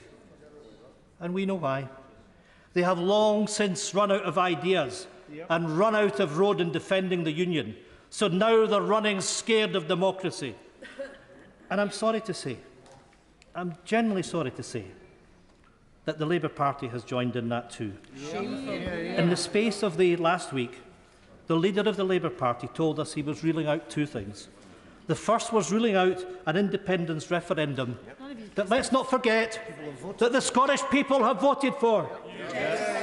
The second, Mr. Speaker, was ruling out a return to the European single market and freedom of movement. He didn't rule it out for now, he's ruled it out forever. So, not only will this place and these parties try to deny our right to a democratic vote in our future, but they will forever deny our return to the European Union. If there were ever two motivating arguments to secure our independence, surely those are it. It really is the better together strategy. They're in worse trouble than I even thought. Because, Mr. Speaker, the crucial point that those reunited better together parties need to fully understand is this. Not only does Scotland have no confidence in this Tory government, we have no confidence in Westminster control of our country. The parties here might not like it. They might try to deny it. But that's democracy. But that's democracy. And them are the brakes. We want a different future. A future where we get governments we vote for, where our democratically elected Parliament cannot be overridden and undermined, and where we have a secure foundation on which to build the economic and social future that we want. A new Scotland at the heart of the European Union. That is the future we can have confidence. We have lost control in this place. We've lost confidence in Westminster. Lots of members want to speak in this debate. To try and accommodate it, can we start off by saying, let's aim for 4 minutes? Sir Edward Lee. The order paper which is in front of us is a motion about no confidence in Her Majesty's government. And when we face this cost of living crisis and war in Europe and all the other challenges, I was rather hoping when I arrived here we might have a serious debate about how we can deal with these issues. Instead, I have heard a speech from the Leader of the Opposition which, in terms of vituperation and insult and sheer nastiness, I don't think I've ever heard anything like it before, certainly in terms of a Prime Minister who will be leaving office in a very few weeks. Where is any sense of kindness or magnanimity? Why do we need to throw these insults around and claim, I'm just going to proceed if I may, and claim that this is the worst sort of mass murder and criminal in political history? It's complete rubbish.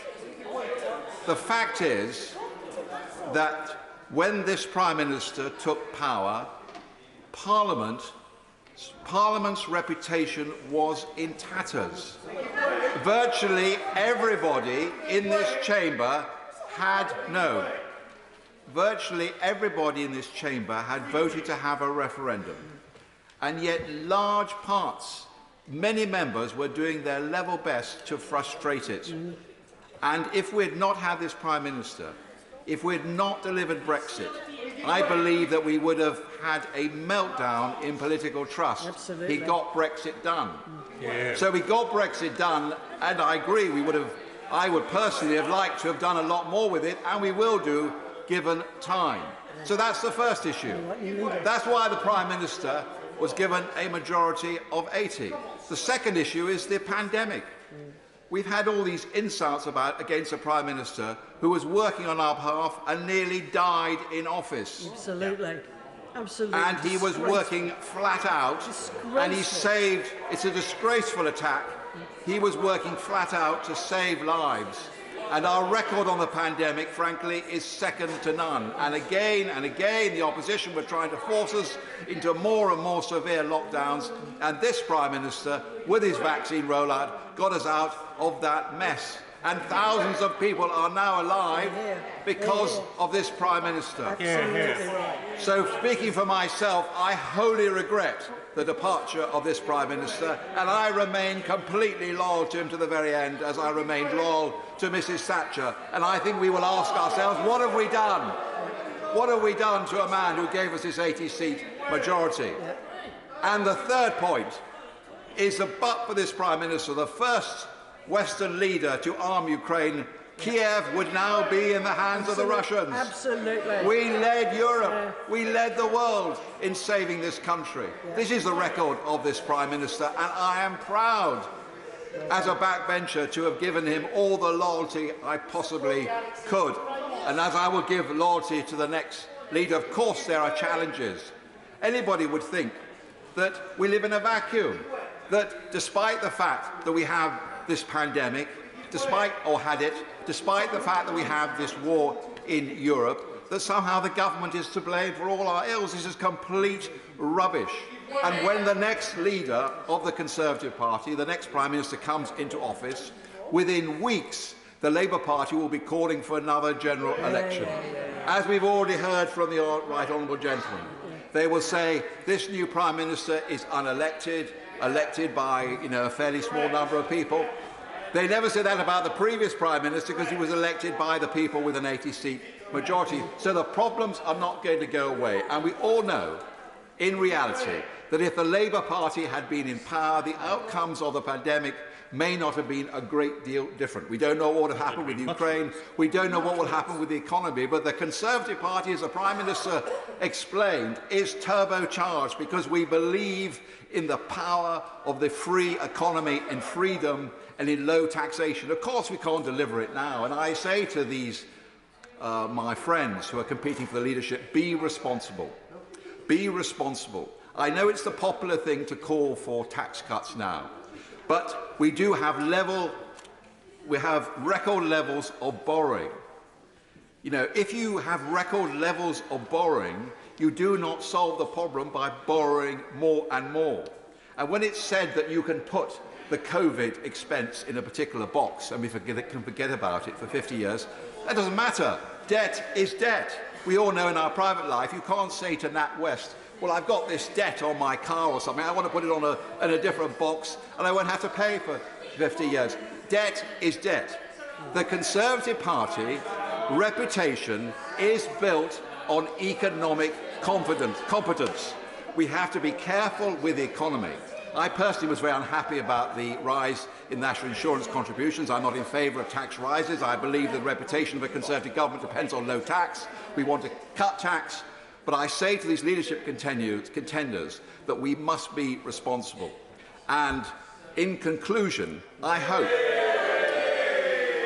I'm only trying to give a loyal speech to my party, which is surely no bad thing. And to the present leader of my party. Because ultimately... No, I better stop now because they've had enough of me.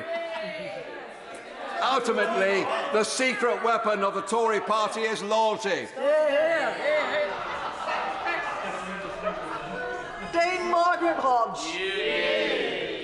The honourable member for Gainsborough is right that these confidence motions can descend into pointless political attacks. But the reality is that it's this government and this Prime Minister and what they've done that makes us all oppose today's motion.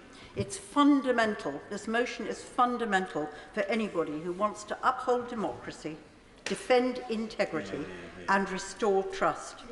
It's not just Partygate, Madam Deputy Speaker, dreadful though that was, not the failed attempt to defend the indefensible behaviour of Owen Paterson, not the abhorrent culture of tolerating bullying and sexual harassment from political allies. These contribute to a loss of confidence, but they don't stand alone. There's an endless list of incompetence and waste, taxpayers' money being tossed around like confetti, with 16 billion fraudulently squandered on COVID business support, shameful failures in ambulance waiting times, and 6 million citizens waiting for hospital treatment. People unable to travel because of the crippling delays at the passport office, a stream of rail strikes, and chaos at the airports. All of that is unforgivable. But it's the creeping culture of corruption and the determination to close down those whose job it is to keep a check on executive power that makes this government unfit for office.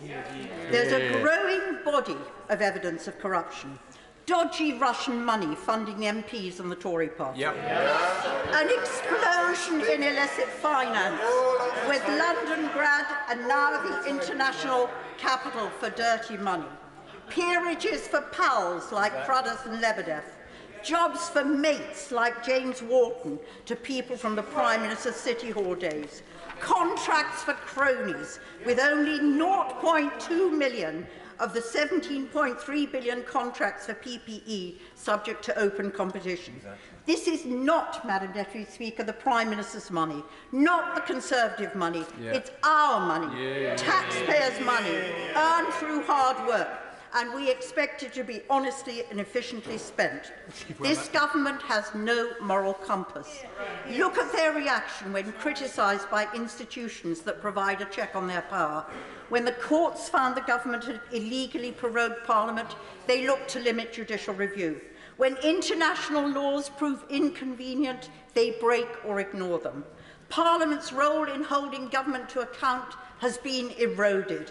Ministers refusing to appear at Select Committee, Prime Minister interfering in parliamentary elections, legislation being rushed through with scant scrutiny. The independence of the civil service has been undermined, permanent secretaries sacked for speaking truth to power, and ministers appointing their cronies as non-executive directors. And those in the press who dare to criticise the government get sidelined. The government tried to keep sections of the press out of Number 10 briefings.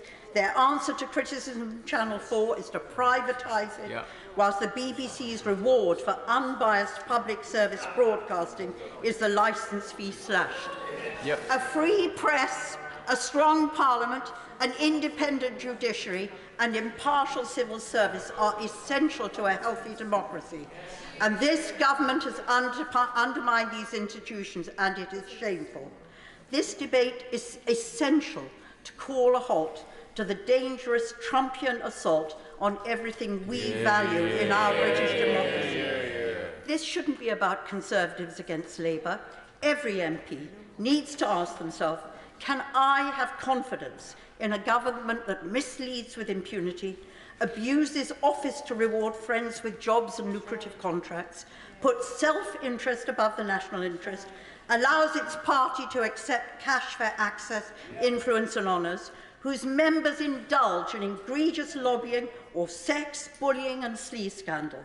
Can any honourable or right honourable member in good conscience walk through the lobby and declare their confidence after the litany of bad behaviours that have marked this government's time in office? The answer must be no. Sir Bill Wigan. Deputy Speaker, I think I can be very confident in predicting that we shall never again hear a Prime Minister describe their phenomenal electoral victory as putting a blue ferret up the trouser leg of the opposition. Since entering office in 2019 on the back of his historic election victory, the world has been turned on its head. And let us not lose sight of what has been thrown at the government since March 2020. We have lived through a once-in-a-century pandemic, the first major war in Europe for a generation, and worldwide economic turbulence. Yet at every turn, this government and the Prime Minister have put their back to the wheel and gone to work for the British public. Now, of course, by their own admission, Mistakes have been made. At every opportunity, the Prime Minister has shown contrition and a desire to get on with a Conservative agenda. However, the mudslinging and the relentless nature of politics and the media eventually take its toll on even the steeliest character. The Labour Party and some in the media are glad to see the Prime Minister go, as we are losing a political communicator and leader of historic proportions. During the 1997 general election, I stood for Burnley. And while I believe I did as good a job as possible in restricting the Labour candidate to a majority of a mere 17,062, I never thought that Burnley would be a Conservative seat. Nevertheless, 22 years later, and thanks to this Prime Minister's leadership, I am proud to see that Burnley has its first Conservative Member of Parliament since 1910, and a very good one at that. The British public put its overwhelming faith in our Prime Minister and his government to get Brexit done. Finally, we have escaped the grasp of the European Union's clutches, and we have our freedom. Because this government made the right calls at the right time during the pandemic, we are learning to live with COVID. Over 39 million people have received a booster jab across the UK. We had the fastest rollout in Europe and were the first to unlock and begin our recovery. On a smaller, no less important scale, some years ago, I brought forward a private member's bill to allow motorcycles to use bus lanes. I will in a moment when I finish this. The evidence showed that when motorcyclists were in bus lanes, pedestrians were considerably more careful, and as a result, people were no longer hurt or seriously injured. Now, during his tenure as Mayor of London, he heeded my call. He made it happen. And as a result, in London, motorcyclists are allowed in bus lanes. I give way to the honourable gentleman. Very grateful to the honourable member for giving way. We know that as Foreign Secretary, the Prime Minister managed to slip his security detail. We don't know why. There was no officials there. Does the honourable gentleman have any concerns what meetings the Prime Minister may have had as Prime Minister without officials or security detail? He's talking about, so I'm not going to speculate. But probably not for the first time. And I'm sure he will agree that motorcycling remains one of the best ways to travel around the capital. Yes, I give way to the honourable gentleman, but that will be it. The honourable gentleman for giving way. Does the honourable member not agree that, like most of us individuals here, government is not perfect? None of us are, certainly not myself. And this appears to be a genuine attempt to change that approach. Otherwise, it's not my form to remind right honourable members that kindness and respect in this place is the responsibility of every individual member. This debate must have that underlying principle at its very core.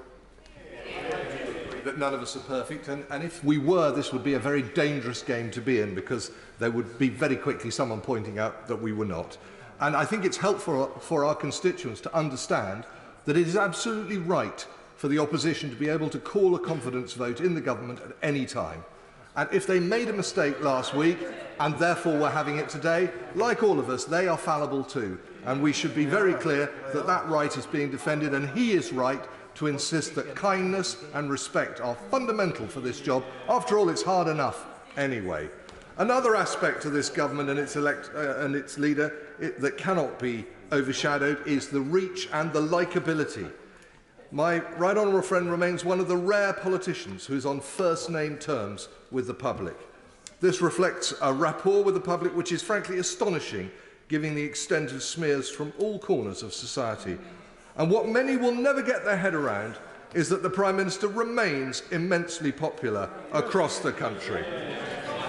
He loves his children, he is caring, he is loyal, and my in-laws would agree, as he was their MP in Henley. Yet despite all the horrible things said about him, he is never rude back. Many people would not have been able to handle the vitriol he has experienced over the last few years, but that is a testament to his character.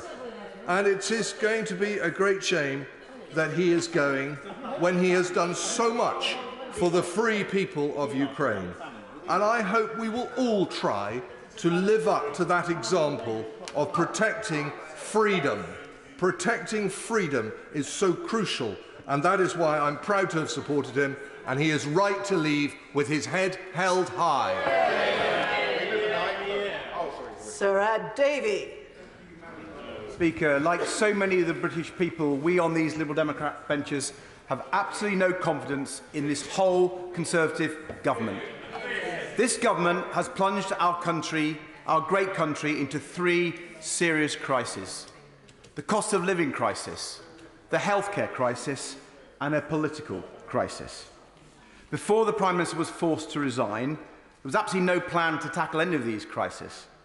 And now the candidates who succeed the Prime Minister are proving comprehensively that they have no idea even of the scale of these crises, let alone how to tackle them.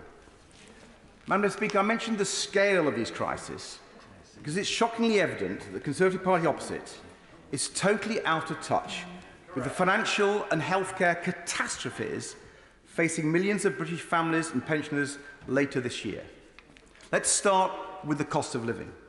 Already families and pensioners are struggling to pay their soaring energy, petrol and food bills, inflation accelerating away. Energy bills alone up £700 in April, with an even bigger rise in October. So many of our constituents are already asking how they're supposed to pay next month's bills. And their fear about winter's heating bills is growing every day, understandably.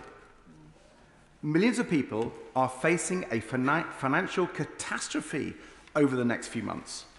Yet the party opposite seems blissfully ignorant. In the so-called debates between the leadership candidates, there's this massive elephant in the room called the energy bill catastrophe. Yet a total answer, any serious answer to that. Liberal Democrats showed what could be done. For months we've been calling for an emergency cut in VAT, a tax cut save families £600 a year.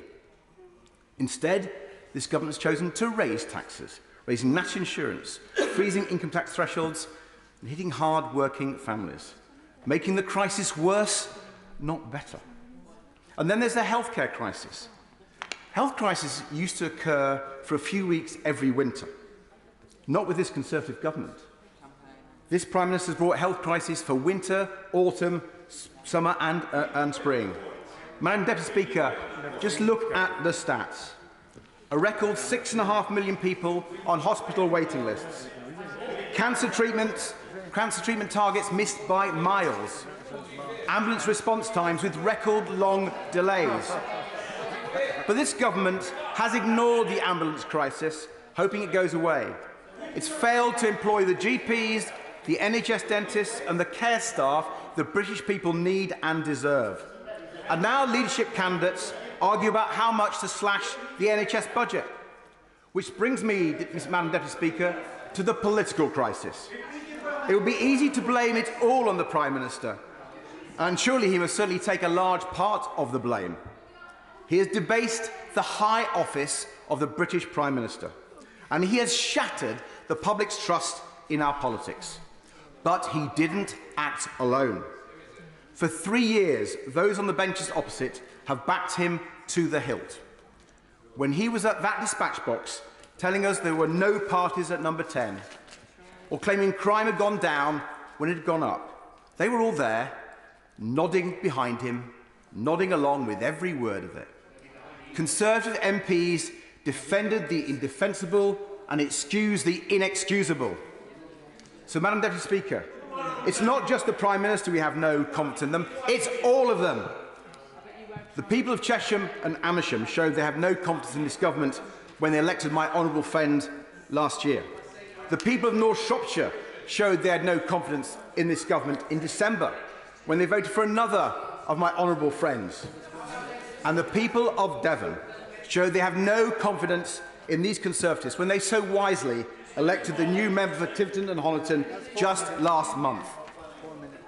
So we just think it's time we gave everyone across the country the chance to have their say and the chance to end this shameful, shambolic Conservative government in a general election. When members opposite decide how to vote today, I would urge them to ask themselves these questions. Do they really have confidence in a government that has raised taxes by over £1,000 per family in the middle of a cost of living crisis? Do they really have confidence in a Prime Minister who was fined by the police for breaking his own law, who forgot about serious allegations against his Deputy Chief Whip, and who is now under investigation for contempt by a committee of this House? Do they really have confidence in a government that is running our NHS into the ground and taking local communities for granted? Madam Deputy Speaker, I believe the British people have lost confidence in all of them. And if they had any decency left, they'd back this motion tonight. Order. Mr. Speaker indicated that there will be an informal limit of 4 minutes. That clearly isn't quite working. I'm not speaking with reference to the leader of the Liberal Democrats, who, as the leader of his party, is allowed a certain leeway. We now have to have a formal limit of 4 minutes. Mike Wood. Thank you, Madam Deputy Speaker. And yes, this House can have confidence in Her Majesty's government, because faced with unprecedented challenges over the past 3 years, it's got far more of the important ones right than it's got wrong. Have there been mistakes? Of course there have. I'm not aware of any government of any nation, even in the most benign of times, that could claim otherwise. But of course, these have not been benign times. But on the big questions facing the government, our country is in a better position now, because the Prime Minister has been in charge over the past 3 years, than it would have been if the Leader of the Opposition had had his way. On the decision to respect the referendum result, the Prime Minister broke the deadlock over Brexit that threatened to leave the country paralysed with indecision. While there are still important issues to resolve, it's clear that any of the 5 Conservative candidates to replace him will continue that work and secure Brexit, not reverse it. We know what the Leader of the Opposition wanted to do if he had become Brexit Secretary in 2019, another referendum to overturn the first one. We know that he promised Labour Party members what he promised to become leader. He promised free movement across the EU. And we know that he is now telling voters that he wouldn't take us back into the EU internal market, but people are bound to ask, just who is he telling the truth to? This government and this Prime Minister called it right. And going into a global pandemic, this government recognised that normal procurement and distribution systems were not going to meet the need to get PPE to people who needed it most urgently. And at the time, the Leader of the Opposition attacked the plans for having too many checks, for being too slow, and for not awarding contracts quickly enough. Later, that criticism was reversed. Suddenly, there were insufficient checks and bureaucracy. But again, the government called it right and struck the correct balance. They put in place the biggest job and business protection schemes in British peacetime history to make sure that our economy was able to build back once the need for lockdowns had passed. 9 million workers' wages paid, nearly 3 million self-employed workers helped, and businesses right across our economy supported. If the Leader of the Opposition had had his way and the Right Honourable Member for Islington North's plans had been put in place, bankrupting the nation, we simply wouldn't have been able to borrow the money for that emergency help. And back when a COVID vaccine looked a distant prospect, the Prime Minister and the government backed a range of potential vaccines and a superb task force with Kate Bingham, which the opposition decried as waste and cronyism. The opposition was wrong, the Prime Minister's right, and Britain got more vaccines more quickly than any other European country. I really don't have time. And it was the Prime Minister's personal intervention, sending back early drafts of the rollout strategy that brought together the NHS, armed forces and private sector to get those vaccines out more quickly than other large countries. And with Russian troops invading one of our European partners, we can be proud that it's our Prime Minister who has done so much to lead international support for Ukraine. It is simply not credible that to imagine that Britain would have stood as firmly against Russian aggression if it had been led by a man whose response to an assassination attempt on the streets of Salisbury had been to demand evidence be sent to Moscow. Of course I will. To the honourable gentleman, does he think that the right response to that poisoning was to fix a meeting with a former intelligence agent of the KGB, without officials, without minutes, without any report to this House of what the hell happened? Well, gentlemen, what the right response was, it was to coordinate the biggest diplomatic response since the end of the Cold War, where the Prime Minister, as Foreign Secretary, got more diplomatic responses than have been seen in decades. The Prime Minister has many achievements of which he should be rightly proud.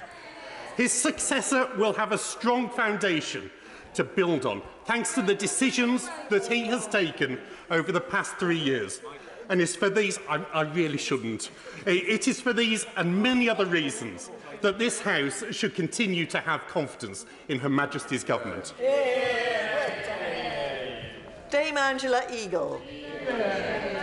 Deputy Speaker, we do not currently have a functioning government. It imploded 2 weeks ago with over 50 ministerial resignations in 36 hours. Their decision to render their own government incapable of governing forced the Prime Minister to concede that the end was nigh. But he didn't resign.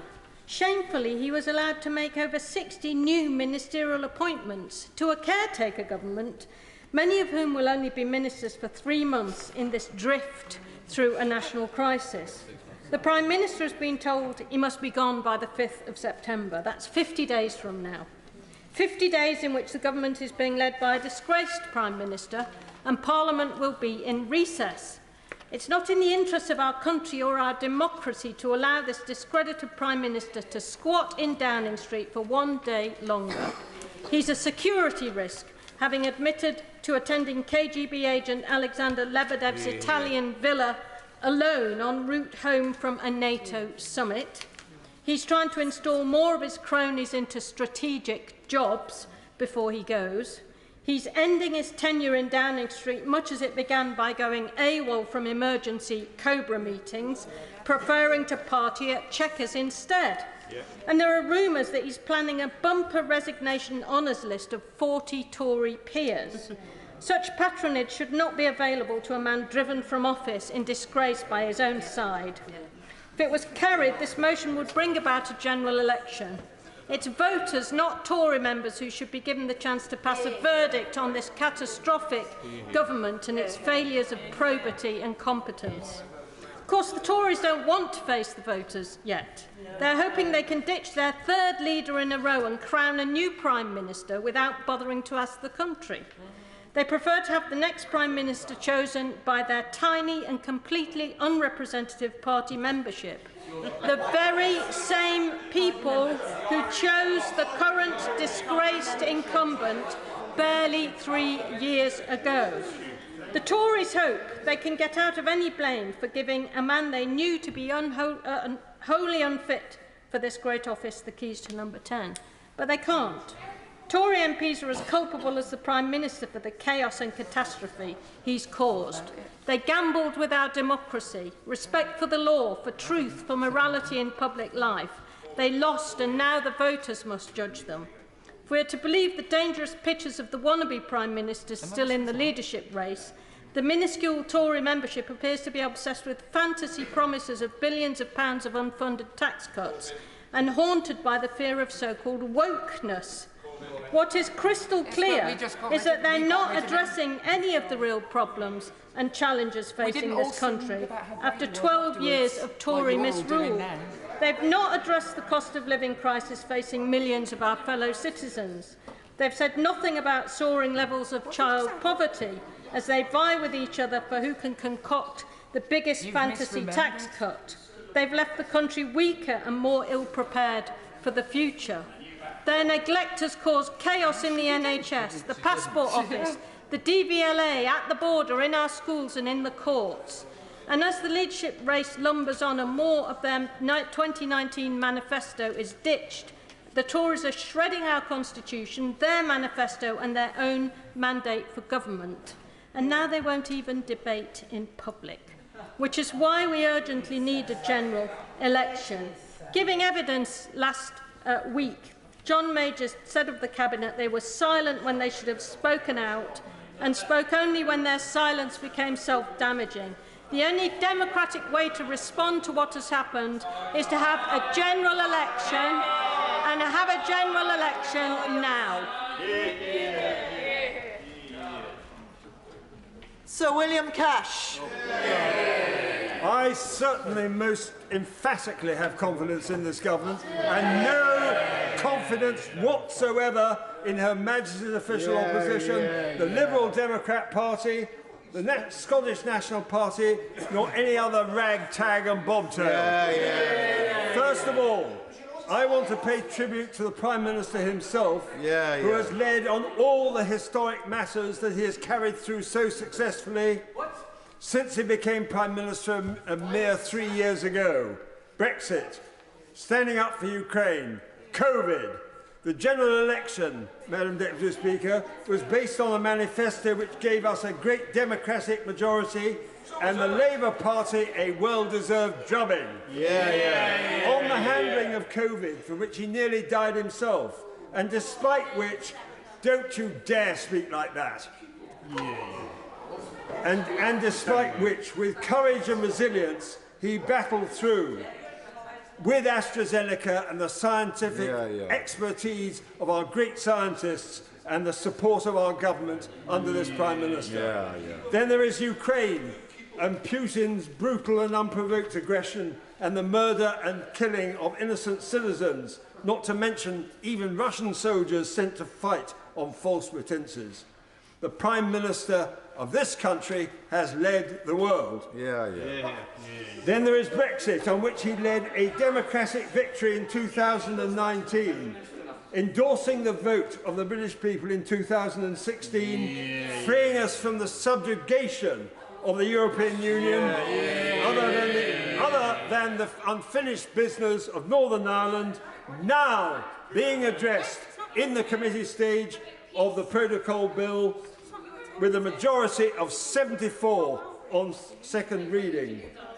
Brexit itself, with the freedoms generated by leaving the laws of the European Union and the means to unleash the potential of the British people and their business, their innovation and their worldwide commercial ambitions, will create new horizons in our economic history. All this is based on stable economic foundations. The fact is that if you look at the unemployment rate in the other member states, our unemployment, now we're out, is 3.8%. Germany 5.3%, Italy 8%, Spain 13%. The Eurozone is imploding and on life support. All these problems of the cost of living were induced by global, uncontrollable, external forces causing inflation throughout the Western world. Underneath all the strident rantings of the party opposite, this government has succeeded when on every count they would have completely failed miserably. The essential foundations of sovereignty and democracy have now been re-embedded in our national DNA. The success cannot be taken away from the Prime Minister, and it never will be when the history books are written. Job vacancies are now at a mere 1.3 million in this country, far, far better than in the other member states. The G7 and similar countries are affected in a similar way. Thanks to this Prime Minister and this government and this party, we have made a success of one of the greatest revolutions in British constitutional history, certainly since we entered in 1973 and stretching back over 400 years. I have confidence in this government because it has achieved, and the people on the other side of this House have failed every single time they've ever been given an opportunity to do it, and they'll do so again. Stuart Malcolm MacDonald. Well, what a man to follow, Madam Deputy Speaker, because, well, I'm not sure Fran and Anna here quite agree with me on that, actually. But let me say, Madam Deputy Speaker, we're here debating a motion of no confidence in the government. But as has been said by other speakers before me, we don't have a government. It's a government in name only. It's essentially now a form of organised Tory hooliganism that squats in these offices of state, that squats in these departments, and squats most of all in Downing Street. And one of the canards that is often advanced, if the member wants to go out on his feet and intervene, he's more than welcome. I'm happy to have that extra 60 seconds from him. But the canard that is often advanced by members opposite, indeed you wouldn't know that we're only having this debate because members opposite wielded the knife on their leader just a couple of weeks ago, but the canard is that the Prime Minister, quote, gets the big calls right. Well, let's examine that proposition. Indeed, the honourable, in fact I think a few honourable members opposite have been asked, did he really get a big call right when post-Salisbury, straight after a NATO summit, he went to a palazzo in Italy of a former KGB agent? Was that him getting the big calls right to not even have the decency to do that properly with security and then log it with his department when he was Foreign Secretary? That's before he even got to Downing Street. Did he get all the big calls right when he was partying all over the place and our constituents had to adhere to the rules as strictly as they did? Indeed, it resulted in him being the only Prime Minister to have received a fixed penalty notice whilst in office. While I always thought, Madam Deputy Speaker, I have witnessed the Scottish Conservative Party, like you, at close quarters over the years, and I always thought, if you go back to the days of his old pal, the late Sir Teddy Taylor, that tenement Tory of my constituency, he believed in law and order, and he sits there decrying anyone who draws attention to the fact that we have a criminal in Downing Street who has the keys for another 5 weeks in office, happily. Is he aware that the Lord Chief Justice himself, in a case on fixed penalty notices when the payment was made within the 28 days, said it was not a crime, that he couldn't be prosecuted, and that he left the court without a stain on his character? Well, the honourable gentleman has educated me because I did not know that, but it doesn't change the facts. Facts are chiels that wani ding, Madam Deputy Speaker, and those are indeed the facts. The Prime Minister has presided over a shambles. What was witnessed 2 weeks ago in this very building and not so far from here was a government in meltdown, and yet we're asked to believe that somehow all of the MPs and ministers and PPSs and trade envoys who resigned got it wrong, and somehow this Prime Minister is still fit for office. Well, nothing says that quite like the acres of empty green benches on the government side of the House tonight. So whilst they may well, it's a government motion brought forward by the Prime Minister himself, and isn't it telling that none of the leadership candidates have turned up to defend him here tonight? One can only imagine that several of those who've come here, if the gentleman wishes to get to his feet, I'm happy to be educated once again.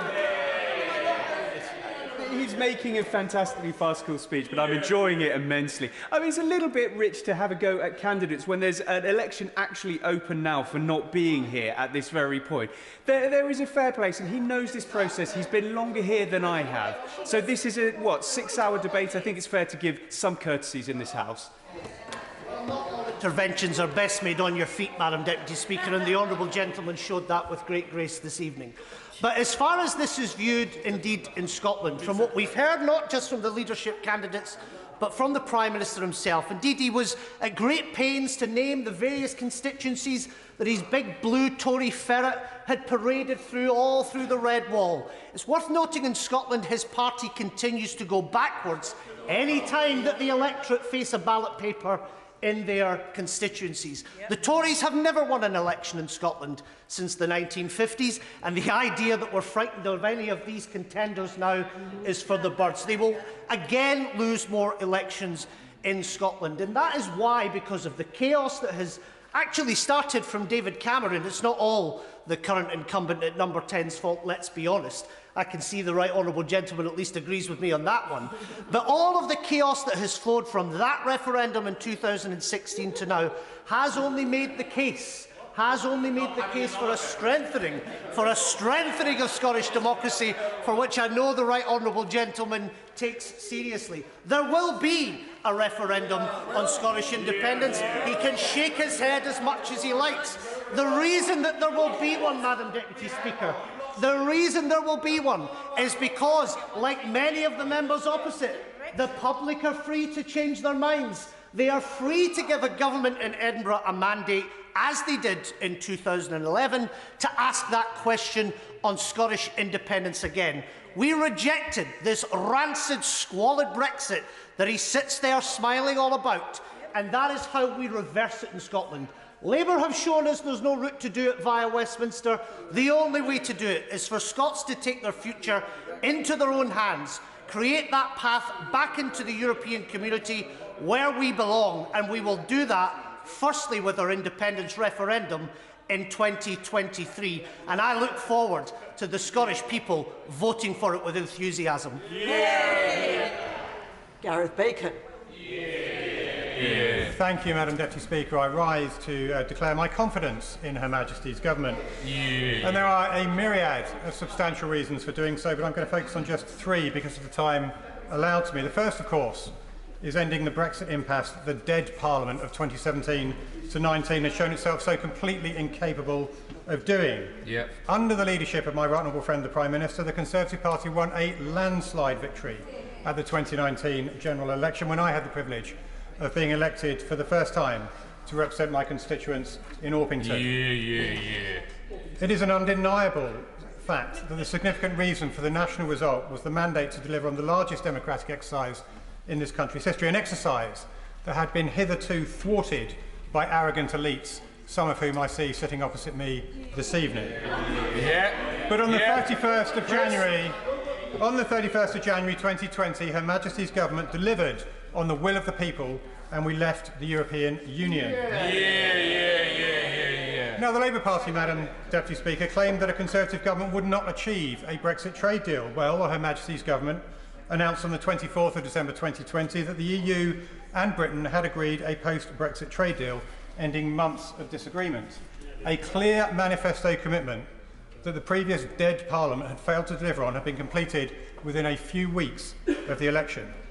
And in the months that followed, the government announced more than 70 trade agreements with countries all around the world. So that's achievement number one, Madam Deputy Speaker. I'll now move on to achievement number two. Shortly after we left the European Union, the worst pandemic in a century hit the entire world. Her Majesty's government put its arms around the people at great pace and under enormous pressure. The government introduced a comprehensive package of support for individuals and businesses. Component parts of the support deal, such as the furlough scheme, saved millions of people from being made redundant when businesses could not trade due to the spread of the virus. And although our economy was on life support, it was kept alive thanks to the actions taken by this government. As a direct result of decisions taken by my honourable friend, the Prime Minister, this country was amongst the first to begin to emerge from the pandemic, because Her Majesty's government made the right call when it came to the vaccine. Thanks to the government's quick action to secure the most promising vaccine doses in advance, more than 120 million doses were administered in the first year in the UK alone. Now, however, it should be noted that the leader of the Labour Party wanted Britain to remain within the European Medicines Agency, which would have delayed the rollout of the vaccine. Countries in the EMA were much slower in vaccine production and rollout than the UK. Had Labour remained in power, the vaccine success experienced in this country would not have occurred at anything like the speed, with potentially dire consequences. Her Majesty's government made the right call when it came to reopening the economy last year, something which, of course, the Labour Party disagreed with. Time after time, Madam Deputy Speaker, senior Labour figures called for the maintenance and even the extension of restrictions. The Leader of the Opposition even said that he would vote for a circuit breaker lockdown over Christmas, and then days later pretended that he had never backed a Christmas restriction. Had he been in power, Madam Deputy Speaker, it would have been less capped in hindsight and more major catastrophe. Finally, It is this government and this Prime Minister which has led to the West rallying the international support for the Ukraine. So in conclusion, Madam Deputy Speaker, Her Majesty's government has kept our country safe. It has led the world in the response to the first ground war in the European continent since the Second World War, and it has got Brexit done. It is therefore patently obvious that this House should have confidence in Her Majesty's government, and I will be supporting the motion. Jess Phillips. Thank you, Madam Deputy Speaker. It's really unusual to be in here listening to all this praising of the Prime Minister from the people who just got rid of him. So it's just an unusual thing. I just wonder whether you're having buyer's remorse. There is one thing about why our Prime Minister was got rid of, in very heartfelt letters by the people opposite. That has been since the leadership hustings and everything have started, completely forgotten, as if it didn't happen. And the reason I don't have any confidence in the government and the reason I don't have any confidence in the Conservative Party is because of the dreadful record they have overseen on sexual harassment and violence within their own ranks. Since I was elected to this House, 2 members of the Conservative Party have gone to prison for perpetrating sexual crimes. In one of those cases, I repeatedly begged various people with power, whether it was the Chief Whip on their side of the House, to intervene, to stop, to not give him the whip back, telling them how serious the accounts I had heard. Every single time, it was ignored.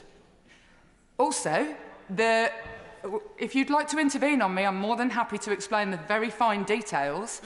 Also, a victim of child sexual abuse came forward to the Conservative Party and said that they had been abused by the candidate in Wakefield, to which the Conservative Party lost the complaint, or it went somewhere. He was then elected. He is now in prison for sexual crimes. This is deeply serious. The member for Delyn, Madam Deputy Speaker, I have informed all the people I will be mentioning that I will be mentioning them. I should imagine there's some people checking their inboxes right now. That the member for Delyn was cleared by the Conservative Party's processes.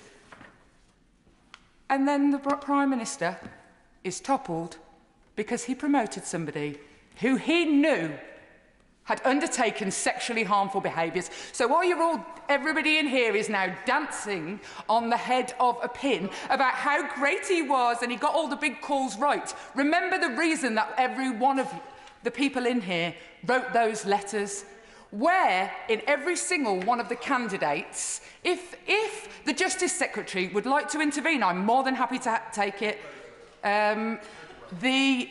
He's saying it's total rubbish. Would he like to get to his feet and tell me what I've said that is total rubbish? No. Should I tell him what's total rubbish? The rape statistics that he has overseen. That is what is total rubbish. And it is not a surprise when his political party turns a blind eye. I give way. Does she recognise the fact that in the last year the volume of rape convictions has increased by 2/3? That's simple yes or no. The convictions. But how is the charging, Secretary of State? Again, I'm happy to take the intervention. Has this charging gone up or down? We currently have a rape rate of 1.3% of rapes that come forward are charged. And it doesn't surprise me when the institution that is currently in government turns a constant blind eye to sexual misdemeanours of the people. So there's a lot of people have mentioned anti-Semitism in this debate today because you're all desperate to make this about there being something wrong with the Labour Party. However, when the Labour Party was holding a leadership election, every single candidate was asked, what will you do to stamp out anti-Semitism? And rightly so. It is absolutely vital that we were held to account. So what did any one of the candidates do when the member, I can't remember where, pinch you by name, I can't remember where. Order. I have given the Honourable Lady quite a lot of leeway. We are here discussing matters that are or will be sub judice, perhaps, and and I think the Honourable Lady knows what to do. Just let's guide in a different direction. I'd like to know what the Chancellor of the Exchequer of the time did when the member for Tamworth was given the position. I'd like to know what the Foreign Secretary did. Did they all sit back? I wouldn't have. I would never have sat back. I want to know what every one of the candidates who wants to be the Prime Minister did when that happened. And I want to know what the Conservative Party is going to do about its institutional problem where it cannot deal appropriately with complaints independently about sexual harassment. I have absolutely no confidence. Chris Clarkson. Thank you, Madam Deputy Speaker. Today's motion is on whether or not we have confidence in the government, and obviously I will be speaking in favour of that. But I do want to register my exasperation with the way that we arrived at having to introduce this particular motion after the botched stunt from the party opposite last week. By attempting to table a vote of no confidence in the Prime Minister, they were seeking to do away with constitutional precedent and decades of convention. Whatever their personal animus towards the Prime Minister, and I've listened to the speeches and I can tell it runs very, very deeply. The office is bigger than any one person, and the institutions around it, our constitution, are bigger still. To seek to upend that in a fit of petty spite just shows how irresponsible and deeply unfit the Leader of the Opposition is to lead. A man who should know better, a man who, as a lawyer, does know better, but a man who simply cannot do better. This is the Mother of Parliament, not a sixth-form debating society. However, that's not what this debate's about, and I appreciate it's a popular one, so I wanted to touch briefly on why I'll be supporting the government tonight. Those on this side were elected an ambitious manifesto, which was not just about Brexit, as some would like to claim. It was also about how we use that opportunity to change the way that our country is working, because frankly, for a very long time, in a great number of places, it simply has not been. Areas like mine were left in abeyance, written off, put in the too hard basket, subjected to their own passive form of managed decline, and that isn't right. That can't be the case that all the talent and all the ability is clustered in one part of the country. We know it isn't. So why should all the opportunity be focused in a postage stamp-sized area in our country? Our manifesto promised to address that, and we've already made great strides. That job has been undoubtedly complicated by the pandemic, which is why nobody's manifesto contained it, but it has been necessary to do extremely difficult things. But it was years of making those tough choices, since 2010, restoring our public finances, that enabled us to put our arms around the nation at the darkest of times. There will undoubtedly be those who want to talk down the pandemic response, but the simple fact is that this country went further and faster than most to protect, vaccinate and unlock. It wasn't all that long ago that members opposite were demanding that we emulate the EU or New Zealand and a host of other countries, only for them to be grappling with surging infections and repeated lockdown measures. Madam Deputy Speaker, I've always believed that levelling up, or whatever we want to call it, is about different things in different areas. And for me in Hayward and Middleton, that meant improving educational opportunities and transport links. Seemingly simple things that will open doors currently just out of reach of so many. In my borough alone, around £130 million was injected into the local economy to protect lives and livelihoods at the height of the pandemic. And despite a genuine fight to stop Rochdale's Labour councillor siphoning most of that into their reserves, we got the money to the people who needed it. During my first 18 months as an MP, I closed more cases than my Labour predecessor did in her 5. That's with the level of intensity this government has put into supporting the country and the amount of disinterest shown by my predecessor and her party. Yes. But now, as we emerge from the pandemic, what next? Rochdale Borough has bids in for £40 million of levelling up funding. Greater Manchester has been allocated £98 million from the Shared Prosperity Fund, in addition to over £1 billion earmarked to improve public transport, which for me is a game changer. Over £1 million has been given to cultural recovery in the borough, and the government's designated as one of its priority education investment areas, with a share of over £40 million. Despite everything that's happened in the past few years, we're getting on with the job. I've been extremely proud to sit on these benches the past 2.5 years, and I genuinely do believe that what we've done has been with the best of intentions to make this country a true partnership of people, all of us engaged in the common endeavour, all of us equally able to achieve and we're willing to put the work in, and that is why I will be voting confidence in the government tonight. Chris Bryant. Thank you, Madam Deputy Speaker. No, I don't have confidence in this government because they have manifestly failed to govern efficiently or effectively.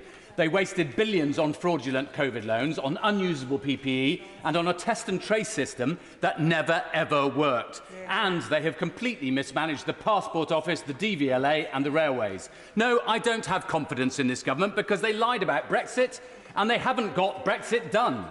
No, I don't have confidence in this government because they haven't got any of the big calls right.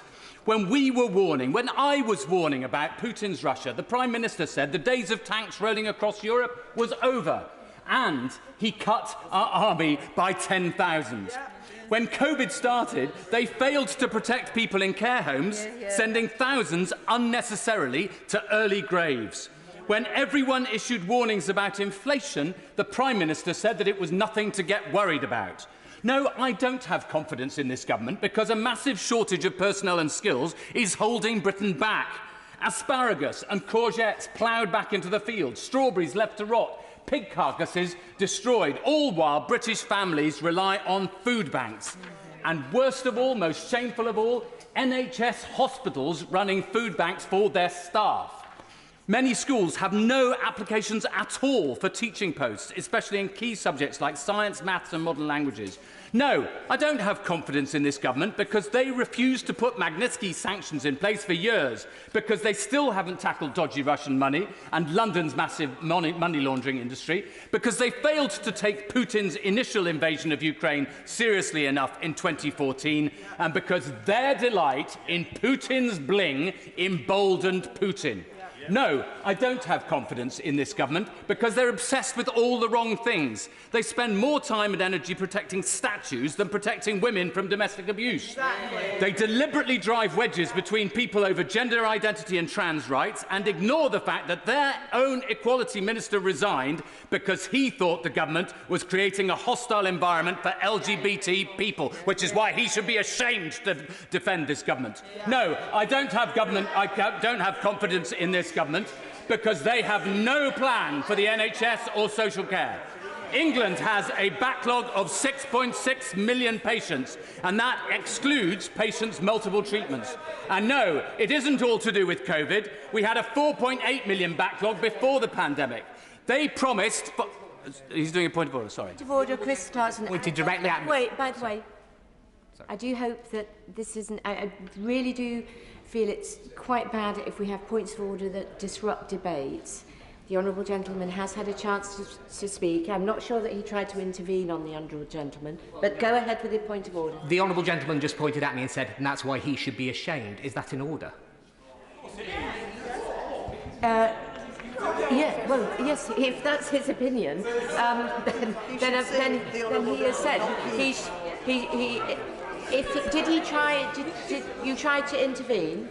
No, he didn't. That would be the appropriate. That would be the appropriate thing to do. Chris. The Chair has said consistently about temperance of language. To say that my honourable friend from Hayward Middleton, as an LGBT man, should be ashamed to defend this government, I don't think fits within the ruling that the Chair has given. Could you just clarify, for the purpose of the House, whether it's temperance of language? This is not a point of order, first of all. Secondly, the Speaker and the Chairman of Ways and Means and myself have all said that we should try to conduct this debate in reasonable terms. And I think we just all need to calm down and discuss the important matters that are before the House. Chris Bryan. Thank you, Madam Deputy Speaker. No, I don't have confidence in this government because they play fast and loose with numbers. They boast that they're recruiting 20,000 more police, but they cut police by 20,000. They boast of a single tax cut now, but forget that they've increased taxes 15 times in 2.5 years, giving us the highest tax burden for 70 years. They boast of the COVID vaccination as if they personally developed it in the Downing Street kitchen. But actually, France, Germany, Italy, Portugal and Singapore have higher vaccination rates than us, and Wales managed it faster than England. No, I don't have confidence in this government because not even Conservative MPs really have confidence in this government. They know it's a massive conceit, an organised hypocrisy, a house built on sand, and the fissures run deep. They're not even very good at being Conservatives these days, tearing up conventions and the Constitution like student revolutionaries. Of course, that's not how they'll vote today. Oh no, they wouldn't dare risk a general election. But even as they troop through the lobbies to indicate, yes, they do have confidence in the government, they will be privately plotting its demise. They will be making themselves look foolish today. I don't mind that. But they can't take the British public for fools as well. Sally Ann Hart. Madam Deputy Speaker, I thank the Prime Minister for his dedication to the United Kingdom of Great Britain and Northern Ireland, his aspiration for all in this country and his expectation that we can achieve great things as individuals and as a country. This Conservative government, working as a team, has delivered hundreds of achievements over the past 2.5 years. It has delivered and continues to deliver on the people's priorities. Brexit for starters. In March 2020, the country faced an alarming health crisis, the COVID pandemic, and something which those opposite had conveniently forgotten about. This government has taken decisive action to shield the public from the worst effects of the pandemic and the war in Ukraine. And it is very easy to criticise, but far more difficult to make tough and hard decisions. We have delivered the biggest reforms to our railways in 25 years with simpler, modern fares and reliable services for passengers. We've begun the accession process to join the comprehensive and progressive Trans-Pacific Partnership, giving UK businesses access to one of the world's largest and most dynamic free trade areas. We hosted COP26 in Glasgow last year, helping to drive ambitious climate change action around the world, and we saw the world-leading Environment Act passed, ensuring that the environment is at the heart of this government's agenda. The Agriculture Act, the Police and Crime Sentencing and Courts Act, the Building Safety Act, the Skills and Post-16 Education Act, the Nationality and Borders Bill. We've seen the plan for jobs, upskilling and reskilling, a focus on education, giving every pupil in England a funding boost so all children have the same opportunities to succeed. We've invested in levelling up parts of the country that have been long overlooked and neglected, including the Levelling Up Fund and the Towns Fund deals. Hastings received £24 million, leveraging another £85 million in private sector funding. I could go on. I'll give way. I'd like to thank the Honourable Lady for giving way on that point. And she mentions the Towns Fund, which is, would she agree with me, is going to transform and regenerate the towns and cities that have been left behind by the Labour in the past. I thank my honourable friend for his intervention and completely agree with him. This is why the previous Conservative government had the Northern Powerhouse, to try and lift those people left behind for generations by the Labour Party. It is a fundamental principle of our Constitution that any government must retain the confidence of the legislature, that is us. The Conservative Party won an 80-seat majority. We may have slightly reduced that majority now, but this government operates effectively, as votes on legislation in the last couple of weeks alone prove. Healthy majority votes in favour of the government, backing the government. The Prime Minister may have lost the personal confidence of some of his MPs, but he has not lost the legislature mandate. I pity those on the opposition benches. They have resorted to the petty low of personality politics because they have nothing else. So with this Prime Minister gone, what will they do? We can feel their panic seeping across the floor. Their hate-fuelled, moralistic posturing has made them all vulnerable. This government continues to function as a strong team, and I have full confidence in it to deliver the priorities of the people and businesses living in my constituency, as well as the country. This, on this side of the House, we keep calm and we carry on in the British way. Tommy Shepherd. The most disturbing aspect about this entire debate is that the Prime Minister is still in office. After all the lies, the rule-breaking, the defence of sexual predators, and after his own cabinet turns on him, he is still in office. Now, clearly this chamber has no confidence in the Prime Minister, but the reason why I have no confidence in the Prime Minister, in this Conservative Party, is because they have enabled this delusion, and they continue to enable it. In his mind, he thinks he has done no wrong. He probably thinks that he is even the victim. I'll take the intervention. Thank you. I thank the honourable gentleman. Does he know of any other parties represented in this chamber whose leaders tried to protect a sexual predator and are still in post? I'm sorry, I didn't actually hear what the gentleman said, so my apologies. Would you repeat it? Sorry. Does the honourable gentleman know of any other parties represented in this chamber whose leader is still in post after protecting a sexual predator? No, I do not.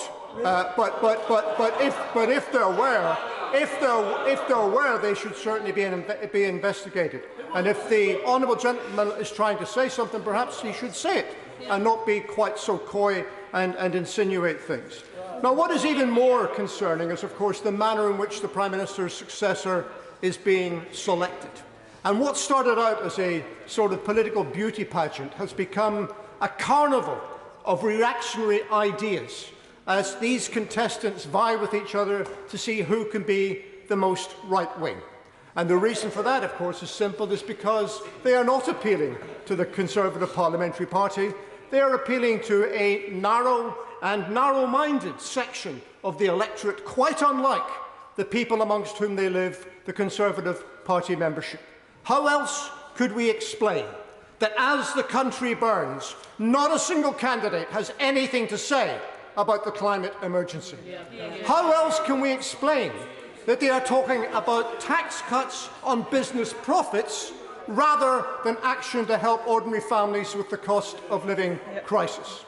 Now, there will be members of the party opposite who will hope that this is just an aberration and actually these things will disappear once the contest is over, and some of this economic illiteracy, and particularly the drivel about small states and tax cuts, will pass and go into history. Well, I will take your intervention. Yeah.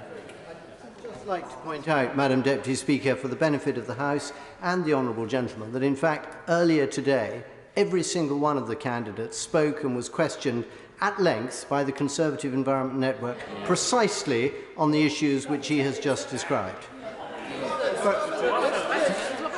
My point, Madam Deputy Speaker, is that when they set out their stall to you, this was not on their agenda. This is not something that they chose to put in their prospectus, because they know who they're appealing to, and it is worrisome in the extreme that people who ought to know better are massaging prejudices amongst the Conservative Party membership in order to gain political office. Now, some will hope that this will disappear once this election is over, and that much of the drivel about tax cuts and small states and the economic illiteracy that comes with it will pass away. I say this, there is a worrying trend here that some of these ideas may gain traction and they may change public policy. And I am concerned that the party opposite is attempting to do that and change public policy in this country without consulting the electorate. And if it does that, I believe that that would be undemocratic and it would be illegitimate. Madam Deputy Speaker, when it comes to Scotland, I am also concerned. I don't expect any new Conservative leader or this Conservative government to support a Scottish independence referendum. But I do expect a degree of civility and respect when it comes to appreciating Scottish public opinion. And it is distressing that what we have seen from quite a number of these candidates and what now seems to mark the character of the government is to actually ignore that and override it. Hence we get statements about how the UK government thinks that it needs to save the Scottish people from the SNP-led government in Edinburgh. What a monstrous contempt that is on the people who elected that government just 14 months ago.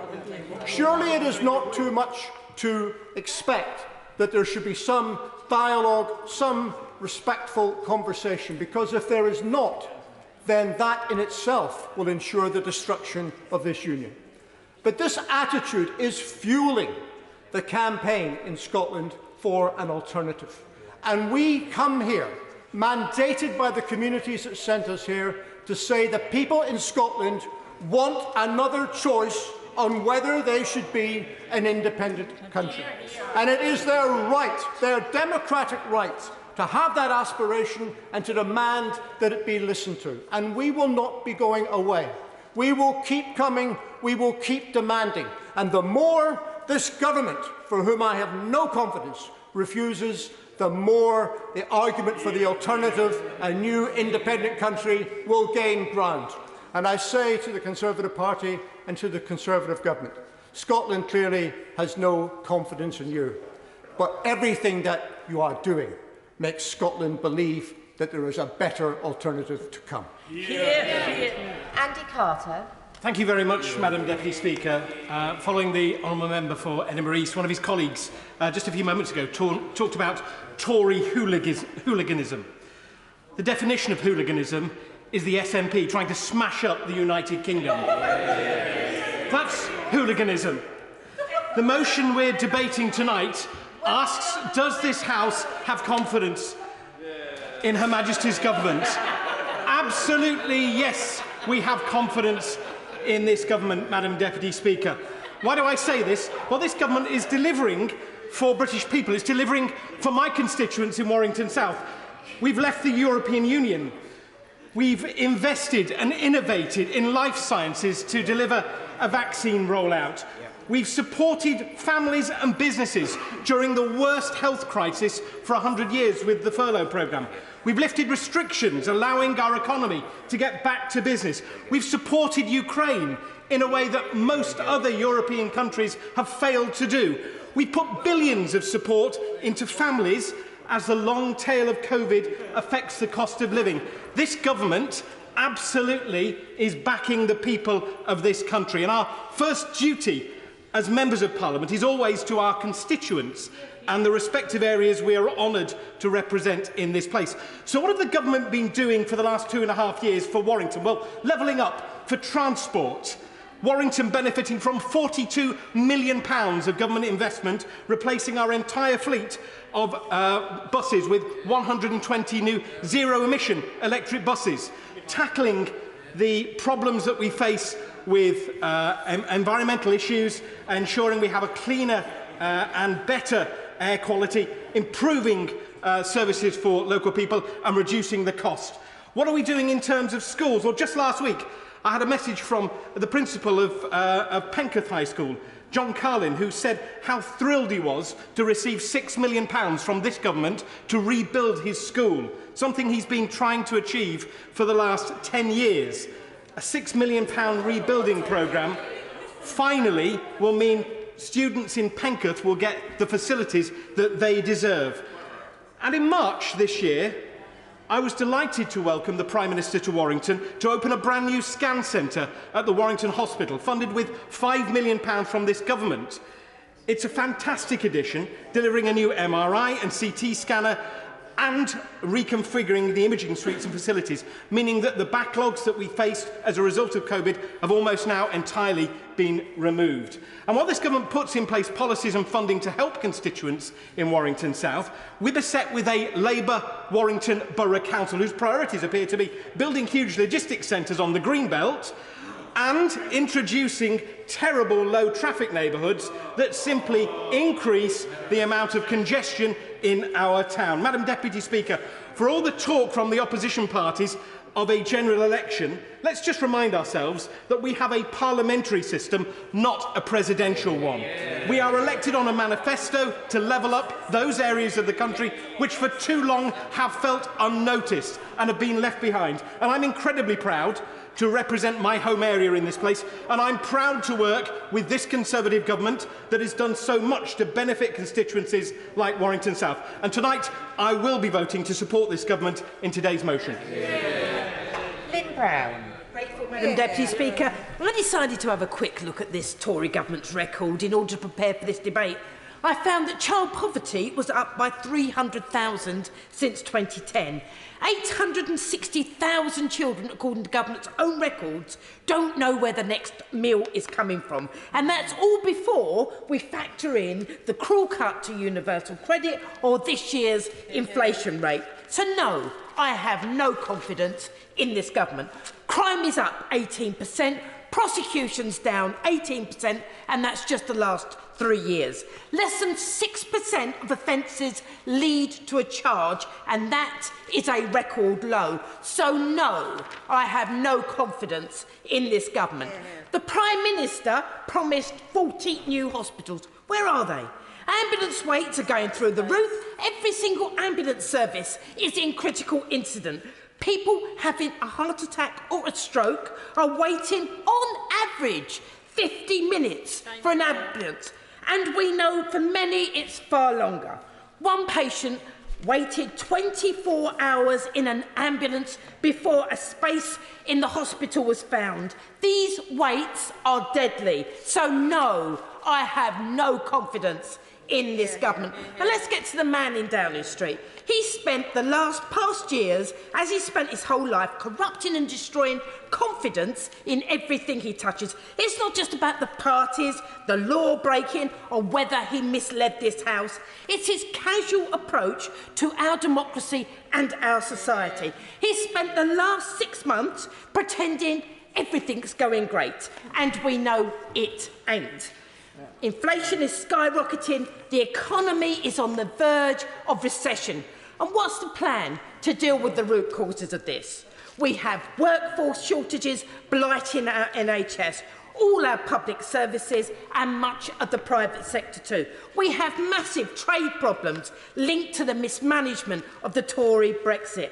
But all the leadership of the party opposite know how to do is to pretend immigration is somehow the problem and bashing the EU is some kind of solution. Well, it ain't. Madam Deputy Speaker, the Tory party have finally done the right thing, but frankly it's too late. And it's superficial. There's not going to be real change. The Tory record of destruction, division and chaos continues. The country's boiling, but their leadership candidates won't credibly address climate change. They've said little to nothing. And apparently, I think they must live on a different planet. All they can manage to argue about against, actually, is the tax hikes that they voted for just weeks ago. And when they ain't doing that, they're trying to divide our communities based on frivolous nonsense. We'd be better off if they talked about stopping climate heating or how to stop the NHS falling apart. But that doesn't seem to match the priorities of Tory donors. So do I have confidence in this government? Hell no. The truth is, our country will only be able to recover once the lot of them are out of office. And for that, we need a general election. Let's get on with it. Tom Randall. Thank you, Madam Deputy Speaker. The manifesto on which this government was elected is entitled Get Brexit Done, Unleash Britain's Potential, and the first part of that has been achieved. It has been difficult and protracted, but we got there. And I congratulate my right honourable friend, the Prime Minister, in achieving perhaps the most significant single piece of constitutional change in the post-war era. And when one sees, for example, unrest in places like Catalonia, I think that we sometimes do not give ourselves enough credit at this country's ability to effect change peacefully, smoothly, and considering the far-reaching implications of Brexit at some pace. The Prime Minister achieved this, and while his premiership is ending sooner than many would have liked, and sooner than I would have liked, his place in history is undoubtedly assured, and he has begun to unleash Britain's potential. So I welcome the creation of an East Midlands Freeport that will create up to 60,000 jobs in the region, made possible by Brexit. I welcome the government's ambitious vaccination policy, made possible by Brexit, and I further welcome the over 24 police officers on the streets of Gedling, the plans to overhaul the Queen's Medical Centre and city hospitals in Nottingham, and the increased school funding in Gedling made possible thanks to the sound finances only a decade of Conservative government can provide. This is my right honourable friend, the Prime Minister's legacy, and it's a legacy that will be taken forward in the remainder of this Parliament. Now, the Leader of the Opposition has instigated this motion today, this confidence motion. And were it to fail, there will be a clamour for a general election. So what is the Leader of the Opposition's European policy? For starters, he is the man who said no, the man who was happy to tell the people of Gedling that you may have voted to leave the European Union, but I'm going to ask you to do it again. To him, the good folk of Gedling had put their X in the wrong place on the ballot paper and were to be admonished and to correct their mistake. The Leader of the Opposition is seeking to look like a Prime Minister in waiting, and to establish his European credentials this week, he's gone to the continent. He's turned up in Berlin, where the Bundestag is in recess. He's committed what many consider a faux pas by recording a party political video at a Holocaust memorial, and in that video declared that he wants the Labour Party to follow in the footsteps of the German SPD. Well, given, Madam Deputy Speaker, that the SPD's position in the opinion polls has fallen by a fifth in the last 3 months, I wish him well in those endeavours. There are currently, as I speak, 5 contenders for the leadership of the Conservative Party, almost as many as contenders as there are for the Labour Party. And one of the things that those contenders for the Conservative leadership have in common is that none of them served or would serve in a shadow cabinet led by the Right Honourable Member for Islington North. Hostile to NATO, calling for collaboration with Russia after a Russian chemical attack, and a proponent of a reckless economic agenda. The prospect of a Labour government, led by the Right Honourable Member for Islington North, scared people in Gedling at the last election.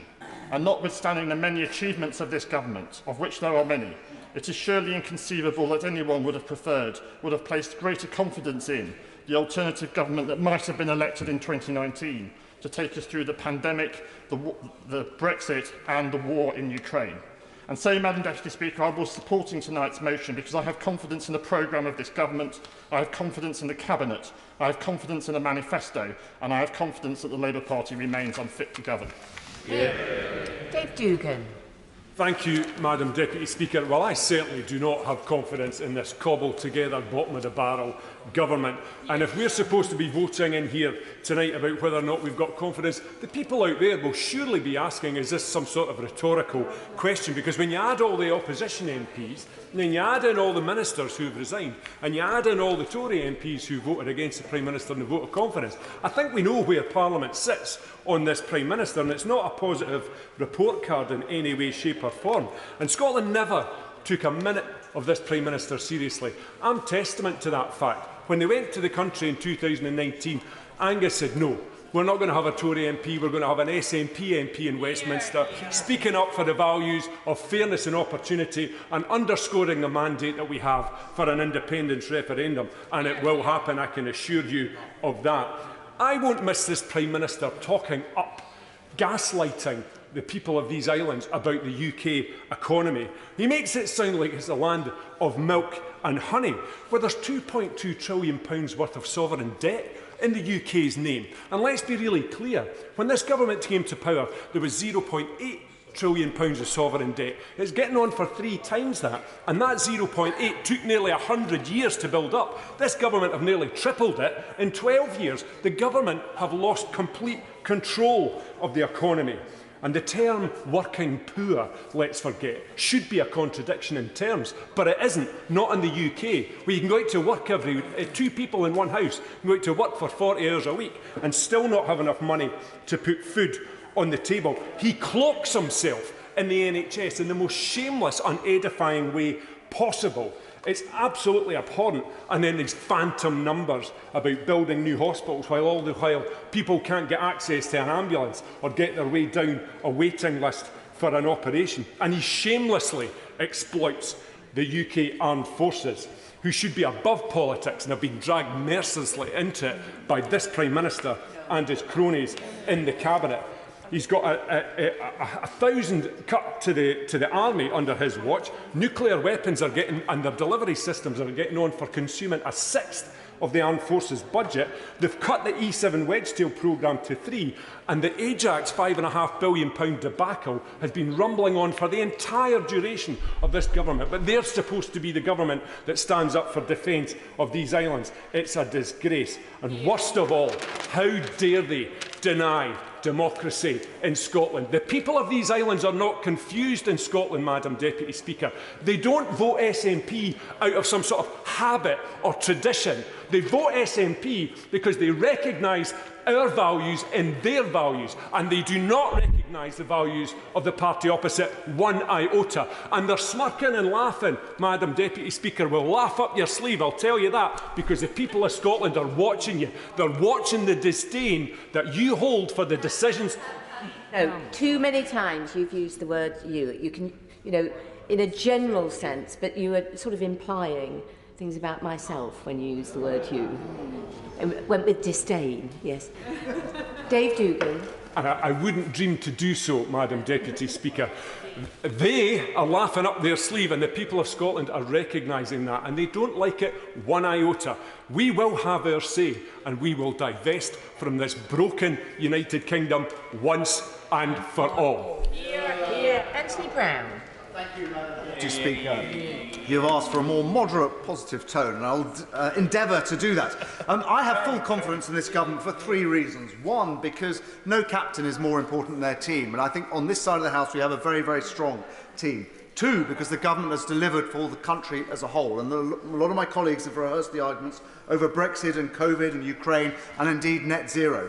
But three, because this government has delivered for my constituency of South Cambridgeshire. I was elected here to represent the interests of my constituents, and it has had a real impact on their lives. This government has delivered when it comes to healthcare in South Cambridgeshire. We've got the new Royal Papworth Hospital, a gleaming state-of-the-art hospital, the most important heart and lung hospital in the UK. Just a couple of weeks ago, we opened the Heart and Lung Institute, the biggest concentration of heart and lung researchers in the whole of Europe in South Cambridgeshire. More is coming. We've got the Cancer Research Hospital that's going to be opened in 2025. And then the Cambridge Children's Hospital, the first in the east of England, will be opened shortly after. The first hospital of its type to combine mental and physical well-being of children. The government has delivered when it comes to transport for South Cambridgeshire. We've got Cambridge South Station opening in 2025, fully going through the process now. The A428 has been started dualling. We've finished dualling the A14. The Girton Interchange, that's coming. The government has started looking at that. The government has delivered for the environment in South Cambridgeshire. One of the big issues for us is chalk streams, protecting the chalk streams. We have the government set up a chalk stream task force. We've passed new legislation on sewage discharge, which all the Lib Dem MPs voted against. Shame on them. They voted to let dump sewage into chalk streams. We've brought in new hair coursing laws, a really big issue in South Cambridgeshire. I had meetings with the Home Secretary, the Secretary of State for the Environment about it. We finally brought in laws to stop this terrible crime. Education spending is a really important issue in South Cambridgeshire. Historically, it's been one of the lowest in the country.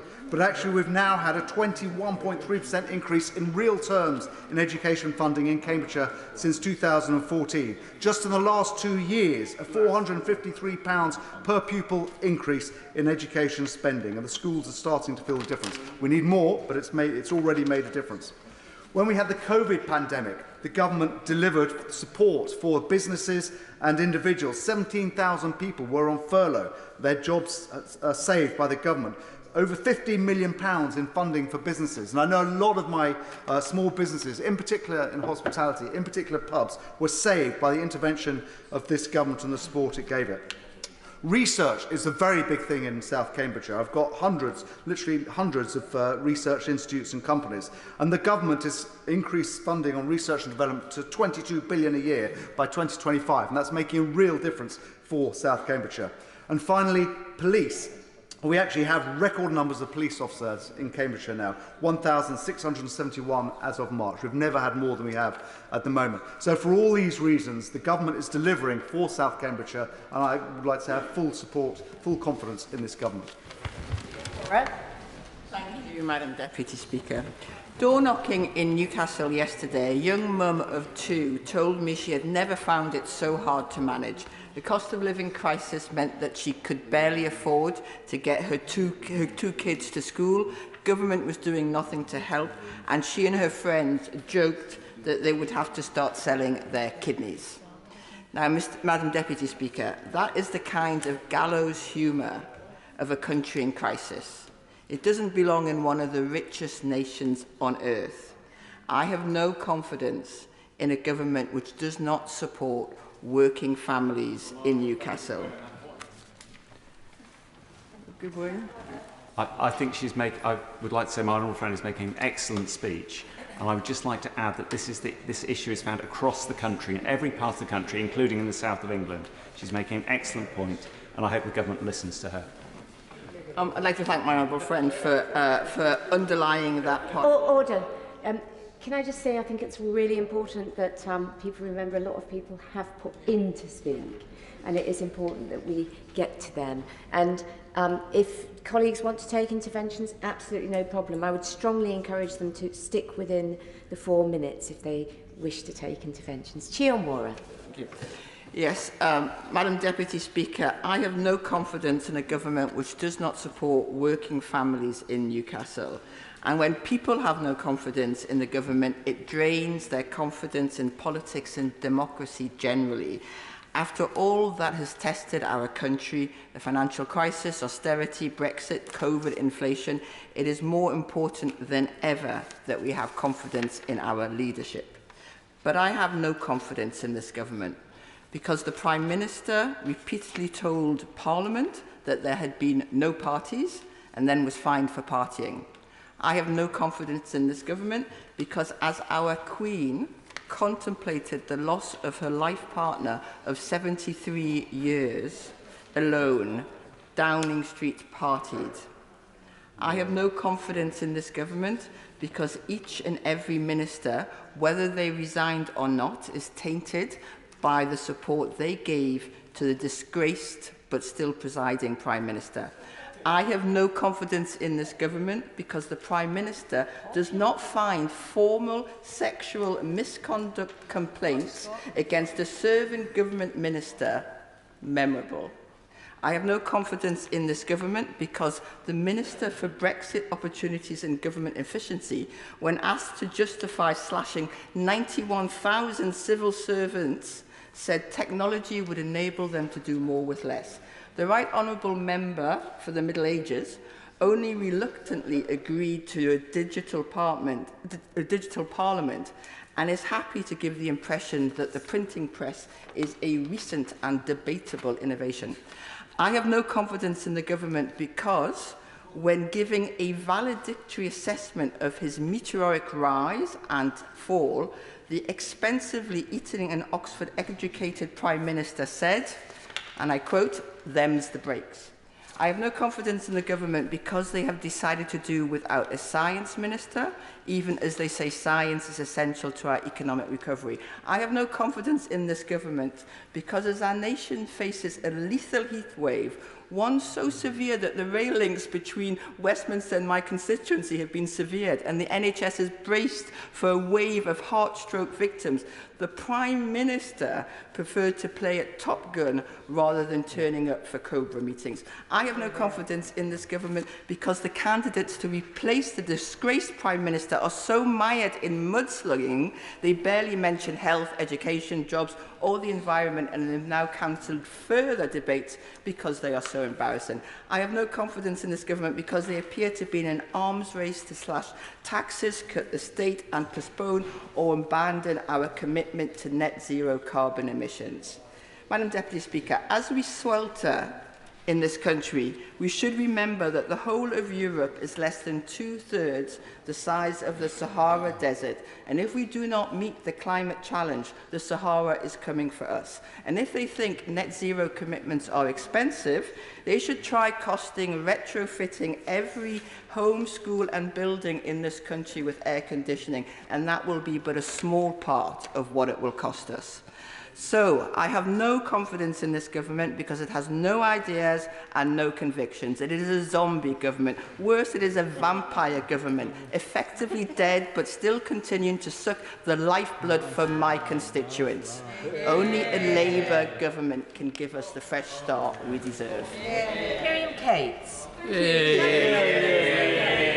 may I just say that my colleagues on this side of the House look very much alive to me. Looking back over the last 2.5 years, I think we can say with confidence that the government has done a lot of things well. We left the EU when so many said that that wasn't possible. Our COVID response has been one of the best in the world. The furlough scheme, delivered at extraordinary speed, prevented the horror of mass unemployment. Early decisions taken on vaccine procurement saved countless lives and enabled the UK to leave lockdown sooner than almost any other comparable nation. On Ukraine, this government and our Prime Minister have led from the front, not only in terms of sanctions, but in terms of providing military and moral support. And in my constituency of Penistone and Stocksbridge, the government is delivering on our manifesto promises to level up. The Towns Fund will see £24 million invested in Stocksbridge and Deepcar. Government grants have rescued cultural assets like the Paramount Cinema. A new Fibre in the Water project in Penistone offers the possibility of rolling out broadband, high-speed broadband to rural homes. The Prime Minister's personal intervention on behalf of the steel industry, in particular to keep the steel safeguards, has been a boost for local industry and an important demonstration of this government's commitment to areas that were once the powerhouse of this country and can be again. No administration is perfect, and ours has made its fair share of mistakes. But this government has done many things, nationally and locally, to inspire confidence. But of course, I speak in the context of huge uncertainty at the heart of government. The Prime Minister has resigned, I've lost track of who hasn't resigned, and we're in the middle of the process of choosing a new leader. Now, the events of the last 6 months will be chewed over relentlessly in the coming years. But let us not forget that despite the Prime Minister's mistakes and misjudgments, 14 million people voted for our party under his leadership, securing the biggest Conservative majority for 3 decades. And unlike so many other politicians, my right honourable friend, the member for Uxbridge, has the ability to inspire, to uplift and to connect with those who feel like the British establishment does not represent them, their community or their values. Now, after 2016, the reputation of Parliament suffered as ordinary people watched on as the establishment, as they saw it, sought to overturn the biggest popular mandate of all time. My concern is that when a coalition of the media, the opposition and sadly some within our party work relentlessly and now ultimately successfully to destabilise a Prime Minister with such an extraordinary democratic mandate, we may once more be accused of trying to overturn the democratic will of the people. So as we on these benches are engaged in the process of choosing our next leader, let us consider this. No one is without fault. No one is without a past. No one who has the skills, experience and charisma to lead our great nation will never make a mistake. No one has never lied. We have been told that the Prime Minister had to go because of his lack of integrity and a tendency to change his mind. The previous Prime Minister had to go because she had too much integrity and refused to change her mind. Perhaps like Goldilocks, we will now find our just right. But our party is a broad church and we have a broad range of candidates vying to lead it. Whoever wins, we must unite behind his or her leadership and stand firm against attempts to throw us off course. Perhaps, Madam Deputy Speaker, the question is not who is ready to lead, but are we ready to be led? So yes, Madam Deputy Speaker, I do have confidence in this government. I have confidence in the British people who put this government in place, and I wish the new Prime Minister... Order. Hannah Bardell. Speaker, oh, would some power the gift to give us to see ourselves as others see us. They are the words of the great Scottish poet Rabbie Burns, and they're as resonant now as they were then. Because if we cannot, as politicians, see ourselves as others see us, we have little hope of governing responsibly or with credibility. And I suspect if the Prime Minister and some with their delusions of grandeur on those benches could see themselves as people in my Livingston constituency and across all of our constituencies could see them, and they could see the damage that their government has done to them, they would be and should be horrified. And that's the problem with this government and with this Prime Minister. Some have become so used to the privileges and entitlements and trappings of government that they have become utterly insulated from reality. Our citizens have the right not to have confidence in this government, this political system and these political institutions in Westminster, because quite frankly, as this government and this Prime Minister has shown, they are utterly broken. Now, the Prime Minister, we shouldn't be surprised, we have ended up with someone who has come from one elitist institution to another, from Eton to Oxbridge to the House of Commons. And actually, we have 50% of the Conservatives privately educated. And I was struck by a tweet recently from Says privilege. Yeah. Says privilege. Sorry. If the honourable gentleman wants to give way, he's very welcome. Yeah, okay. Jonathan Gullis, but remember what I said about people who were trying to catch my eye and chose to intervene earlier down the list? Hannah. I'm very grateful to the Honourable Lady for giving way. The Honourable Lady makes this cast of aspersions against people who attended private school. I found it quite disrespectful, Madam Speaker, that my mother and father, who chose to send me to that school and decided to use their hard-earned money to give me the best start in life that they unfortunately didn't receive themselves, should somehow be insulted in this way. I think there's just a very basic reality, and I wanted to read the tweet of the academic Taj Ali, who highlighted that just 7% of British people are privately educated. 43% of the most influential news editors and 44% of news columnists are privately educated. A two-tier education system creates a two-tier society, Madam Deputy Speaker, and that's the point I'm making, because we have a Prime Minister who is completely devoid and divorced from reality. And the current leadership race and its navel-gazing narcissism has given a window into that elitism and privilege, because among them we have one of the most richest men in the UK, by whose own admission knows literally no one who is working class. And only did they quit government when they realised that their own reputations were going to be tainted. So whether it's the Windrush scandal or the Post Office Horizon crisis, there is a litany of chaos behind this government. And I have no confidence in this government because it's failed to build proper social housing, failed to fund a health service that was already on its knees before the pandemic, failed to protect the most vulnerable in our society, and has instead cut the financial lifelines to the poorest and most vulnerable, and has sought to balance the books on their backs whilst vilifying them. Now, the SNP government in Scotland is sick to the back teeth of cleaning up the mess of this Tory government, using our precious resources with one financial hand tied behind their back to clean up their mess, mitigating the bedroom tax, lifting the poorest and most marginalised out of poverty without the full basket of financial powers is hugely challenging. But we do it because we understand what it means to govern in everyone's interest.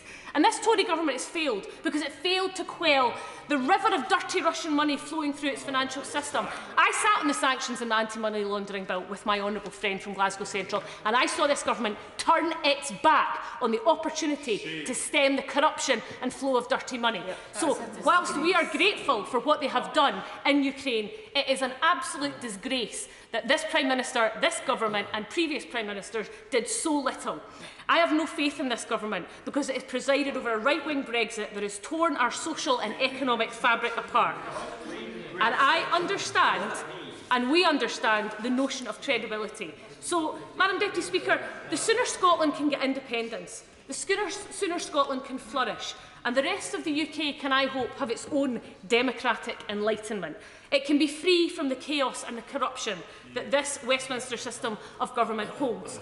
And I have no confidence in this government because I am sick and tired of hearing members opposite on the television talk about how, when they heard personal experiences of those who lost loved ones during the pandemic, that because his Prime Minister, their Prime Minister, partied his way through it, that somehow we don't have a right to challenge that. And the reality is, and the honourable member might shake his head, but I had to stand at the deathbed of one of my team and dear friends through a window in her hospice because I was not allowed to cuddle her while his Prime Minister partied his way through. And there he is, still sitting in power. Order. James Daly. Thank you very much indeed, Madam Deputy Speaker. And I have to say that at least there have been some serious contributions, Madam Deputy Speaker, to what we've heard today, and one of them has been quite enlightening because I've often wondered what it is that people are seeing in the SNP government, because it's not a government that's trashed the economy, that has trashed the education system, that's trashed the health system, that's bankrupted it, had one of the worst drug problems in the Western government, the absolute definition of incompetence, actually come here. Absolutely not. No more nonsense. nonsense about the rubbish that we've just heard. This is about a motion of confidence, and we hear from a party who have a record of utter and dismal failure that they attempt to criticise this government, which is truly laughable. So can I turn, Madam Deputy Speaker, to Greater Manchester? And Can't hear. James Daly. thank you very much, Madam Deputy Speaker. So let's turn to the record. We've now covered the SNP record. Let's see the record of the Labour Party in Greater Manchester, which my constituents are faced for. Now, with that great political titan, the Mayor of Greater Manchester, what have we had? We have the Greater Manchester Police in special measures, of which he is Police and Crime Commissioner. We have the IOPS computer system, which has cost about 800 million, all under Andy Burnham, completely wasted. We have mental health services in special measures in Greater Manchester, under the control of Andy Burnham. Utter, complete disaster. And the cherry on the cake was when he attempted to impose upon people in Greater Manchester the world's biggest green, I can't even say the word, green air charging zone, where Andy Burnham's big idea was to charge my constituents anywhere between £10 and £60 to have the temerity to go to work. That's what they're faced with. The Labour-controlled council in Bury, their great record comes down to this. I can only go through the litany of failure. But in the Bury Times today, Madam Deputy Speaker, children's services in Bury, mental health services in Bury are on its knees due to our Labour-controlled council. And the headline in the paper is it's going to take 10 years for Labour-controlled Bury Council to get children's services back to even a good rating. This is under a Labour council, so the record of the parties opposite in terms of how they have interacted as governing bodies throughout this country and with my constituents is absolutely abysmal. And it is a shame for me. I wish the lady from Birmingham, Yardley, was in here, because the thing that the Honourable Lady missed out when we're talking about rape and serious sexual offending, which is an incredibly serious record, which she never touches on, is the abysmal record of the Leader of the Opposition as Director of Public Prosecutions, something that Labour Party quite rightly never talk about. Absolutely, and they throw allegations out regarding this government's record. So what do we have? What is this government? My government has spent £10 million on building this new STEM high skills centre in Bury. It has saved Gig Lane and given my constituents back their football club of 130 years. It's invested £80 million into transport infrastructure. It's provided £20 million for a levelling up bid for Bury Town Centre. And mysteriously, the Honourable Member for Bury South, which isn't here, I know that he would want to... Gentleman notified the other honourable gentleman that is made. I will withdraw that. All I will say that within the Metropolitan Borough of Bury, we have another levelling up fund bid for the people of Radcliffe, a new school coming from the people of Radcliffe, and an SEND school providing support service for some of the most vulnerable people in my communities. This is a government to be proud of and a record to be proud of. Miss Savile Roberts. Well, the Prime Minister's bluster and banter and his stock-in-trade mockery ended today. And it was little more than effectively a pointy-finger rhetorical raspberry. Not to us, but to everyone who ever made the mistake of holding him to his word and believing what he told them. He is a law-breaking Prime Minister who cannot be permitted to remain in office, even as a caretaker. His dishonesty and abuse of power have together only served to erode trust in politics and our institutions. My party, you'll not be surprised to hear, does not have confidence in this Prime Minister or his government. But to come back to that question of eroding trust, this is why I introduced a private member's bill, which will make it an offence for politicians knowingly to lie, be given every opportunity to correct the record, but to be held to account in law for using words, our stock in trade, genuinely and honestly to the best of our ability. I have also written, as you would do, to the Conservative leadership candidates, inviting them to support this bill, because they've made truth and honesty core tenets of their campaigns as they attempt to separate themselves from the outgoing Prime Minister, who they all, of course, supported. The bill seeks to ensure that those who deliberately lie are held to account, but also to send a signal that lying and dishonesty are a blight to be eradicated in a modern democracy. My party's lack of confidence goes beyond this government, besmirched as it is in Westminster scandal, but is driven by wider, deep-rooted problems of the Union. We distrust the Union, we lack confidence in the Union. The UK is foundering in deep stagnation, from years of Tory austerity to a hard Tory Brexit, which is hobbling our economy. It's no wonder that Poland is set to become richer than Britain in 12 years' time on current growth rates. And of the tiny growth predicted, it won't be ordinary working families who feel the benefit. The TUC estimates that the UK will see the worst wage squeeze out of the G7 economies, with real average wages falling by £1,750 between 2022 and 2023. In Wales, we seek the macroeconomic tools, but continue to be denied the bare necessities to fix Westminster's chronic tolerance of geographical inequalities. If we look at the place of Wales specifically within the UK, we can see things are so bad. Since 1998, relative productivity in Wales has hovered between 80 and 85% of the UK level. Once London's disproportionate wages accounted for, the figure is still only 90%.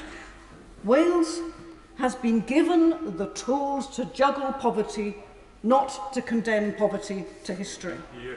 How can we have confidence in a government and system that perpetuates such gross inequalities? The UK government talks of levelling up, but instead of presenting a comprehensive plan for redistributing wealth, they have forced councils to fight over dwindling pots of money. Today, the Institute for Fiscal Studies has shown how this government's levelling up agenda doesn't work for Wales. Through its ideological insistence to exclude Welsh governments from decision-making, the IFS says this has led to worse outcomes for Wales. Just to close now, despite this, we saw the Conservative leader in Wales recently call for no further powers to be devolved, and the consequential funding for HS2 should wait for it be controlled by the UK rather than Welsh Government. This is a staggering insult to our democracy.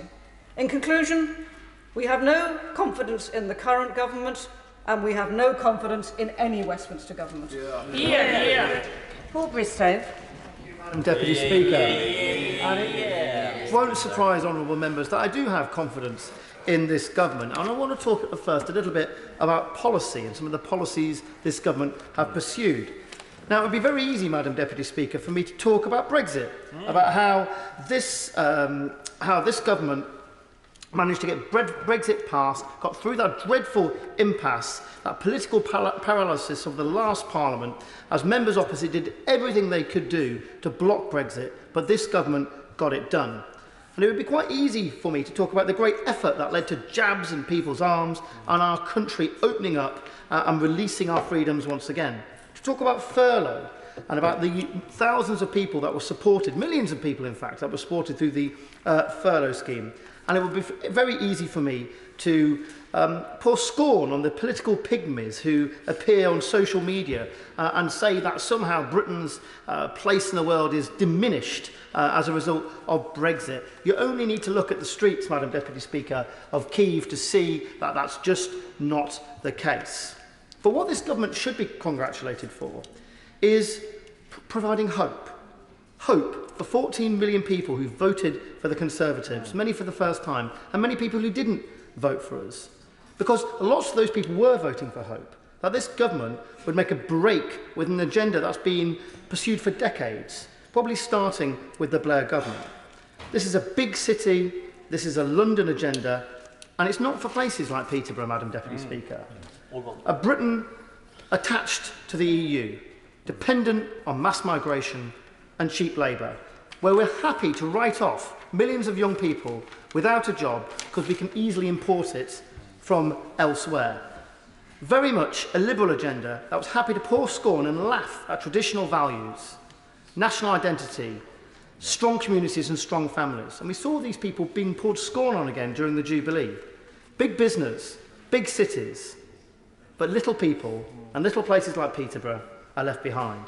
Low-paid jobs, wages suppressed, and the welfare bill sky high. Regional inequalities, the negative effects of mass migration, as well as the positives, but higher rates of family breakdown, alcohol and drug abuse. And to many people who reject this, And to many people opposite, these people don't matter. They're denounced as bigots, as gammons, as Karens, or any other sort of vulgar term when they voice objection to this sort of agenda. This is what this government was actually trying to address. It was trying to create a high-wage, a high-skill economy, value up and level up and value places like Peterborough. Because in Peterborough, Madam Deputy Speaker, we have built a new university with students starting in September. We've got 23 million for Towns Fund regeneration and investment. We've got new police officers. We've got more money for theatres, more money for our schools. And I would just really implore people, members opposite, and members on all sides actually, to actually understand and realise that the Prime Minister, when you take your nose away from SW1 and away from your Twitter feed, you'll actually find real people still support the Prime Minister. OK, I'm going to read you one quote. I don't have time to go through all of them. I'm going to read the honourable member one quote, who turns around and says the current government have been best at dealing with the pandemic, given circumstances, and delivering Brexit. It's the only government that can deliver today, tomorrow and the future. This are ordinary people of Peterborough. Poke, Madam Deputy Speaker, honourable members should poke their nose away from their Twitter accounts and realise that the Prime Minister is still very popular. He's a greater man than many of his critics. He's a greater man than many of his critics, and it's a sad day that we've seen him go. But I still have confidence in this. Naz Shah. Thank you, Madam Deputy Speaker. On the best of days, this place is interesting. But what's really interesting is listening to all the members opposite stand up time and time again, suggesting that they're going to support this motion.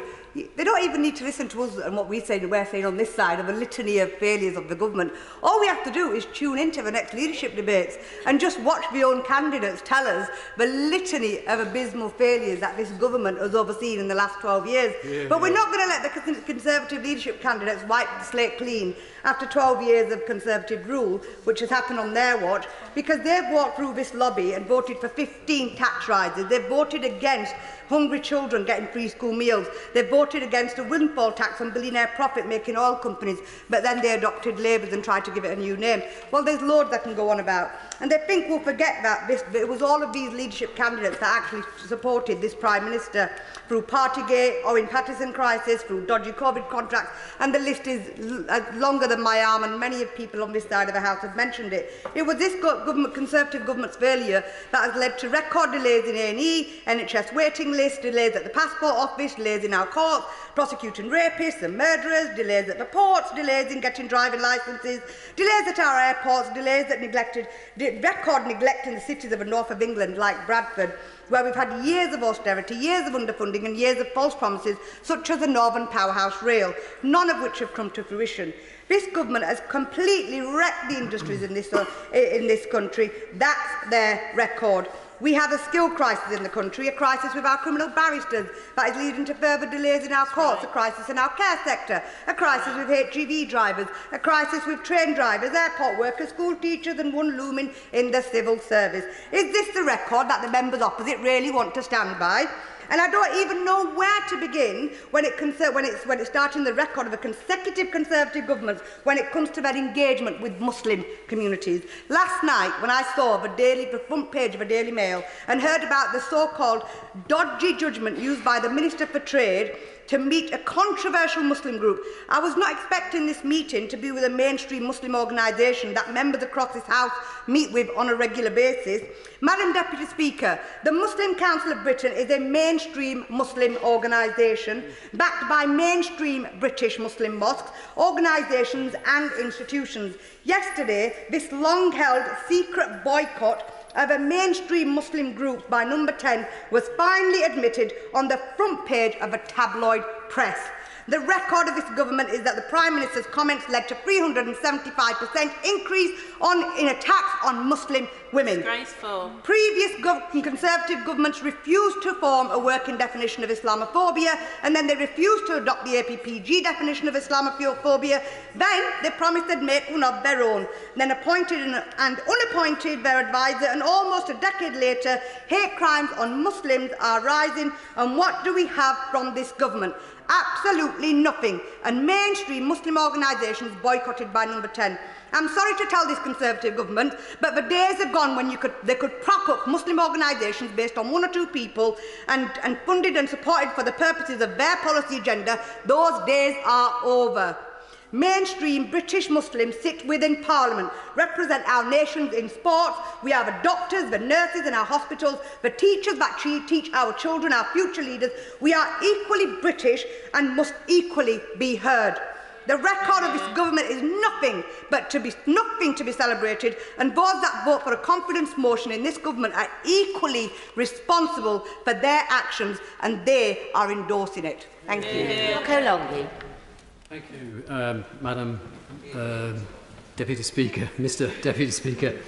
One might think that Her Majesty's opposition had perhaps better things to do than waste valuable parliamentary time, and one might have thought that they might have respected parliamentary conventions in the preparation of a motion of confidence, but they failed in doing that too. But no matter, it needed this government, again, to show how it's done, hence the debate. So here we are playing these silly games while we have a war on our hands and several issues to deal with at home as well as overseas. By the way, we are having this because this is the parliamentary convention and this is the way to do it. Much has been said about leadership in recent days, weeks and months, and none of it has been found emanating from the benches opposite. Just the usual stone-throwing coming from a party that is so out of touch with the people of this country that it feels this motion is the best way to spend valuable time. The one that needed to be corrected, obviously. So let's talk about leadership. This government responded to COVID by leading the Western Hemisphere's response to it. Brexit, which you all voted against, allowed us to fund a vaccine, to procure it, and to get it into people's arms faster than pretty much anywhere else on the planet, so actually saving lives quicker than anywhere else on the planet. What did Labour do? Well, oppose its procurement and then criticise every move, with Captain Hindsight, of course, at the helm. No, thanks, no. But I must say, they did take a stance on one thing. We must be fair. Yeah, this is great leadership. Just watch this. They would have had us in lockdown throughout the whole of Christmas and beyond, destroying more jobs, destroying more businesses, and harming lives. And that is out there for everybody to see. Everybody knows. The Ukraine, Mr. Deputy Speaker. Ukraine. I stand corrected. Absolutely, whoever said that. Ukraine, Mr. Deputy Speaker. This Prime Minister and our country are the ones revered most by Ukrainian politicians and people, and hated most by Putin. That doesn't happen by chance. It requires leadership. So what have Labour to say about defence? Defund it. That's what they've always wanted. So what have Labour... Well, you've always wanted to defund it. And if the leader of the opposition had been successful in electing the honourable member for Islington North, we all know that we would now be without a nuclear arsenal. They bring him back tomorrow. These are two huge issues confronted head-on by this government, in addition to delivering a programme set out in the 2019 manifesto, a manifesto that is bringing real change in my own constituency of Dudley North. So let's have this vote tonight. Let's send a message out to the nation what the party opposite is all about. I won't say what the party opposite stands for, because I don't think anybody really knows. Thank you. Nadia Whittam. Thank you, Mr. Deputy Speaker. Mr. Deputy Speaker, the leadership of this self-obsessed and profoundly damaging Prime Minister is finally coming to its end. But this charade went on for far too long. He should have gone over his mishandling of the pandemic. He should have gone over the lobbying scandal that he created. And he should have gone because he partied when people died, and then he, as we put it in this place, misled this House. And now he is going, but it's only because he's been forced out by his ministers, because they've finally concluded that he'll cost them more votes than he wins. So they don't deserve any credit, Mr Deputy Speaker. They knew who he was when they voted for him. They propped him up through every scandal, and together they have stripped away our rights and made the people of this country poorer. Because while the news focuses on the Tory party implosion, supermarkets are adding security tags to cheese, to butter, to baby formula. We have the highest inflation for 40 years. Electricity is fast becoming a luxury good, and millions are no longer paid enough to put food on the table. This hunger, this poverty, this inequality, it is all a political choice. And without action, people will die. People, particularly disabled people, have already died due to this government and 12 years of brutal cuts. So we need a government that will tackle the cost of living crisis, but instead we have one that is barely functioning, while the squatter in number 10 is throwing parties and checkers. And if anyone had any hope that the next Tory leader would prioritise the cost of living crisis, well, the contest so far has completely dispelled that. Instead of setting out the bold measures they take to help working class people, the candidates to become PM are obsessed with attacking trans people and cutting corporation tax. So no, Mr Deputy Speaker, I don't have confidence in this government to tackle the worst drop in living standards since 1956. I don't have confidence in this government to prevent millions being forced to choose between heating and eating this winter. And I don't have confidence in this government, full stop. So on behalf of my constituents who lost loved ones to the pandemic due to this government's actions, on behalf of the families I meet who are left with no choice but to turn to food banks, and on behalf of every single person in this country who deserves better than a low-pay, no-safety-net society created by 12 years of Conservative rule, I will be voting no confidence in this government. Gullis.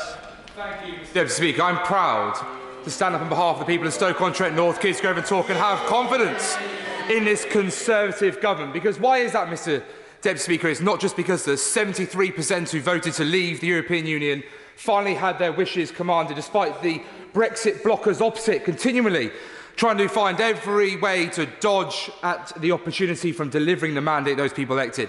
Not just the fantastic furlough scheme that meant that people were keeping their jobs in the time of the biggest global pandemic we've seen in 100 years, and not the fact that we rolled out the fastest vaccine rollout. But actually, if we look at the local story, in Stoke-on-Trent, Kidsgrove and Talk, we have the £56 million Levelling Up Fund, which is bringing masses of regeneration, unlocking hundreds of millions more of private sector investment, and we'll see heritage buildings like Tunstall Library and Bath regenerated for future generations, adding on top of the Conservative-led council's regeneration and revitalisation of Tunstall Town Hall, which the Labour Party were all too happy to allow to sit and rot for 30 years. Then you've got on top of that the £17.6 million Kidsgrove Town deal, which is meaning that we're bringing up to 1,700 new jobs at Chatty Valley West, reinvesting in our high streets in the town of Kidsgrove, and making sure that Kidsgrove Sports Centre, which was shut because the Labour Party, who ran the council at the time, couldn't be bothered to send a single pound coin to save it, meant that we are refurbishing and reopening it and letting a local community group run it, because they are local people who champion that cause. And then on top of that, you've got the fact that we brought 500 new jobs via the Home Office coming to our great city, £29 million to the Transforming Cities Fund, £31.7 million to Bus Back Better, which will see bus fares cut by 33% with the new £3.50 a day flat fare, creating new routes and making sure that there are people, because 1/3 of the city don't have access to a motor vehicle, can get around and travel, as well as the money to look at opening the Stoke to Leek line as well. The litany of success goes on and on and on. There's £7.5 million for Middlehurst School to become a new SEND school, the family hubs that we successfully got as well, and the fantastic investment going further. But let's have a look at Labour's abysmal and unforgivable local record as well. Let's not forget it's a Labour council that spends £60 million on white elephant projects like a new council office, rather than investing in Burslem Indoor Market, the Wedgwood Institute and the Queen's Theatre in the mother town of Burslem, which would have brought regeneration to that fantastic town of our city of Stoke-on-Trent. Let's not look at the fact that jobs were leaving the ceramic sector overseas to China, and the Labour Party did absolutely nothing to prevent it whatsoever. Let's have a look at the fact that when the Labour went on strike for over 70 years, withdrawing their Labour, failing to represent the people of Stoke-on-Trent, North, Kidsgrove and Talk, because they believe that they have some God-given right to have that seat, that those people should get in line and they sneer and they snarl and they arrogantly look down and talk down to those people, because that's the attitude the Labour Party have always had towards the working people of Stoke-on-Trent, North, Kidsgrove and Talk. They believe borders are racist and anyone who wants border control is a bigot, which is why, despite the fact we support the Rwanda deal on this side of the House, their party opposite snarl at it. That's why on this side of the House, when I introduced the Desecration of War Memorials Bill, the party opposite said, oh, it's statues we're trying to protect. No, it's war memorials to our glorious dead. And it's about time the Labour Party stood up for our flag and for our country. And then when you look at the fact that I introduced a new law that means we're increasing the fines on rogue and absent landlords who allow our high streets and heritage to rot, because despite at the last minute my Labour predecessor standing with a placard pretending to care, despite having 4.5 years to do something about it, within 2 years I've changed the law and we're taking those rogue and absent landlords to court. And it's a Labour Party that was found to be institutionally anti-Semitic and failed to defend my predecessor despite the abuse she got. The Labour Party is out of touch. Cunningham. What a rant, Mr Deputy Speaker.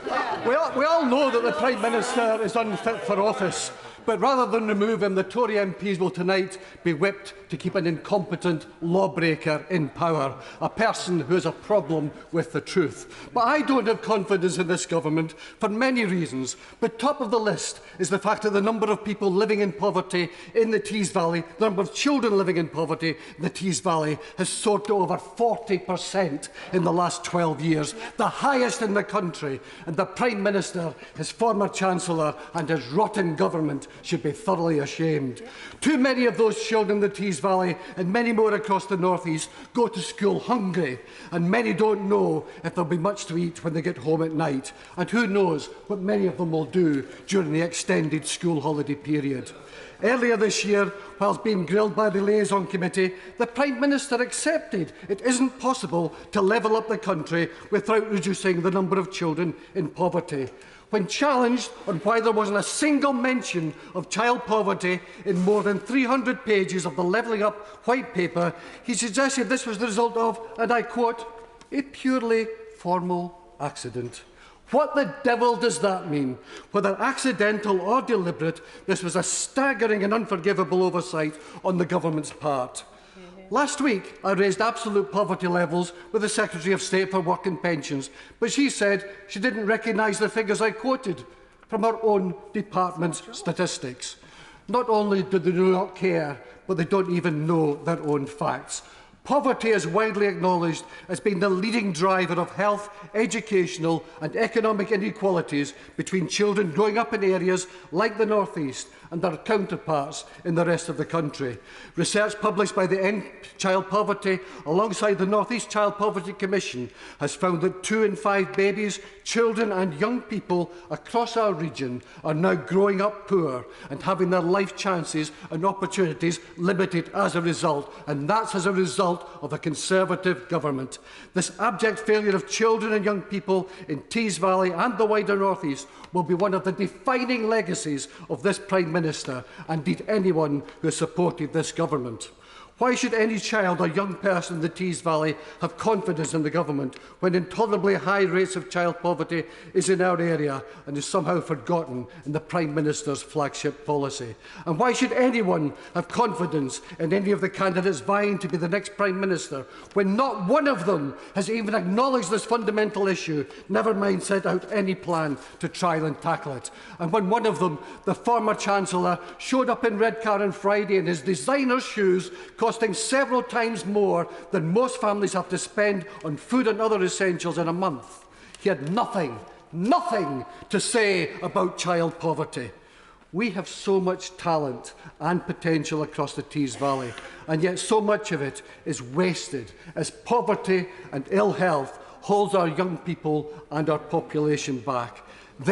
Those children and their families need decisive action and a comprehensive joined-up plan to tackle child poverty now, not vague promises of being levelled up in 8 years' time. They need a government that's willing to tackle child poverty, front and centre in its agenda, that's committed to supporting them to thrive and fulfil their potential, not one that forgets they even exist. Anna Firth. Thank you, Mr Deputy Speaker. On behalf of the City of Southend, I absolutely have confidence in Her Majesty's Government. My wonderful constituency of Southend West is undeniably healthier, wealthier, but especially safer. What the party opposite seem to conveniently forget is that the Honourable Member for Islington North, the person they would have put into Downing Street, would not only have plunged us into the dark days of the 1970s at the mercy of the militant unions, he and 8 others on the Labour front bench, as has been already observed on this side, would have voted to get rid of our independent nuclear deterrent, fundamentally undermining our national security. That's why the Conservatives won the election so resoundingly 3 years ago. The British people chose democracy, freedom, security and opportunity over socialism, anti-Semitism, losing our nuclear deterrent and returning to the European Union. And we have not squandered our 80-seat majority that the British people entrusted to us. Yes, the past 3 years have been difficult. We've had to deal with COVID, I will not because of the time, with a global energy crisis and with Russia's illegal, barbaric invasion of Ukraine. Yet, we have never once lost sight of our core manifesto promise. It was this Conservative government that got Brexit done. Not finished, but done nonetheless. And it is because of Brexit that we were able to develop the world's first approved vaccine, followed by the fastest vaccine rollout in Europe, as has been highlighted by my honourable friend for Orpington. No, because of the time. The speed and take-up of our vaccine programme allowed us to lift our restrictions quicker than any other country in Europe, restoring freedom to people and benefiting our economy. And this has only been possible because of this Conservative government and because of Brexit, totally opposed by the party opposite. If the party opposite had been in charge, more people would have died while we waited for the EU's vaccines. We would have been in lockdown. We would have been in lockdown for longer, damaging not just our economy, but people's mental health. Also, if the party opposite had been in charge, the NHS would not have been so well funded and would have been less able to cope with COVID when it happened. Order, please resume your seat. Come on. Stop the shouting, please. We don't need it. Let everybody make their contribution in silence, please. Anna Firth. Thank you, Mr Deputy Speaker. It's a fact that over the last 12 years of Conservative rule, NHS funding has been increased by 42% in real terms. We are now spending £177 billion on our health service. We will be spending an additional £22 billion per year by the end of this Conservative-led Parliament, the highest amount to be spent on the NHS by any government ever. And let's not forget, every single one of those increases in funding was opposed by the party opposite. Only recently, they voted against providing our NHS with an additional £36 billion of funding, money that is now being used to treat our most sick and vulnerable people. The Conservative government has also made us safer, but I'm now conscious of the time. I would say that thanks to 12 years of Conservative government, Britain as a whole, South and West in particular, are healthier, wealthier and especially safer under a Conservative government. Mr Deputy Speaker, to say I have no confidence in this government or its Prime Minister must be the greatest understatement ever heard in this chamber, particularly so when we consider his horrendous tenure. Confidence is not something that should be blindly given. Like respect, it is something that must be earned. And how can we have confidence in or respect for a government still headed by a Prime Minister who has shamed the office he holds. Here. He has no respect for us, Scotland's representatives in this place, and we have no confidence in him or his government. How can we have confidence in a government or a Prime Minister that has consistently lied to or misled this House, allegedly, Mr Speaker? He has no respect for us, and we have no confidence in him or his government. Who can have confidence in a Prime Minister who has been charged and fined by the police for breaking the very rules that he implemented over the pandemic? He has no respect for us, and we have no confidence in him. How can we have confidence in a Prime Minister or a government who has not only presided over sleaze and scandal, but decided to cover for it, or even promote those at the very heart of it to positions within the government?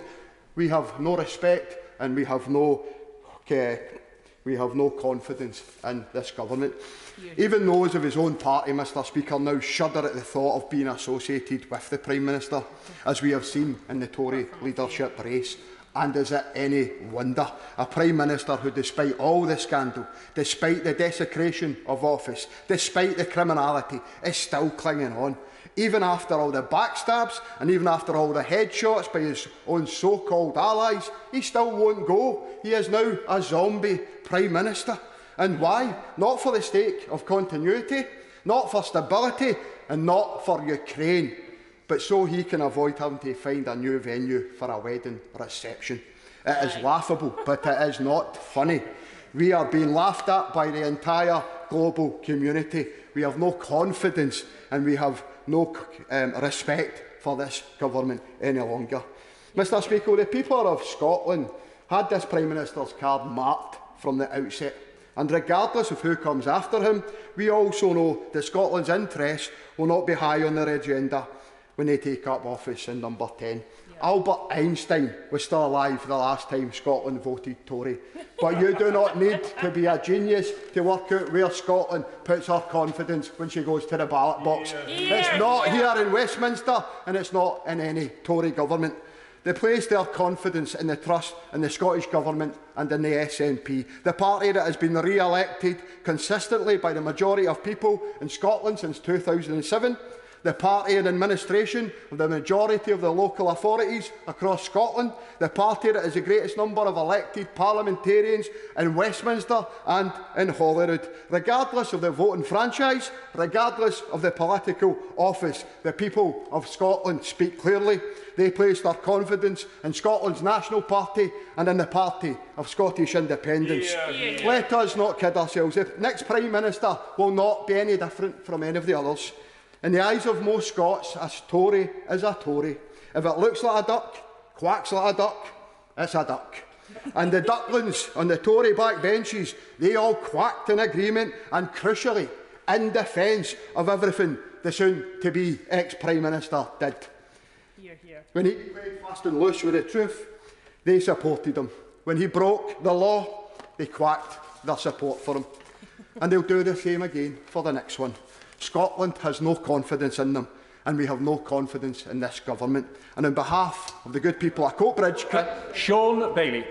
Thank you, Mr Deputy Speaker. And I must say this has been, well, an experience, hasn't it, really, over the last few hours. Now, Mr Deputy Speaker, there are two elements to a confidence motion. There is that you don't have confidence in the government, and what you see is the alternative to that government. Now, I have lived under that alternative, because I live in Sandwell.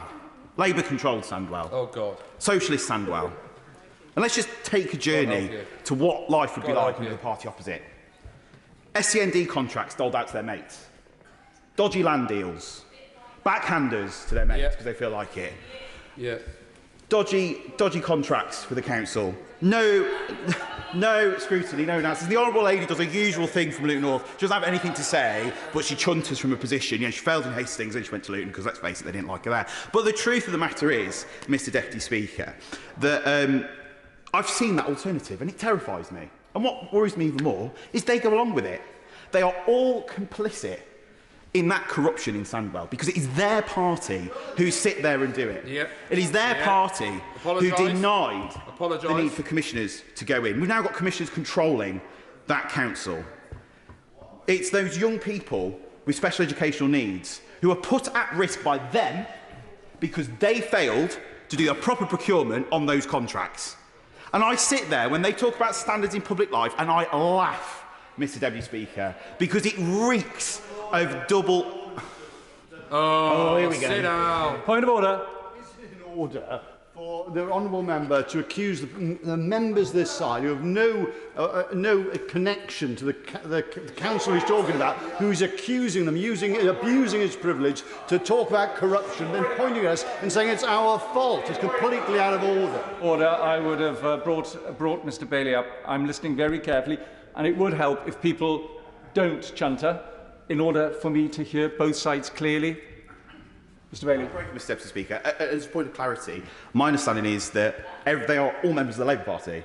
The Labour Party that control that local authority. Yep. They're all comrades in arms together. Yep. And they could have intervened at any point. They promised they would get a grip on this. No, I won't give way. No, I won't give way. Well, they promised they'd get a grip on this, and they didn't.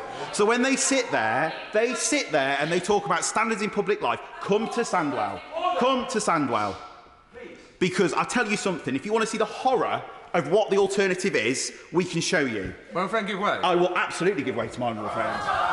I'm very grateful to my honourable friend for giving way. It will not shock him to hear the party opposite shouting down the fine people of Sandwell and Tipton, just like they shout down the people of Kidsgrove, Taunton, Newchapel and Stoke-on-Trent North.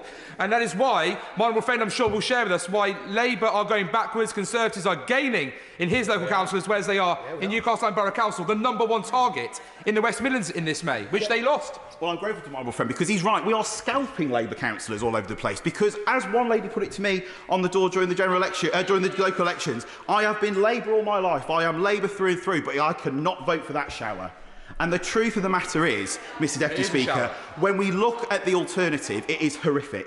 Now, I also want to touch on what this government has done, because what we've seen is £22.5 million possibly coming into Tipton. We've seen £25 million for Birchley Island in Albury, dealing with our congestion, dealing with our transport issues. We've seen £50,000 for the horrendous route between Burntree and Dudley Port, Mr Deputy Speaker, which will mean finally we can start dealing with those horrendous congestion issues, those road safety issues that we know are vital to keep people safe. And I know from my constituents who are spending 45 minutes sometimes on our roads, the fact that it messes with their businesses, it messes with their standard of life because of how long it's taken them to commute to work and the difficulty it presents them. And that's this government, Mr Deputy Speaker, that's put that money into Sandwell. And it was quite interesting, actually, Mr Deputy Speaker, because quite often I'll go to ministers, I'll go to my honourable friends, many of whom I see on the Treasury bench in front of me, and I'll say, look, Mr Deputy Speaker, look, I say to my honourable friends, rather, we need money, we need investment, this is what we want.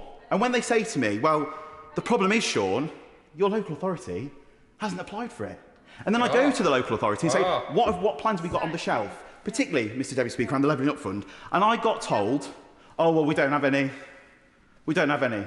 Because they can't be bothered. And that's the truth with them. Shameful. They cannot be bothered. Shameful. For 50 years, my communities put their faith in the Labour Party. They were betrayed, and it's as simple as that. I always remember, we all make mistakes. I always remember, Mr Deputy Speaker, at the general election, a man breaking down to me in Tividale, in my constituency, who told me he'd been Labour all his life, but he realised that the lot opposite had lied to him. Yeah. Had misled him. Time and again. For most of his life. He felt lied to. He felt lied to. Yeah. He felt lied to. And he broke down, Mr Deputy Speaker, and that really impacted me, because when you feel that your life purpose has been missold to you, and your belief system, what do you do? What do you do? So the truth is, Mr Deputy Speaker, and I'm sure there's some quips, I mean, they may find it funny, because they've led Sandwell 50 years, they find it funny. It's their arrogance, it's their thought process. I mean, I look at the honourable gentleman for Aberavon. I mean, he's absolutely typical of the Labour privilege that we see. I mean, how he can sit there and pretend to represent working people is beyond me. But the truth is, Mr Deputy Speaker, as I round up my comments, is this. My communities have confidence in this government because they've seen the difference after 50 years of the lot opposite misrepresenting them. They've seen the investment that's coming, and they've seen the shambles that is the party opposite and the way in which they've mismanaged our local area. So, Mr Deputy Speaker, to conclude my remarks, I have total confidence in this government and I wouldn't want them. Thank you, Mr Deputy Speaker. I have no confidence in this government. The public has no confidence in this government. The MPs opposite, 59 government members of whom put it in their own letters, have no confidence in this government, and they need to vote accordingly with us tonight. All political careers end in failure. It's a truism, but unlike past demises. This is one not on policy, but on probity. And the degradation and debasement of standards should not be about left and right. It should be about right and wrong.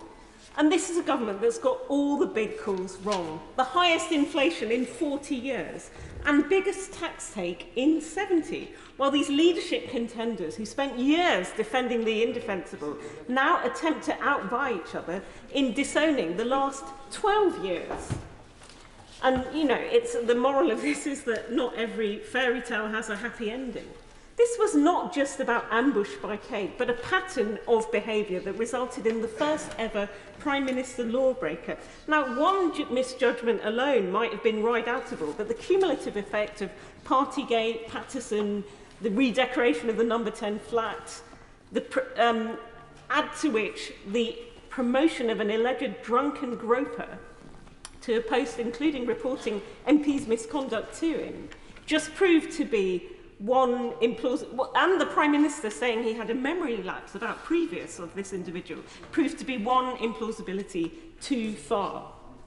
And as we've seen today, the PM who as a child wanted to be world king has become King Canute, still defiant and partying to the end, characteristically skipping Cobra meetings, if not quite fiddling while Rome burns, partying while the country roasts, bringing to mind those suitcases being wheeled down Whitehall on the eve of Prince Philip's funeral. Meanwhile, our fellow citizens face huge challenges: climate change-induced heat wave, looming strikes, inflation, cost of living crisis, energy crisis, record NHS backlog, passports backlog, Home Office backlog, courts backlog, backlog Britain. Backlog Britain, absolutely.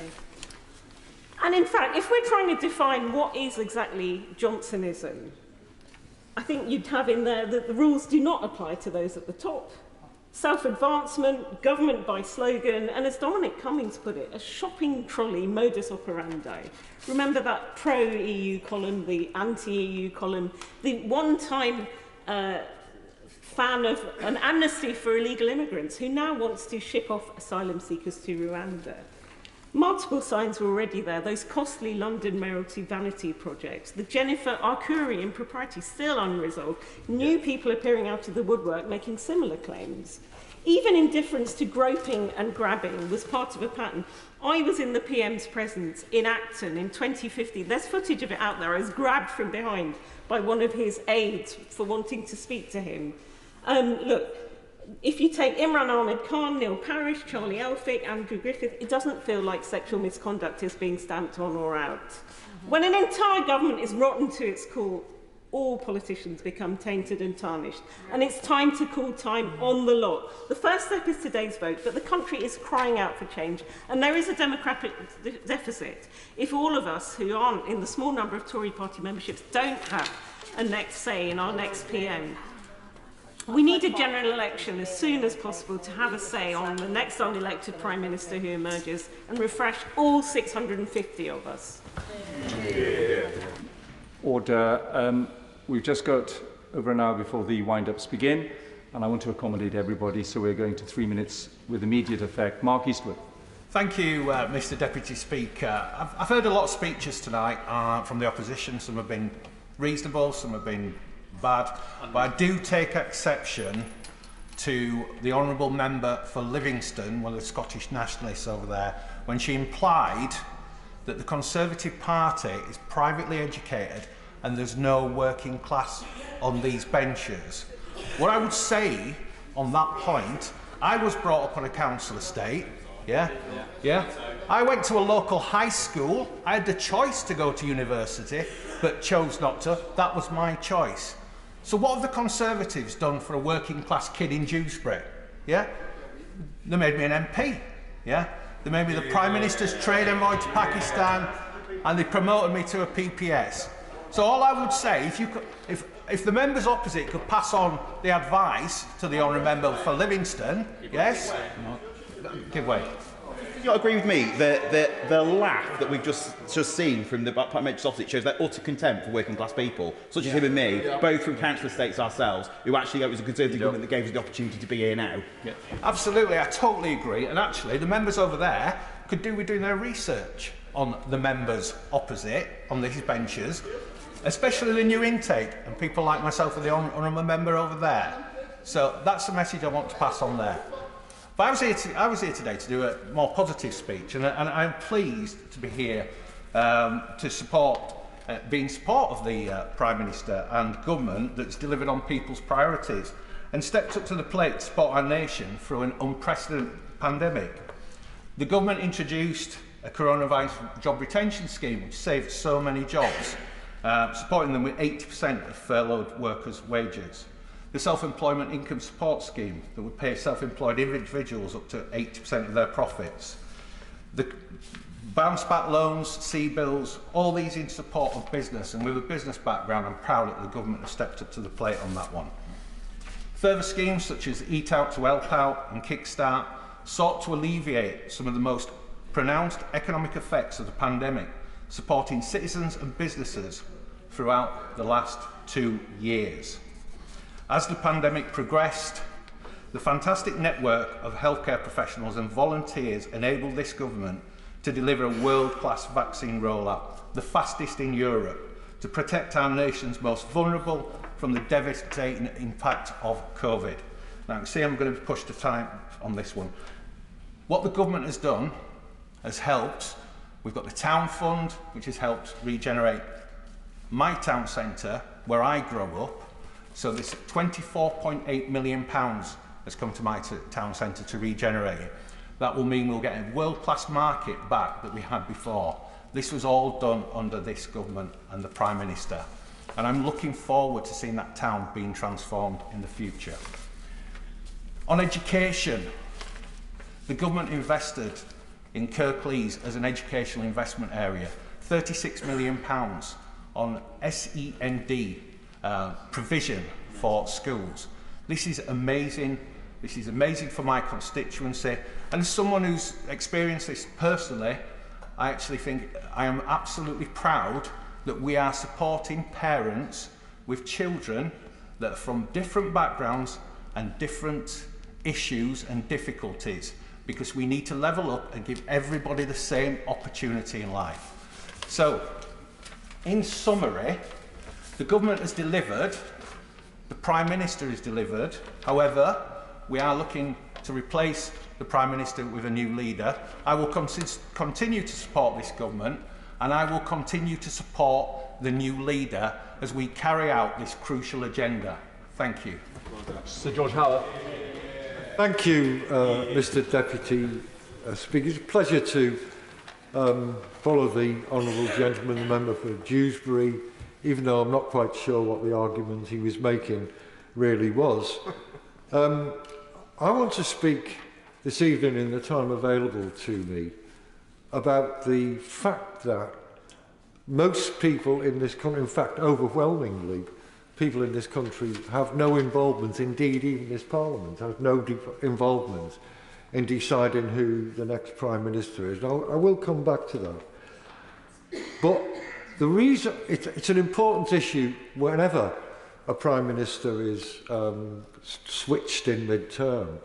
But at the moment, as many of my honourable friends have said, with a massive crisis in the National Health Service, with the problems we've got about energy costs and how they're going to affect people's lives, with the cost of inflation and how that affects people's ability to put food on the table, they are more important than ever. And yet, here we are, switching government with no, as far as I can tell, prospect of any realistic plan to address those problems. And I just want to share a quote, Mr Deputy Speaker, and it's from Janice Turner, who wrote in Saturday's Times as follows, and I quote, "For the third time in 6 years, who leads us is being decided by the tiniest sliver of society." She refers, of course, to the 150,000 Conservative Party members. And Margaret from Knowsley made a similar point. She said, and I quote, "It's like watching a criminal gang choose its leader The rest of us have no say in the matter, but have to live with the consequences daily in our lives. Except this is about our democracy and who is in charge of our country. I think she put it very well. Now, in the time that's available, I haven't got time to talk about how we could handle this better, but I would refer those who are genuinely interested in it to an article that was in the Sunday Times 7 or 8 days ago by the noble and learned Lord Sumption, where he set out why, without a written constitution and a parliamentary system, we've got this problem. It's a problem that has to be resolved before we get into this position again. And it has to be resolved because it threatens to undermine the stability of our democracy. Mr. Deputy Speaker, when I first won my seat back in 2019, I still remember the look on people's faces, and it was the look of hope for the future. The reason for that was because they felt neglected for generations. And to tell the truth, that's why I decided to stand for Parliament and represent the people of Blythe Valley and break the chains of Labour. One of the first tasks we had to do as a government was to deliver Brexit, which we did, and then to support the country through the pandemic, which we did with the massive vaccine rollout, the furlough system, and the support to businesses and individuals, and now we support the people of the Ukraine. Mr. Deputy Speaker, in Blythe Valley, people are starting to see the shoots of the economic growth. The number of jobs set to come to the area is truly amazing, with British Volt, JDR Cables, Merit Engineering, the Catapult, Tharsis, the offshore wind industry, the Port of Blythe and Drager, as well as the Towns Fund and the Future High Streets Fund. This is true levelling up with a Conservative government, with an expectation of more than 10,000 jobs. And where once stood a coal-fired power station will stand a gigaplant, the 16th largest building in the world, that will make the batteries to power thousands of electric vehicles up and down the country. This will be... I'm very grateful to my honourable friend from Blythe Valley, because actually British Volts have their HQ stationed in Myra. Isn't this exactly what's happening, that levelling up in the Midlands and the North East under this government is exactly why we should have confidence in this government's agenda? I would totally agree, and it's actually levelling up across the country. Indeed. This will be like a phoenix rising from the ashes of neglect. Even today you can see work being carried out on the Northumberland line, which will connect Ashington to Bedlington Station, Bebbside, Newsham, Seaton Delville, and connecting to the metro system and then into Newcastle Central Station. So, Mr. Deputy Speaker, I have every confidence in this government, and I am under no illusions that the honourable members on the benches opposite will say, well, he would. He's the first Conservative Member of Parliament for Blythe Valley. But I know when I talk to people in the constituency, they feel that there is a definite change and we have hope once again, and that is why I have confidence in Her Majesty's government.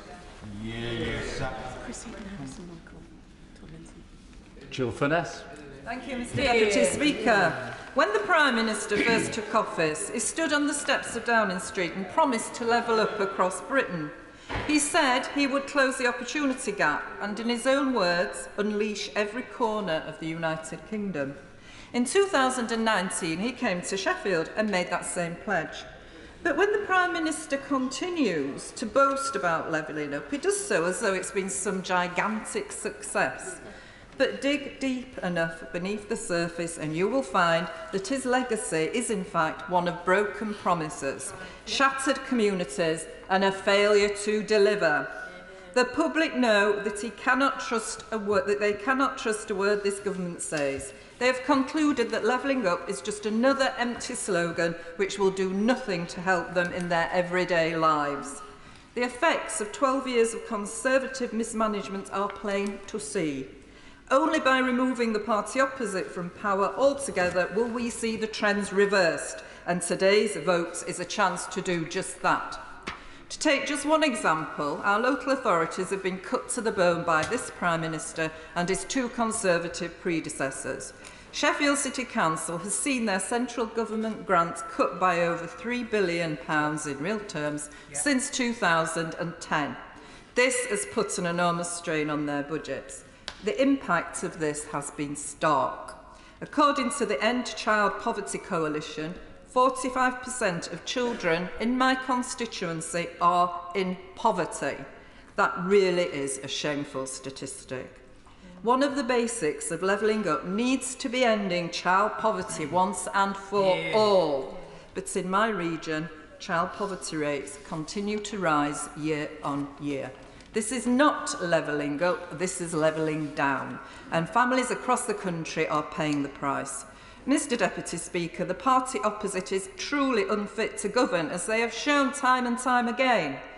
I am, of course, pleased to finally be seeing the back of the Prime Minister, but it is clear that whoever takes over, they cannot be trusted to truly level up. Instead of focusing on the real issues facing people, leadership candidates are trying to stoke culture wars and divide communities. Today, the Met Office warned that unprecedented heat waves pose a significant risk of death. But the leadership candidates are not prepared to step up to the serious threats posed by climate change. They instead want to water down net zero targets and roll back on green initiatives. Perhaps this is not surprising, given one candidate has seemingly accepted tens of thousands of pounds in donations from a notorious climate change denier. Mr Speaker, the party opposite is out of touch, out of ideas, and I hope soon out of power. A new leader will not change any of that. Deputy Speaker, thank you. And personally, I would have preferred, and I think my constituency in Gloucester would have preferred, that these many long hours of debate on confidence in the government would have been better spent on discussing the safety of our children in the online safety bill. And it is, of course, a difficult moment for members of the Labour Party opposite, for all of them stood to make the Right Honourable Member for Islington North, who is aware roughly of what I'm going to say, Prime Minister of our nation. So how would he have fared with his second referendum on the EU, which he didn't even personally believe in? How would he have created the private sector-led vaccine task force? For when Dame Kate Bingham was first appointed, there was no shortage of people on the benches opposite who decided that this was a crony appointment. It was, in fact, a brilliant move. And she worked closely with our multinational pharmaceuticals, whom the Right Honourable Member for Islington North would happily have seen abolished, as he would our intelligence agencies. How would the member for Rhondda today be standing up and defending his own Prime Minister's record on standing up to Putin, when the same man, there is no time, alas, when the same man gave Putin the benefit of the doubt for the murder of British citizen in Salisbury and the handling of Novichok, which could have killed hundreds, if not thousands more. So it is a difficult debate for Labour, and I understand that. Nor did we hear from the Scottish National Party opposite any mention of the first ever dedicated ring-fenced pot for marine energy in the recent renewables auction, which gives £20 million for investment in Scottish companies like Orbital Marine, Maygen Limited and Nova Innovation. Nothing from them about the value of 33 Prime Minister's trade envoys who tirelessly promote Scottish products abroad. None of us have ever lost confidence in Scotland or in the quality of Scottish products, but we do think it is sad that the SNP do not see the value of the United Kingdom in promoting their exports all over the world. So, Mr Deputy Speaker, in terms of what this government has achieved, let me highlight its strong record on the Indo-Pacific pivot, which has led to better relationships across Southeast Asia to the great benefit of both them and our own nation. And secondly, what has been done in terms of levelling up, pride and regeneration in small cities like my own in Gloucester, where the Levelling Up Fund, the Station Improvement Fund, a whole number of improvements have done things that under Labour's tenure were never even dreamt of. So let us be under no doubt. There are always things a government can do better. I wish this government, for example, was thinking closely and hard about insulation for some of our poorer families to help them through this winter's energy increase. And maybe that will come. But I am under no doubt that this is the government which is delivering. I have full confidence. Wendy Chamberlain. Thank Thank you, Mr Deputy Speaker. We are here today because we have seen a real decline in our standards in public life, and in particularly in the Prime Minister. We've heard many members on the government benches talking about the positive things in their constituencies, and they clearly want to see those continue. But we're here because the Prime Minister was put out of office by those on the government benches 2 weeks ago. And the government had the opportunity to do things very differently, and I would argue that the rot set in November of last year, when Owen Patterson there was an attempt to keep Owen Patterson from censure. And it was, I had a constituent, I had the emergency debate on standards that came after that, which was a much more collegiate, dare I say, and positive debate than we've seen this evening, because I think there was a recognition on all sides of the House that there needed to be a stop put to the direction of travel. But I had a constituent who said that Mr Patterson's resignation is not the end, but it must be the beginning of an uncompromising campaign to end the corruption in our politics. And we are here where we have been in the last couple of weeks because that corruption has not been stopped. If we look at Partygate, I certainly, from a constituency perspective, other than trips to Barnard Castle, had no higher volume of emails from constituents telling some quite devastating stories. And we know how that has gone. We have gone from there were no parties to all rules were followed to really an admission there were parties, but we weren't quite sure what the rules were. And the PM has indicated that he intends to remain as an MP if he remains sitting in this place. And therefore, I do hope that the Privileges Committee will continue with its investigation, regardless of whether he is the Prime Minister or not. And if the new Prime Minister, whoever they may be, fails to ensure this, that we will know then that there is no change to the approach to our standards in public life. Lord Evans believes that there's been an erosion, Lord Geidt clearly did, and indeed we've had the Honourable Member from Weston-super-Mare in his resignation statement make clear that standards have fallen. And I think, to go back to the Honourable Member for Birmingham Yardley, the fact that where we have ended up today is because of the lack of candour around whip office appointments. And what that means, it means that this place is not safe. We cannot with all confidence say that it is safe, and that is something that shames and should shame us all, and we should all be committed collectively to doing something about that. But by failing to face up to this corrosion, Mr Deputy Speaker, by failing to identify the battery acid at the core of their party, the government has lost confidence because people have lost confidence in their values, and our by-election victories over the last year demonstrate that. Thank you. Thank you, Mr Deputy Speaker. I want to focus on one specific problem about this government, which I think makes it impossible to have confidence in it. One example, between November last year and the end of March this year, the Prime Minister claimed 10 times at Prime Minister's questions that more people were in work than before the pandemic. That was untrue. The figures show total employment is still 366,000 lower than just before the pandemic. The Prime Minister made that untrue claim twice on the 24th of November last year, 3 times on the 5th of January, again the following week, and the following week. He claimed it again on the 2nd of February and on the 23rd of February. On the 24th of February, the exasperated chair of the UK Statistics Authority wrote to the Prime Minister to point out that the claim wasn't true. The Prime Minister claimed it again on the 27th of March. On the 30th of March, I asked the Prime Minister about this at the Liaison Committee. Did he accept that his tenfold statements had been wrong? Quoting the transcript, "I think I have repeatedly, and I think I took steps to correct the record earlier." Well, he hadn't corrected the record, and he still hasn't. But in his answer at the Liaison Committee, it was clear that he did understand what had actually happened about since the pandemic, that about 500,000 people, mainly older people, have given up on work, substantially reducing the number in work overall. And yet, 4 weeks after that discussion, on the 27th of April, at column 754, the Prime Minister said this: "Let me give them the figures. 500,000 more people in paid employment now than they were before the pandemic began." Even though he'd made clear to me on the 30th of March that he knew that to be untrue.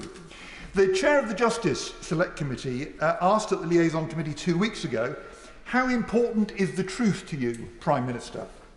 The Prime Minister replied, "Very important, Bob." But it clearly isn't important. The record still hasn't been corrected for any of the 11 instances of the false claim, which the Prime Minister knows that he has made. Now, other examples of lack of truthfulness have been much more consequential. After negotiating customs checks between Great Britain and Northern Ireland, the Prime Minister went to the DUP conference and announced there would be no such checks. It was obviously untrue. The DUP has paid a very heavy political price for taking him at his word. Democracy doesn't work if ministers routinely say things they know to be untrue. Why did they not see through him before? Deputy Speaker. I'm delighted to follow my honourable friend for East Ham because, of course, morality and probity in public life does matter. It really does matter, and we need to establish that. You know, I was very proud to become a Member of Parliament because I think we believed, and we were right to believe, and I've had, during my lifetime, 10 Conservative Prime Ministers. The bulk of those would have found the idea of lying to Parliament anathema. And yet we have a Prime Minister, I'm afraid, who has broken that code, and that does matter. I've listened to honourable members opposite, extolling the virtues of the Prime Minister and this government.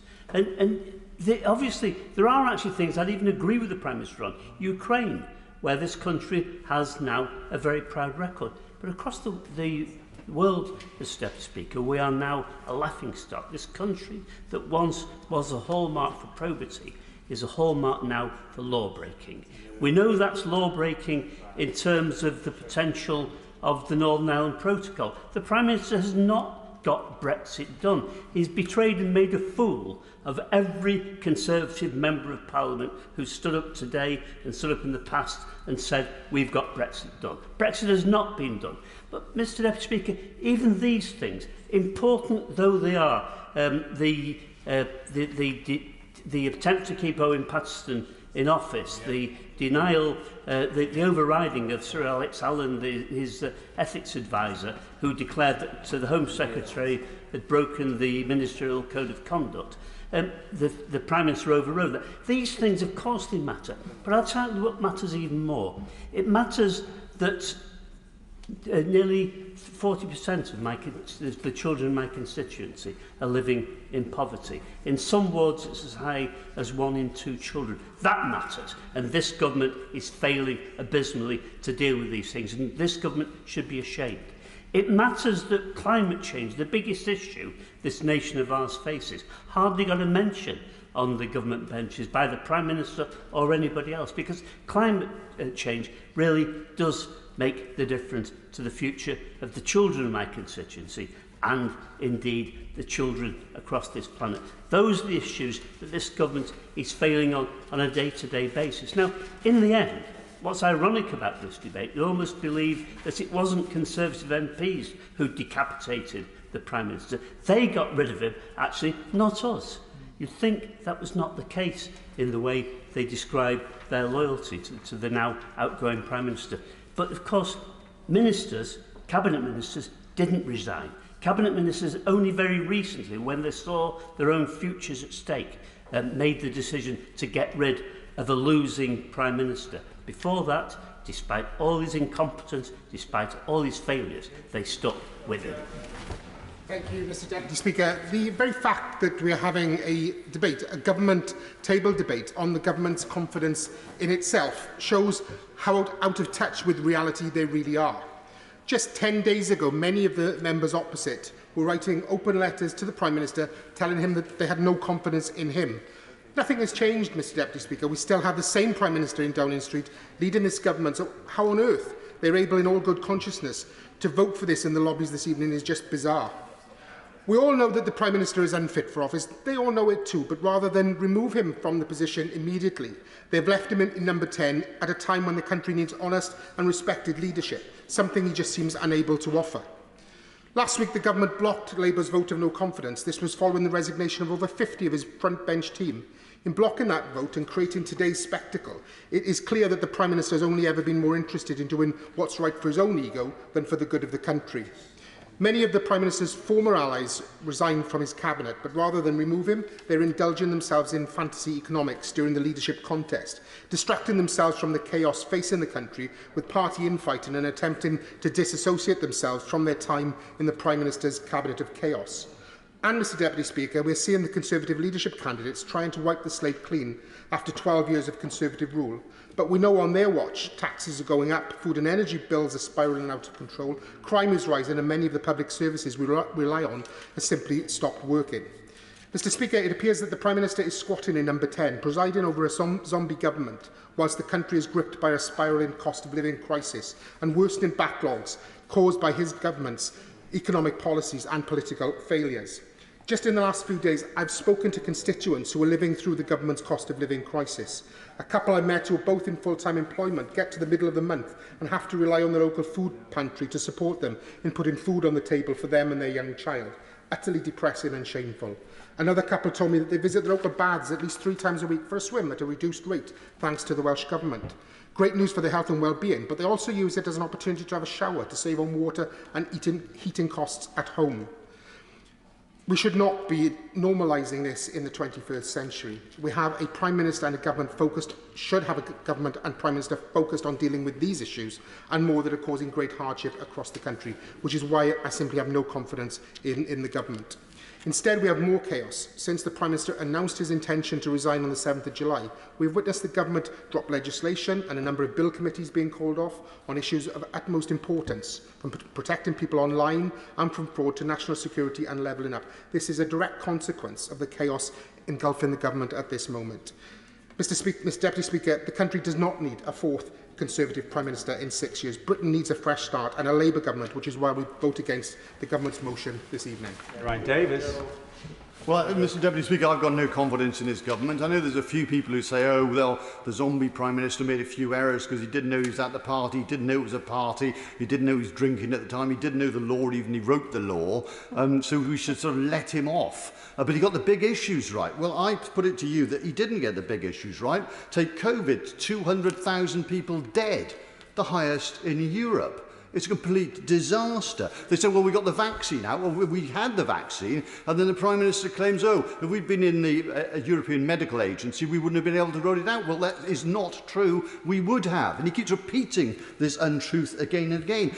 Billions lost in procurement in this whole episode. How do we know? Well, Wales was given £1 billion to deliver Test, Track and Trace, and they only spent half a billion. Why? Because they delivered it through public health, through local authorities, instead of people putting their hand in the till and taking the money, like the former Health Secretary's landlord got a contract. It's absolutely ridiculous. And what about the economy? The economy is supposed to be doing well. Well, we just heard from the member for East Ham that the Prime Minister consistently stands there and says, oh, there's 500,000 more people in jobs, or whatever he says that week, when he knows that's only payroll. It doesn't include the self-employed. And if you ask the Office for National Statistics, there's something like 500,000 fewer people in jobs, intentionally, in my view, giving the wrong impression on the economy. And yet we've got the slowest recovery in the G7, the slowest growth projected, we've got the highest inflation. It's a disaster. Then we're told, oh, he's got Brexit done. Well, 25% of the fruit isn't being picked. We're not butchering the meat.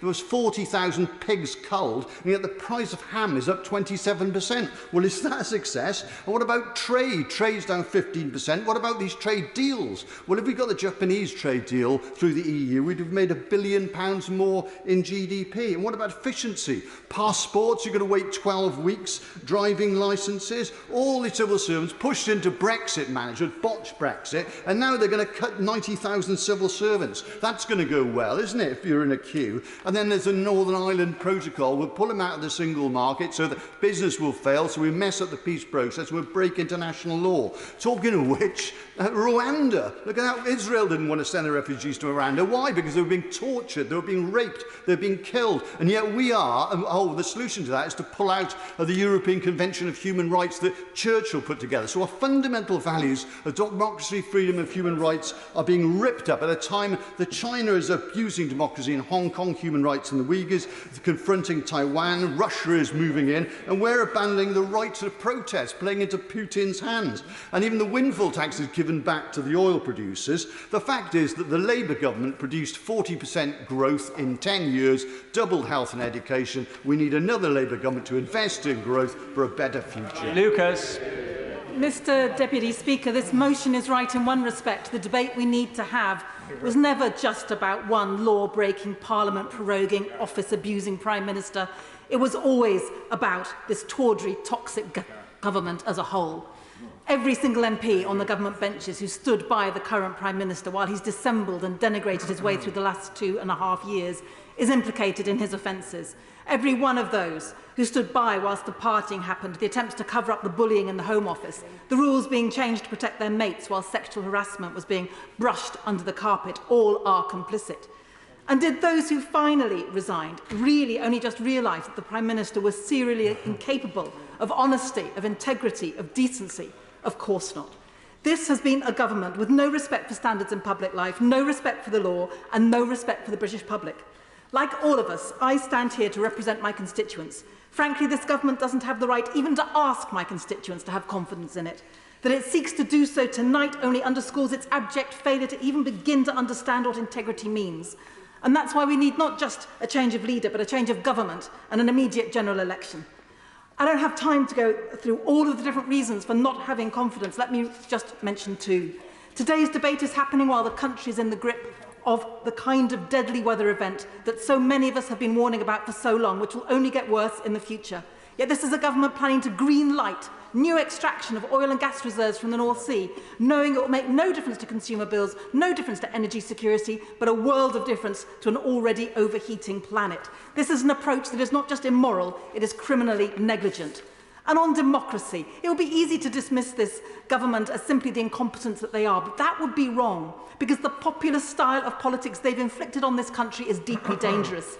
The risk of a frightening descent into what the Honourable Member for Paisley and Renfrewshire bravely and correctly called out in May, fascism. As she said back then, fascism doesn't always arrive wearing jack boots, it can come knocking more subtly than that. Well, students of fascism have helpfully suggested some of its signs: disinformation, misogyny, disdain for intellectuals, social conformity, suppression of trade unions, threat to human rights, the creation and abuse of hate groups, the rise of militarisation, and of course racism, which is at the heart of fascism. Do any of these sound familiar? Mr. Deputy Speaker, there is a pattern here, if only we are prepared to see it. We like to tell ourselves that we live in a mature democracy, yet this populist government has deliberately set out to weaken the very institutions that define a liberal democracy. They've set out to try to make it easier for them to cling to power, whether they enjoy the confidence of the electorate or not. So no, Mr. Speaker, I do not have confidence in this government. That the Prime Minister's political career has ended in failure and disgrace is thoroughly deserved. Anyone voting for this motion tonight deserves the same fate. Richard Bergen.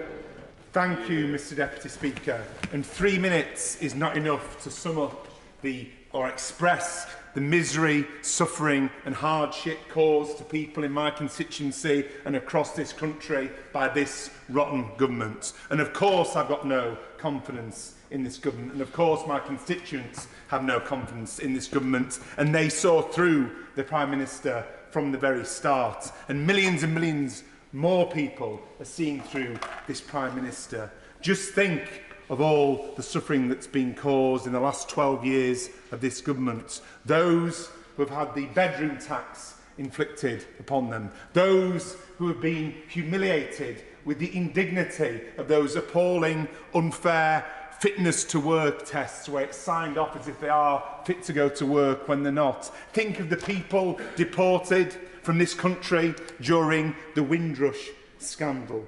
Just think of that, and think of all the people who've died unnecessarily because of COVID as well, because the government brags about its COVID response, but I think it's some kind of sick joke. We were once told that 20,000 COVID deaths would be a good outcome. It's now over 200,000 deaths. If we had the same rate as Germany, Japan, Canada or Australia, then tens of thousands of people would still be alive.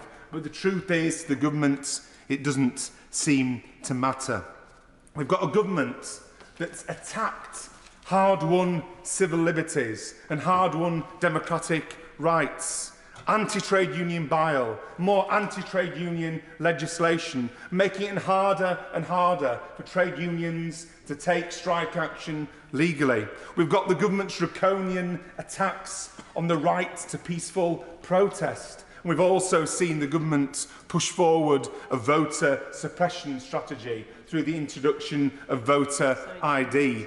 The truth is that it's good riddance to this disgraceful, law-breaking Prime Minister.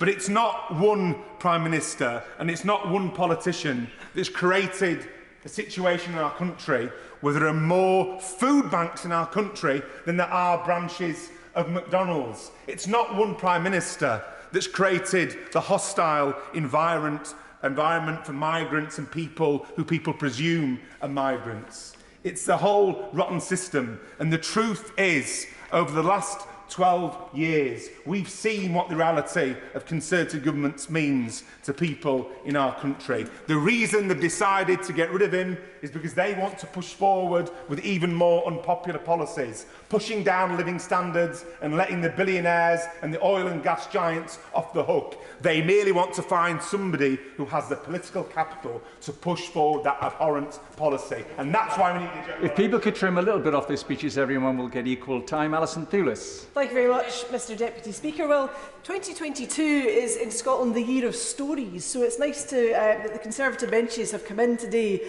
with their contribution to fiction and rewriting history this afternoon.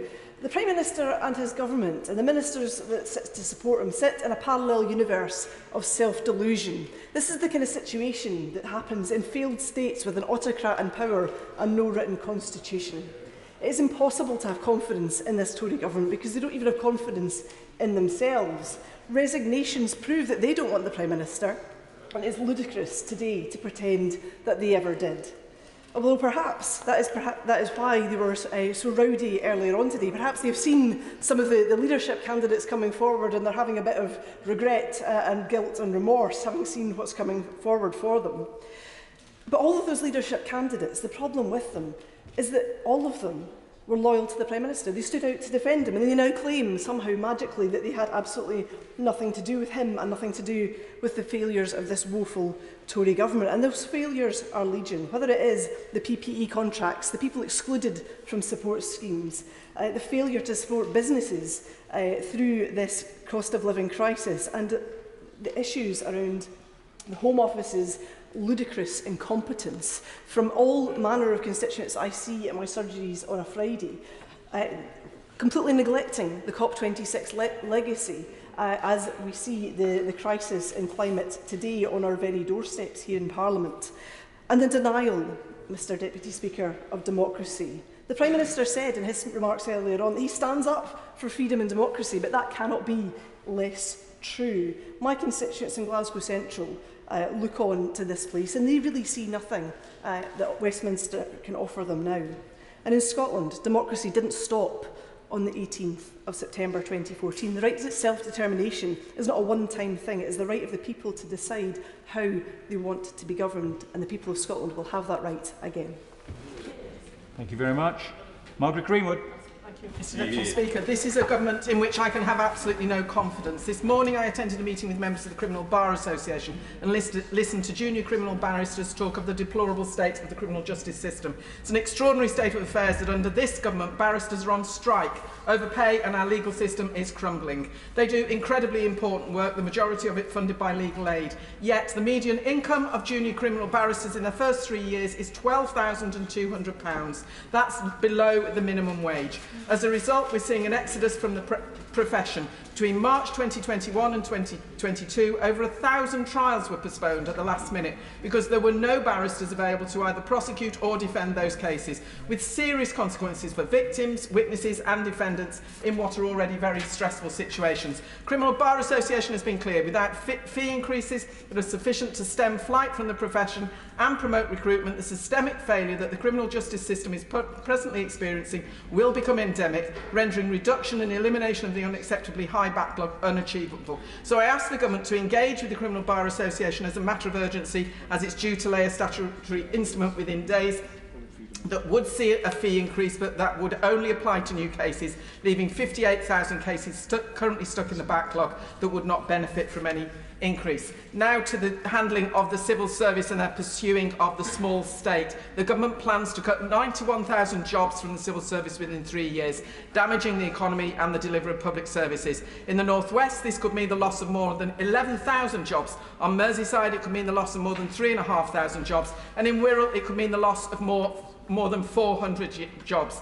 As the PCS union has highlighted, making cuts will only make matters worse, make waiting lists longer for those seeking passports and driving licence, make telephone queues longer for those with tax queries. And as we experience an unprecedented heatwave that represents a threat to life, the Prime Minister we see skipped an emergency Cobra meeting and stayed in the luxury of Chequers for a party, yet again putting parties before his responsibilities. In what is another in a long line of insults by this Prime Minister, the people of the United Kingdom. This government is allowing crucial institutions to fall into chaos, is planning to slash funding from overstretched government departments, and is propping up a discredited Prime Minister who is unfit for public office. I have absolutely no confidence in this government. Janet Davey. Thank you, Mr Deputy Speaker. I have no confidence in the Prime Minister and this government. My inbox is filled with constituents telling me how the current Prime Minister and his government are not fit to leave our country. But the members opposite seem to have amnesia. They seem to have forgotten they recently took a vote of no confidence, or had a vote of no confidence in the government and the Prime Minister. They also recently had an exodus of resignations from the Prime Minister's cabinet. And they are now in the middle of a leadership contest. This will be the third leader in 4 years that the Tories government would have had, and that's since I've been in this place. The Prime Minister is a significant risk to our country. We've seen this time and time again. It was wrong that the Prime Minister put the Chief Whip in an important position of such responsibility and authority when he knew that he had displayed sexually harmful behaviour to others. Since the MP has been in office, we have seen him go from one scandal to the next, just like a soap opera. Parliament is not a soap opera, and neither should it be reduced to one. The Prime Minister is a safeguarding risk, but he is also a national security risk. We have seen this due to his careless words as Foreign Secretary, which led to evidence being given against Nazanin Zaghari-Ratcliffe that led to her having 5 years incarcerated and in prison, and Anousheh Ashouri, my constituent, having 4 years in prison in Iran, when actually the government should have repaid the debt to Iran a lot sooner, which could have brought them home even sooner. But then we've got the private meeting that the Prime Minister had with an ex-KGB agent, Alexander Lebediev, in Italy. What was that about? These are one or a few of many incidents which have been inappropriate, dangerous, disgraceful and law-breaking.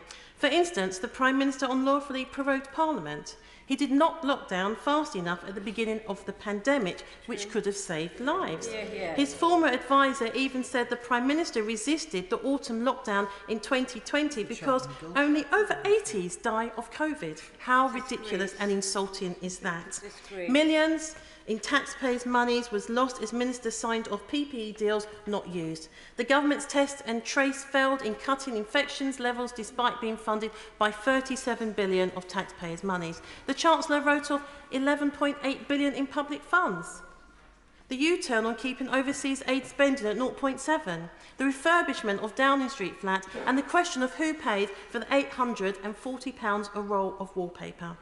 Now, allowing Tory ministers to help a Tory donor avoid paying a new tax on housing development, the Owen Paterson scandal where he tried to change the standard rules to save his friends, and of course we have Partygate. It is clear this government is not up to the job to govern our country, and the only solution is for a general election.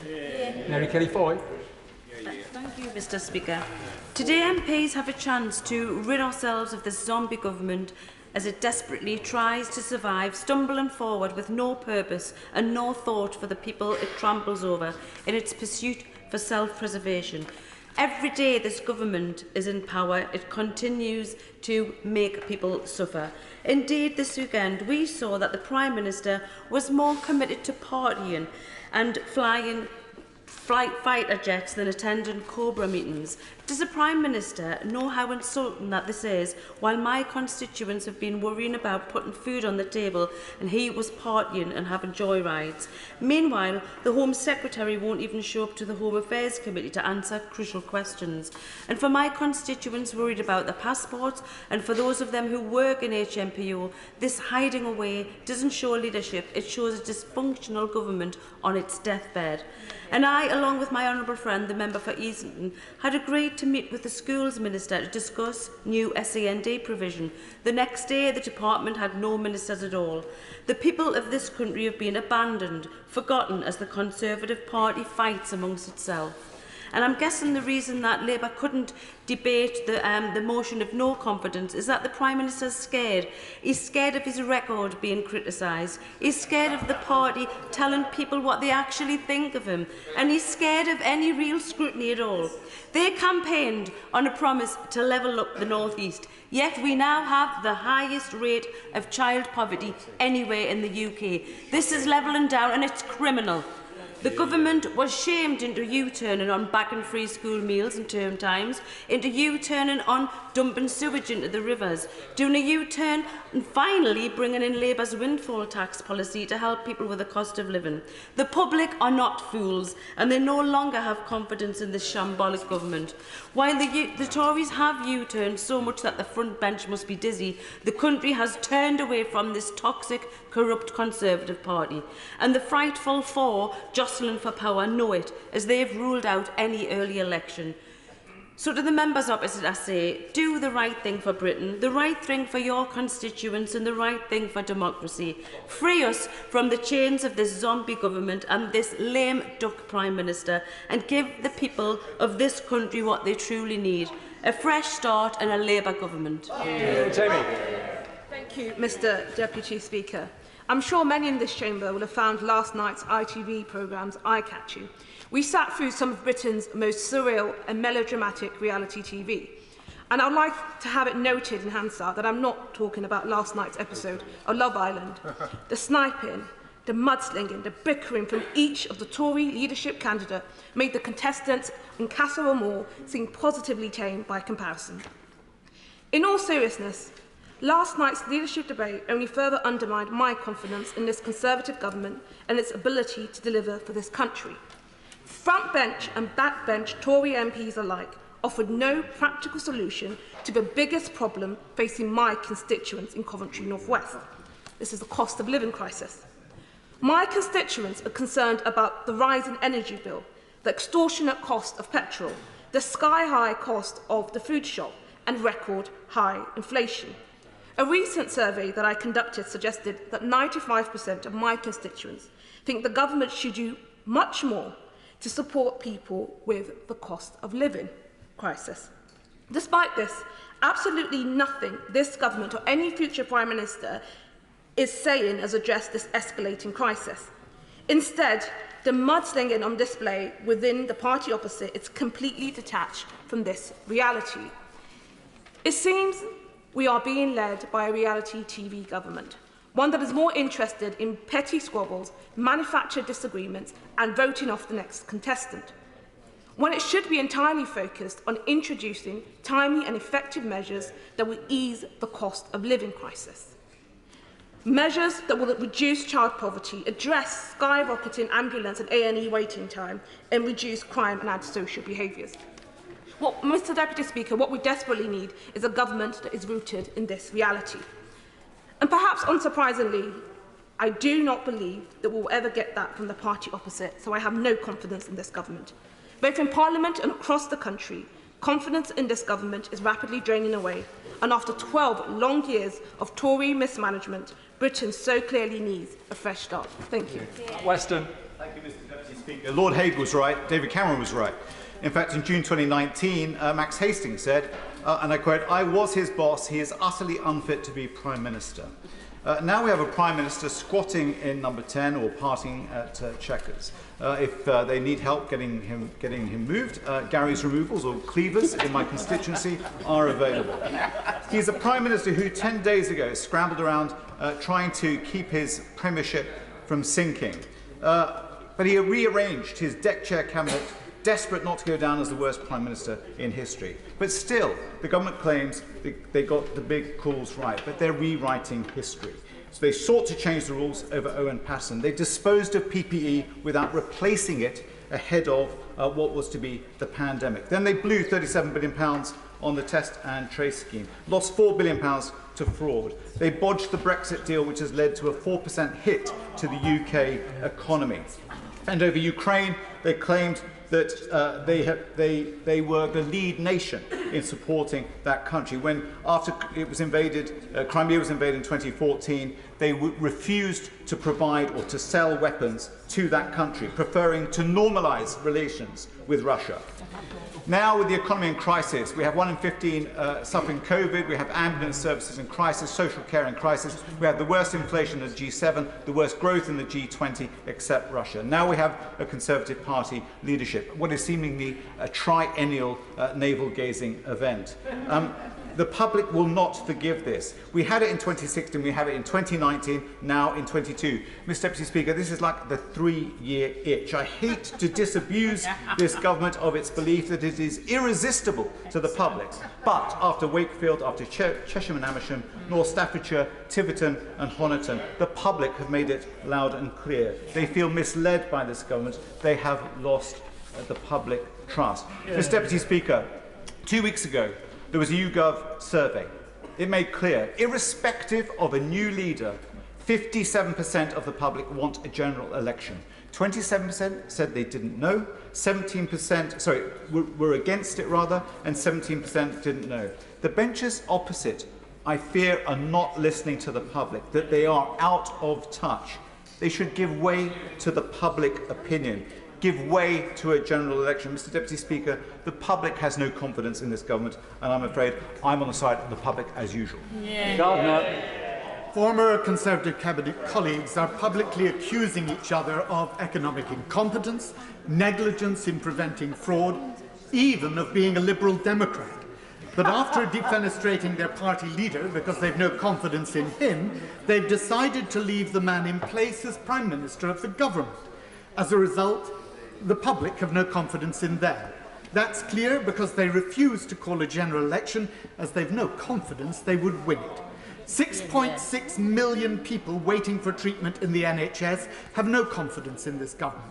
The parents of the 350,000 children on that waiting list have no confidence. The 50,000 imaginary nurses currently housed in the 40 presumably non-existent hospitals have no confidence either.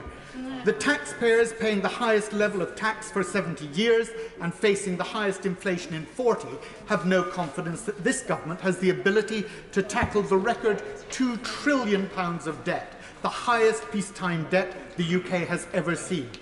The victims of crime that have watched crime rise by 18% whilst prosecutions fall have no confidence in this government. The people awaiting their passports because of chaos in the Home Office have no confidence they'll be able to travel abroad for either business or family holiday. The refugees who have a well-founded fear of persecution in Syria or Afghanistan have no confidence they will not be deported to a country where they have no family and no connection. Women and girls have no confidence that this government, with its inability to properly tackle sexual predation in its own ranks, will deal with the violence against them. Minority communities who experience racial profiling and have been outraged as police share racist photos amongst themselves have no confidence that this government will press for real reform. The families and friends of the 72 who died in Grenfell Tower have no confidence that 5 years on this government has acted to make others safe. The 2 million families depending on food banks to feed their children have no confidence that this government understands what it means to see their children go to bed hungry. The 5.5 million public sector workers whose real terms wages have stagnated and declined in the past 12 years have no confidence they can continue to pay their rent with 9% inflation eroding their pay still further. A blind eye to jobs for sexual favours, to ministerial bullying, to crony contracts, to wine time Fridays, although people did ask WTF. Yet this Prime Minister wants to stay on as caretaker. Ponder those 2 words. Are there any 2 words in the entire English language that describe this Prime Minister less than caretaker? He is a reckless narcissist, and nobody in this chamber or outside it should have confidence in his government. Thank you, Mr. Deputy Speaker. The winner of the current leadership contest will be the fourth Conservative Prime Minister since 2016. The benches opposite really have turned government into a game of musical chairs, to the point where the reality is that the world's oldest political party is not really a credible or coherent organisation at all. It is a coalition of chaos that is led by a Prime Minister who embodies the vacuum of moral purpose at its heart. They say that a fish rots from its head, but let's not forget that every single one of the members opposite is complicit. They propped him up, they defended the indefensible. So the entire fish is rotten, Mr. Deputy Speaker, which is why it actually makes no difference who wins this leadership contest, and why a general election and a fresh start with a Labour government is the only viable option for our country. Mr. Deputy Speaker, we cannot in all good conscience allow this man, a man who puts our national security at risk by holding clandestine meetings with a former KGB officer, to carry on squatting in Downer Street over the summer. That's right. This zombie government, though, is set to limp on in parallel with this frankly embarrassing leadership contest, a contest that not even the candidates want to see played out in public. They're dodging scrutiny, and no wonder, because they're offering billions, hundreds of billions of pounds in unfunded tax cuts. Nothing for the millions of families who will face a choice between eating and heating this autumn. Not a word on boosting productivity or driving the modern manufacturing renaissance that our current country so desperately needs. And no mention whatsoever of the Conservative Party's backlog Britain, with the passport office in meltdown, A&E queues off the scale, courts mired in delays, and a broken asylum system costing the taxpayer £4.7 million a day.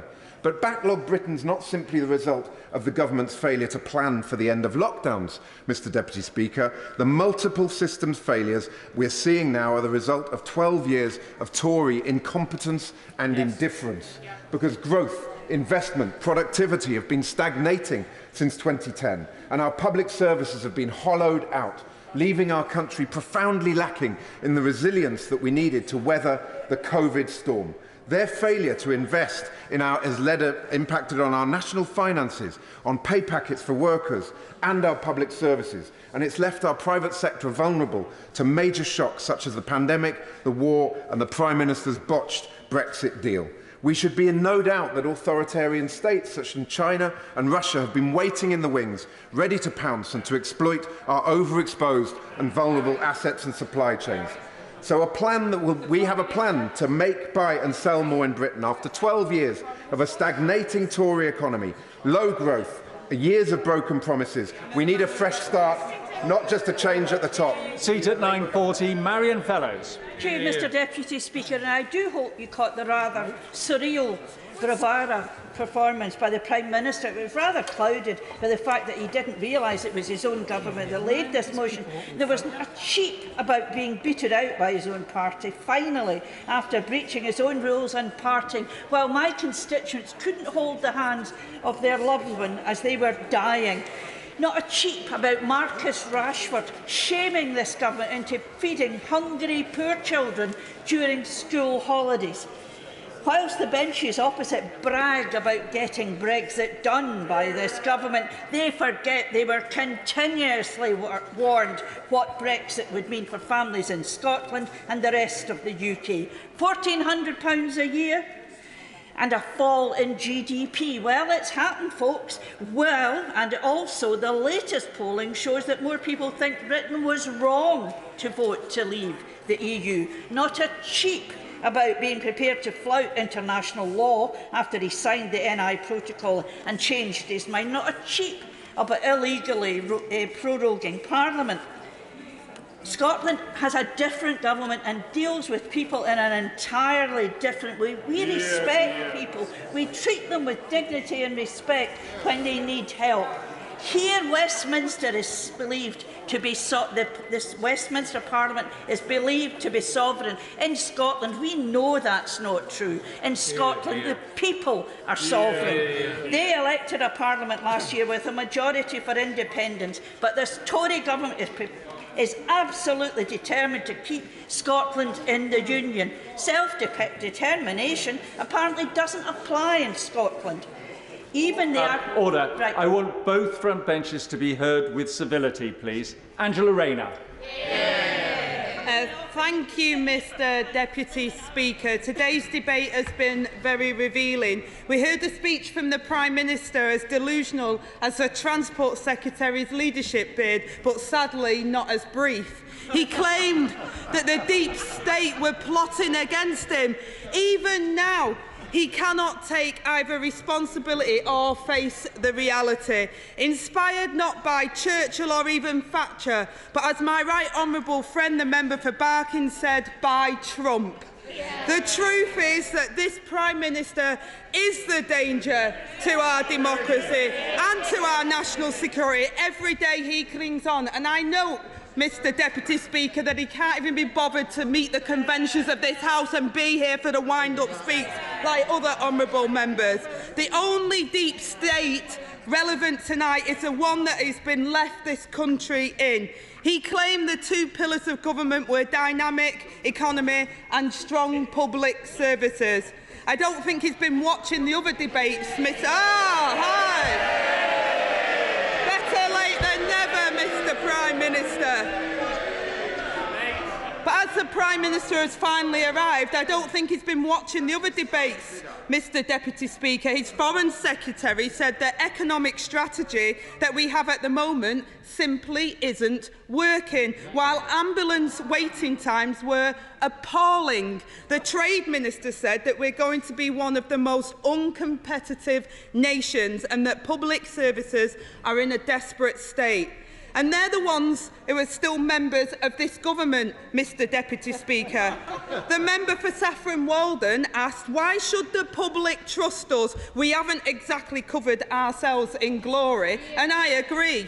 His former Chancellor said the next Prime Minister would have to restore trust, rebuild our economy and reunite our country. For all the bluster we heard from members opposite today, I think those damning words say it all. And how many of them said the Prime Minister was honest? How many would put him in their own shadow cabinet? One less than the number of fingers. You will be, don't worry. Don't you worry. That wasn't a misspeak. That wasn't a misspeak. How many would put them in his shadow cabinet, soon to be Mr Deputy Speaker? One less than the number of fingers that the Education Minister raised to the public when she was appointed. This is the standard of the government he now leads, not exactly a ministry of all talents. And will the last person in Downing Street please turn out the lightweights? And as my honourable friend from Wirral West said, while our country is in crisis, our government is in chaos. As a national emergency was declared, where was the Prime Minister when the Cobra meeting was called? Preparing for another party. I hope it went well. You couldn't make this up, Mr Deputy Speaker. Missing in action while Britain boils.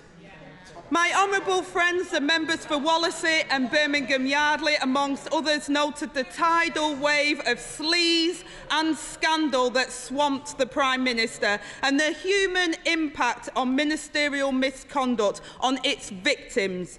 But as my honourable friends, the member for West Ham and Nottingham East said, this Conservative government has also been a catastrophe for our whole country. 12 years of Tory failure, 12 years of low growth, 12 years of stagnating economy and 12 years of broken promises. And that's just another verdict from his own Foreign Secretary. And what of the crisis that's facing us now? The cost of living crisis. They have no answers. Climate change, they have no answers. Backlog Britain, they have no answers. Mr Deputy Speaker, they're not just asleep at the wheel, they're steering us straight into the eye of the storm. No wonder so many honourable members have drawn the conclusion that Britain needs a fresh start. And my right honourable friend, the member for Bradford West, summed up this government's record on tackling Islamophobia. Now, there is one comment, Mr Deputy Speaker, from the benches opposite that I can agree with, and it was that the office of Prime Minister is a greater office than the person who holds it. But as so many of my honourable friends have noted, this Prime Minister is simply not fit to fill that office. And yet now the party opposite plans to indulge him for the next 7 weeks. A caretaker known for no care. Every day he's in Downing Street, he does more damage. He should be long gone. So I say to members on all sides, let us tell this Prime Minister to go, and to go now. Enough is enough, Mr Deputy Speaker. McGrath.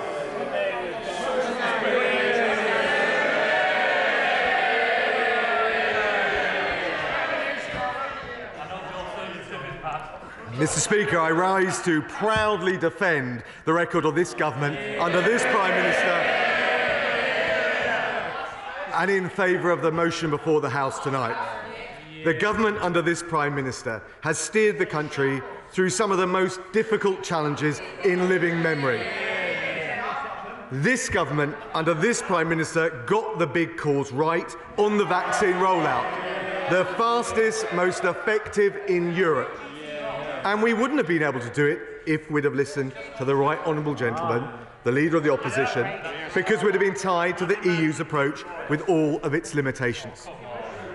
Well, they're chuntering from a sedentary position, but it's worth, Mr Speaker, reflecting on how many lives, on how many livelihoods it would have cost us if we'd have listened to the right honourable gentleman. They really ought to have a bit more contrition on the benches opposite. Mr Speaker, next the Prime Minister and this government took the tough call to come out of lockdown around this time last year, in the teeth of the opposition from the right honourable gentleman, backed up by his honourable members opposite. And as a result, we emerged with the fastest growing economy in the G7 last year, with 12 million jobs saved by furlough, and in a strong position to face down the economic headwinds that have followed. Again, Mr Speaker, the honourable members opposite might show at least a bit of remorse for their spineless, vacuous fence-sitting.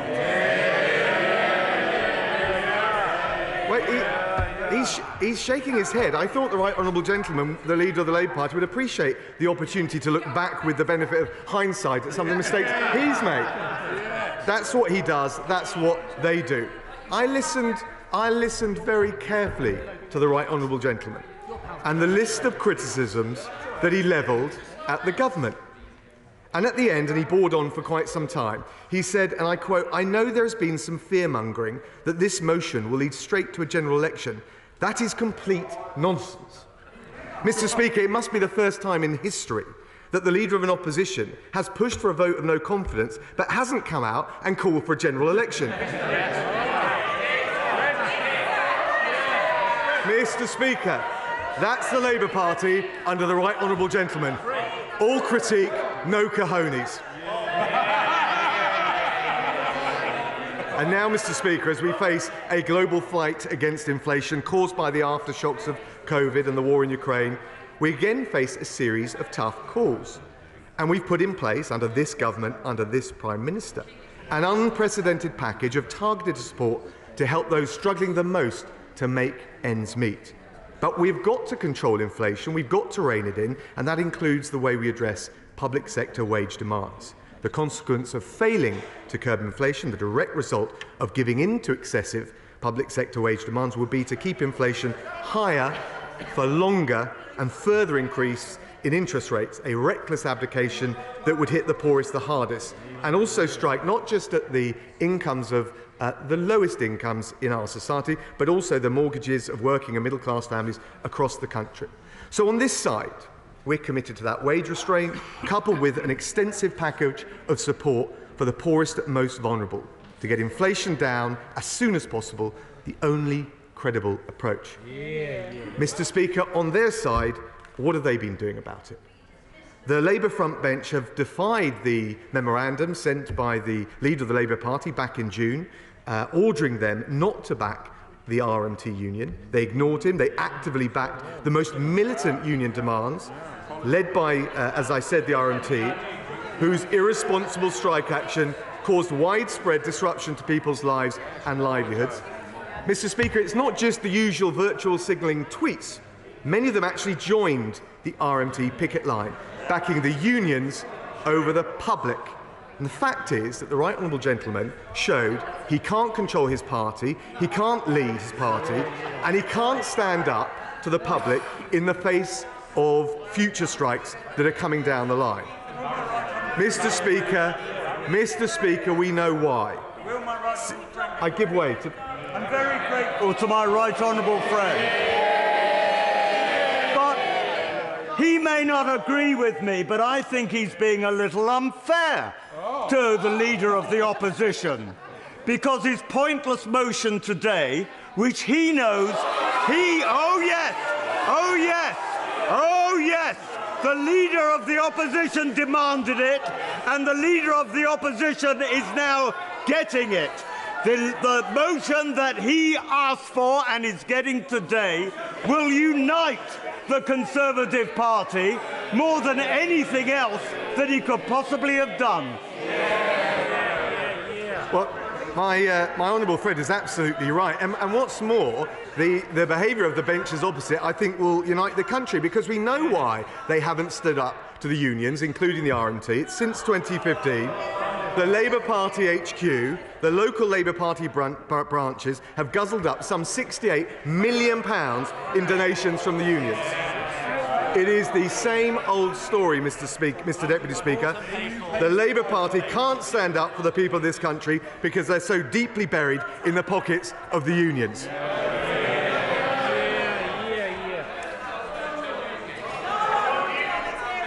Well, Mr. Speaker, while they're playing their games, while they're standing on the side of the unions rather public, we will get on delivering for the British people. Unemployment close to a 50-year low, with a rise in national insurance, the biggest threshold, the biggest personal tax cut in a decade to support the hard... Cannot hear what Mr. Raab is saying, so please. Dominic Raab. Thank you, Mr. Speaker. They don't want to hear it. Unemployment close to a 50-year low. They never want to talk about that. The rise in national insurance threshold, the biggest personal tax cut in a decade to support hard-working people across the country.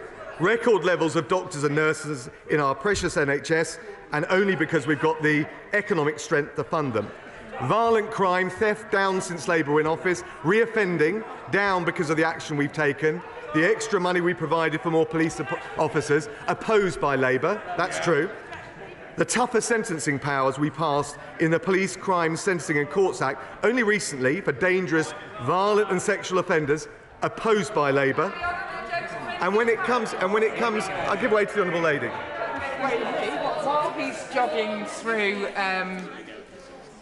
let's call it his ideas, I wonder if he could comment on the thing that I rose to speak about, and if he could answer me if he thinks that the Conservative Party, under this Prime Minister, has successfully handled cases of sexual harassment and violence within their own ranks.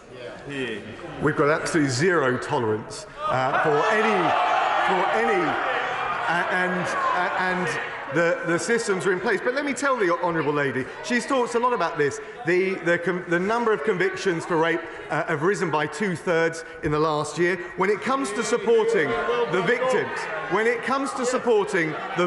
of crime, she never talks about this. I listen to the honourable lady, she never talks about this. We've quadrupled the investment in support services for victims since the last year of the last Labour government. And if she really felt that strongly about these issues, why didn't she vote for the Police, Crime, Sentencing and Courts Act? The truth is, Mr. Speaker, only the Conservatives are willing to take the concerted action to stand up for victims, to stand up for the public and to keep our streets safe. When it comes to our international security, and the Right Honourable Lady raised that, it's this Prime Minister, it's this government that showed the international leadership to fund, to supply, to train, to support the military capabilities of the Ukrainian forces, to sanction the Russian oligarchs and the businesses that finance President Putin's war machine, to provide the humanitarian aid the Ukrainian people need and welcome those who are fleeing Russian forces. What about the party opposite?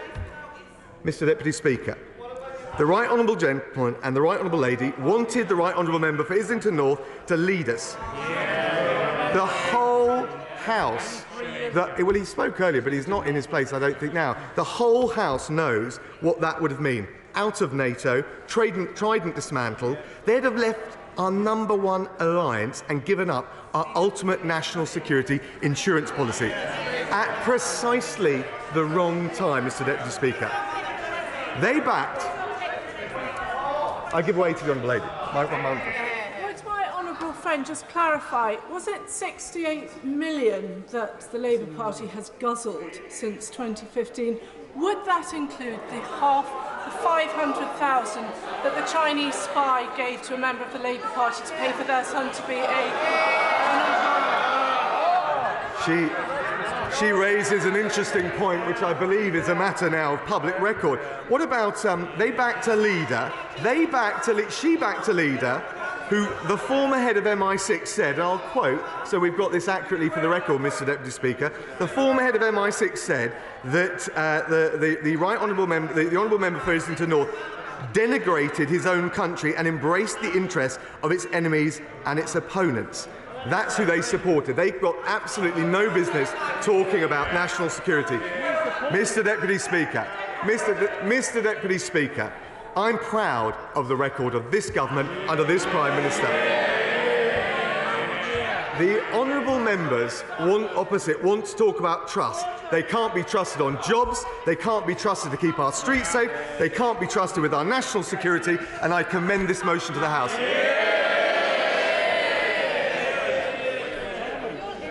The question is that this House has confidence in Her Majesty's government. As many as are of that opinion say aye. Of the contrary, no. Clear the lobby.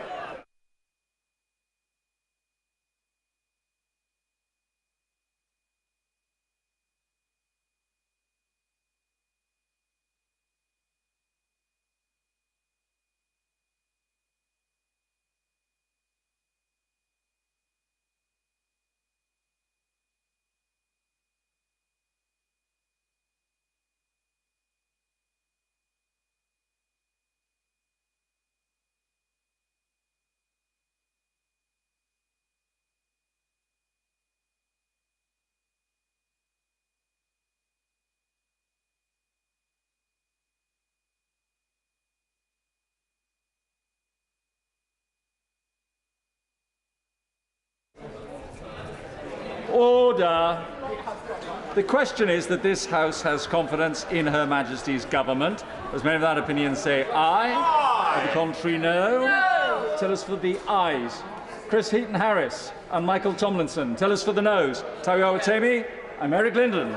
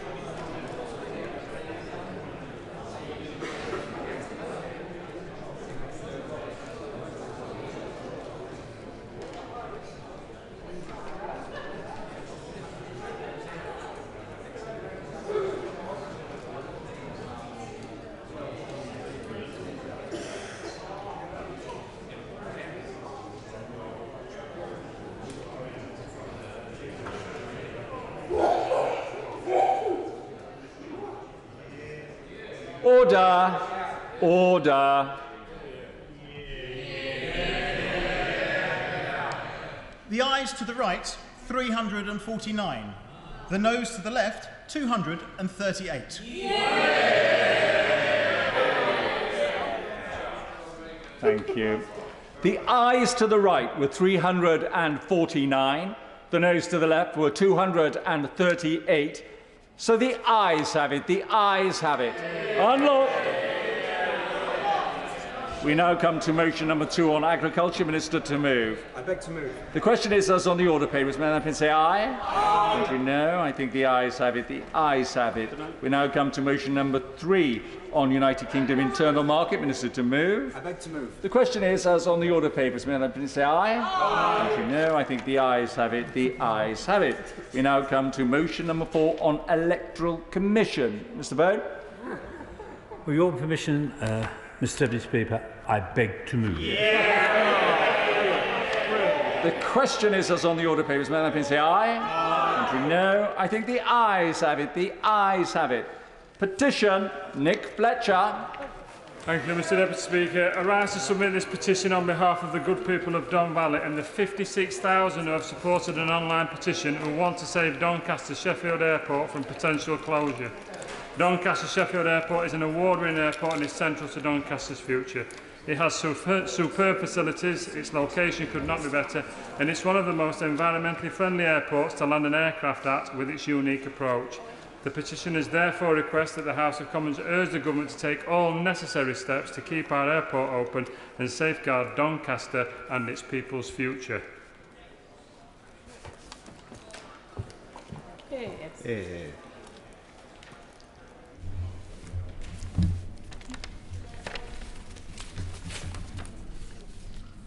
Petition, Doncaster Sheffield Airport. Thank you very much. I beg to move that this House do now adjourn. The question is that this House do now adjourn. Felicity Buchan. Thank you, Mr. Deputy Speaker, for granting this adjournment debate. I first want to explain why I am bringing this debate. St George's University Hospitals Trust is not in my constituency.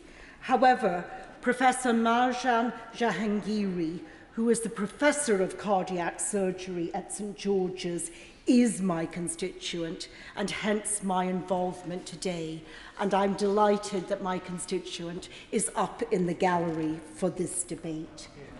I want to reassure you, Mr. Deputy Speaker, in advance that while I may refer to coroner's inquests, I will only refer to those which have been concluded.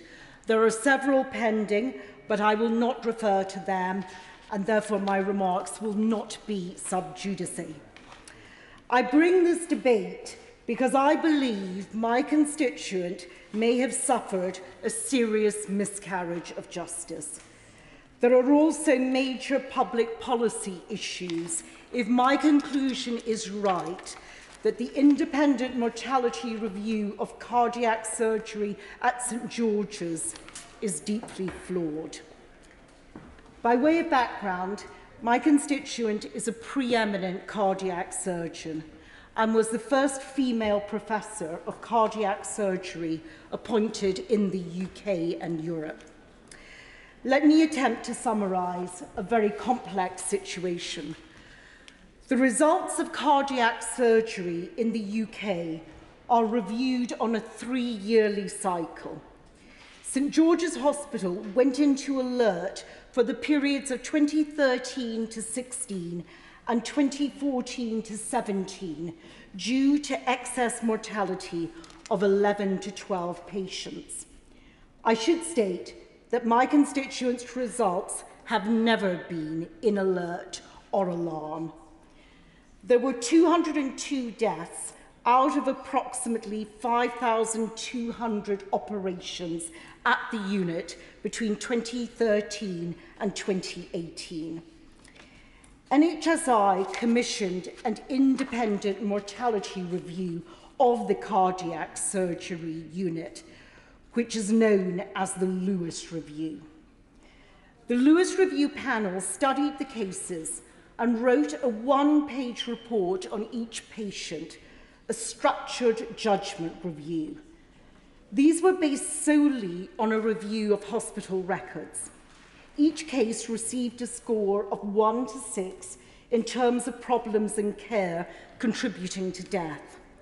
No medical professional was interviewed, and there was no risk-adjusted mortality analysed. This methodology is, I understand, very non-standard and runs counter to the methodology of NICO. My constituent highlighted before publication of the Lewis report factual errors in the structured judgment reviews. These letters were ignored. The review, when it was published, concluded that 67 out of the 202 deaths were avoidable. The figure of 67 is vastly different from the original alert of 11 to 12. As a result of this review, all consultant cardiac surgeons, including my constituent at the unit, were referred to the General Medical Council by NHSI and St George's. The General Medical Council found, and I quote, "no case to answer, no failings in care," and the case was closed. The 67 cases were referred to Her Majesty's Senior Coroner for Inner West London, Professor Fiona Wilcox. The coroner has rejected the findings of the Lewis Review in all 13 of my constituents' cases. No failings in care have been identified. In total, the coroner has rejected the findings in almost 40 cases, and in only one has she concluded that there have been failings in care, a case where she had already opened an inquest. I want to give you a flavour of some of the comments that the coroner has made, and I will just choose a few quotations from an inquest on the 14th of July 2021, which was one of my constituents' inquests. And I quote, "I can find no failings of care. I find no criticism of the care delivered by the clinical team. The failings identified in the review have, once again, not been found after consideration of the evidence." And another quote from that inquest, "I cannot find failings that contributed to the death. On the contrary, I find that the care given by the staff of St George's was excellent and beyond criticism."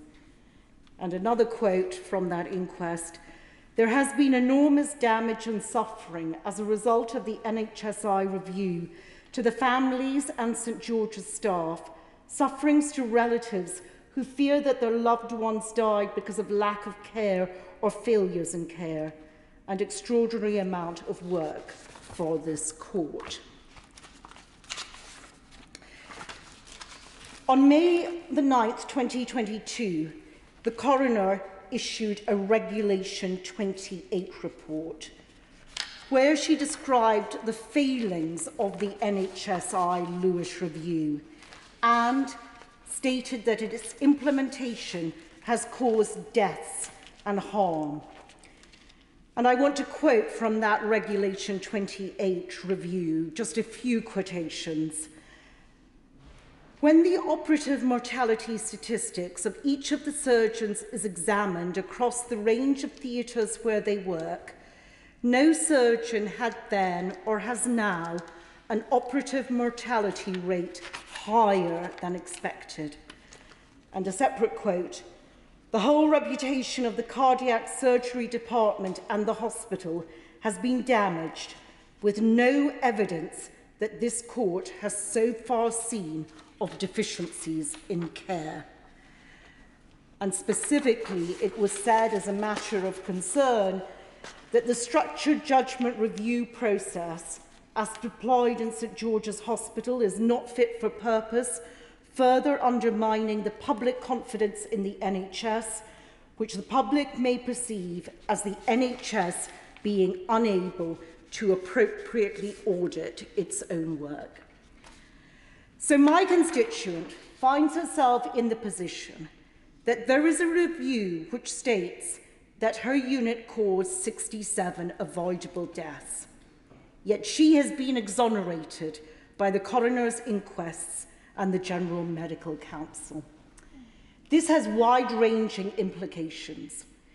Not only is my constituent's medical reputation severely affected, it has many other consequences. The families of those who died are left confused and troubled as to why their family members died. It erodes public confidence.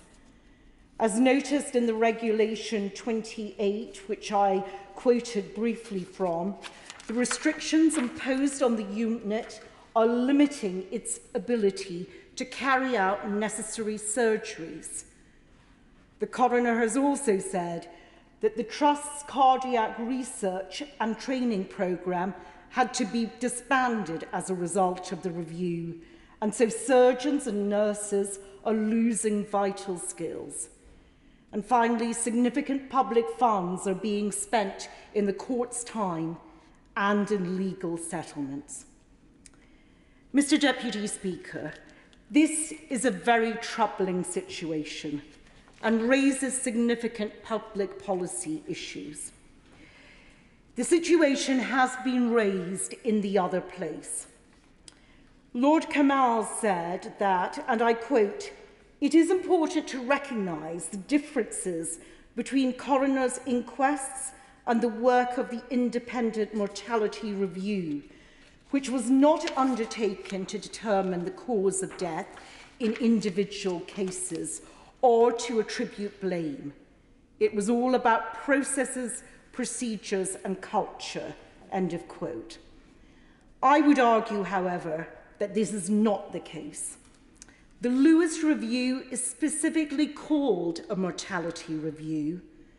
The terms of reference for the review refer nowhere to a review of processes, procedures or culture. Instead, they are focused squarely on whether there are, and I quote, "problems in care that may have or definitely contributed to the death of a patient." Furthermore, the terms of reference explicitly confirm that the review was to consider the same issues as the coroner. I therefore would ask the following of my honourable friend, and I appreciate that he may want to reflect on this. Given the rulings of the coroner and the General Medical Council, I would ask that the findings of the NHSI Lewis Review be dropped. This was clearly a review into individual deaths rather than a review of culture, and the findings have been discredited by the coroner. I believe it is firmly in the public interest to drop the conclusions of this review. I would further ask that this be done quickly, as it is taking a significant toll on all those involved. I would be most grateful if my honourable friend could give this full and due consideration. Minister. Hear, hear. Thank you, Mr. Deputy Speaker, and it's a pleasure actually to be here in my new role as Parliamentary Under-Secretary for Primary Care and Patient Safety. But I would like to start by thanking the Honourable Member from Kensington and to congratulate her on securing this very important debate about cardiac services at St George's Hospital. Before responding to the specific issues that she raises, I would like to extend my sympathies to the bereaved families that she mentioned who have been affected by these issues. It would be useful, Mr. Deputy Speaker, if I begin by setting out some of the background and history in relation to cardiac services at St George's University Hospital's NHS Foundation Trust. It's important to consider the mortality review in the context of growing concerns that there were about the culture that existed across cardiac services at St George's and how this may have impacted upon the safety and quality of services and questions over mortality rates. Indeed, there are a number of reviews of cardiac services at St George's and a CQC inspection which was critical of services, as well as concerns raised by a large group of cardiologists from the hospital. Following 2 mortality alerts from the National Institute for Cardiovascular Outcomes Research, or NICOR, NHS Improvement commissioned an independent external mortality review, which was referenced by the Honourable Lady. Now, the purpose of the mortality review was to verify that the Trust had identified and addressed the concerns raised through both NICOR alerts and to inform the Trust's discussions with the coroner regarding the deaths. It goes without saying that its aims and methodology differed significantly from that of an inquest. Now, the independent panel for the review was composed of consultant cardiac surgeons, cardiologists and consultant cardiac anaesthetists drawn from across the country and chaired by Mr. Mike Lewis, and it published its report in March 2020. The panel found shortcomings in 102 of the 202 deaths they examined. In particular, it found that problems in care probably, most likely or definitely contributed to the deaths of 67 heart surgery patients. Now, I would add, and I know because the Honourable Lady raised it, that the structured judgment reviews to which she refers are a standard way of assessing deaths. Now, there is always learning following this level of scrutiny of a service, including for the regulators. However, I would argue that it would have not been acceptable for NHSI to have ignored the professional and public concerns that gave rise to the mortality review in the first place. Now, the Trust and NHS Improvement jointly referred 67 heart surgery patients identified by the review to the coroner. The coroner decided to hold inquests into these cases, which are ongoing. And it is the case that NHS England received a prevention of future death report dated of the 9th of May 2022, to which I think the Honourable Lady referred.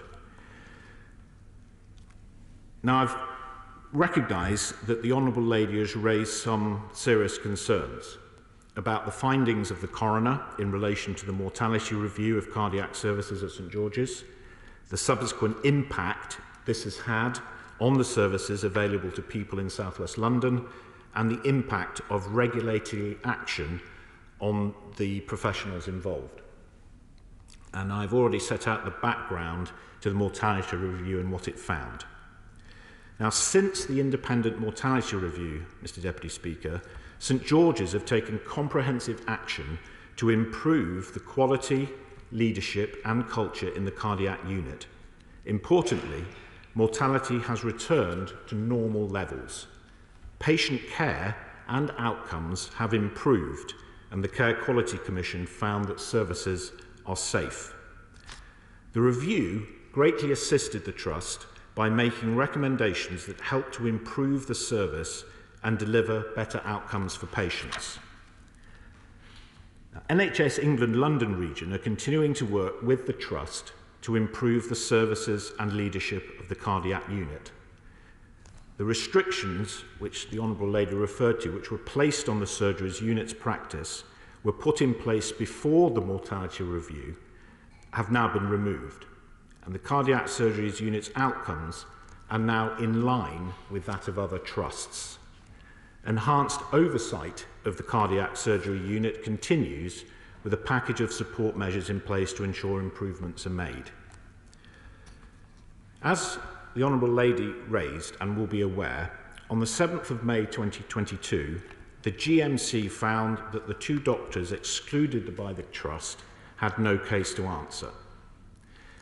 It's important to emphasise that the referral of these doctors was not as a result of the mortality review, which considered issues of safety and did not criticise any individual. And it would be inappropriate for me to comment on individual cases in relation to this matter because of ongoing legal issues. Finally, NHS England is committed to reviewing the coroner's PFD report of the 9th of May and will respond in due course. Mr. Speaker, NHS hospitals are working hard to provide the very best care for their patients and families, and they should always seek to learn and take action when they have concerns. The government is absolutely committed to improving the standard of investigations into serious patient safety incidents in the NHS, to create a culture of learning from mistakes and to improve patient safety. Thank you. The question is that this House do now adjourn as men. Let me say aye. Aye. No, I think the ayes have it. The ayes have it. Order. Order.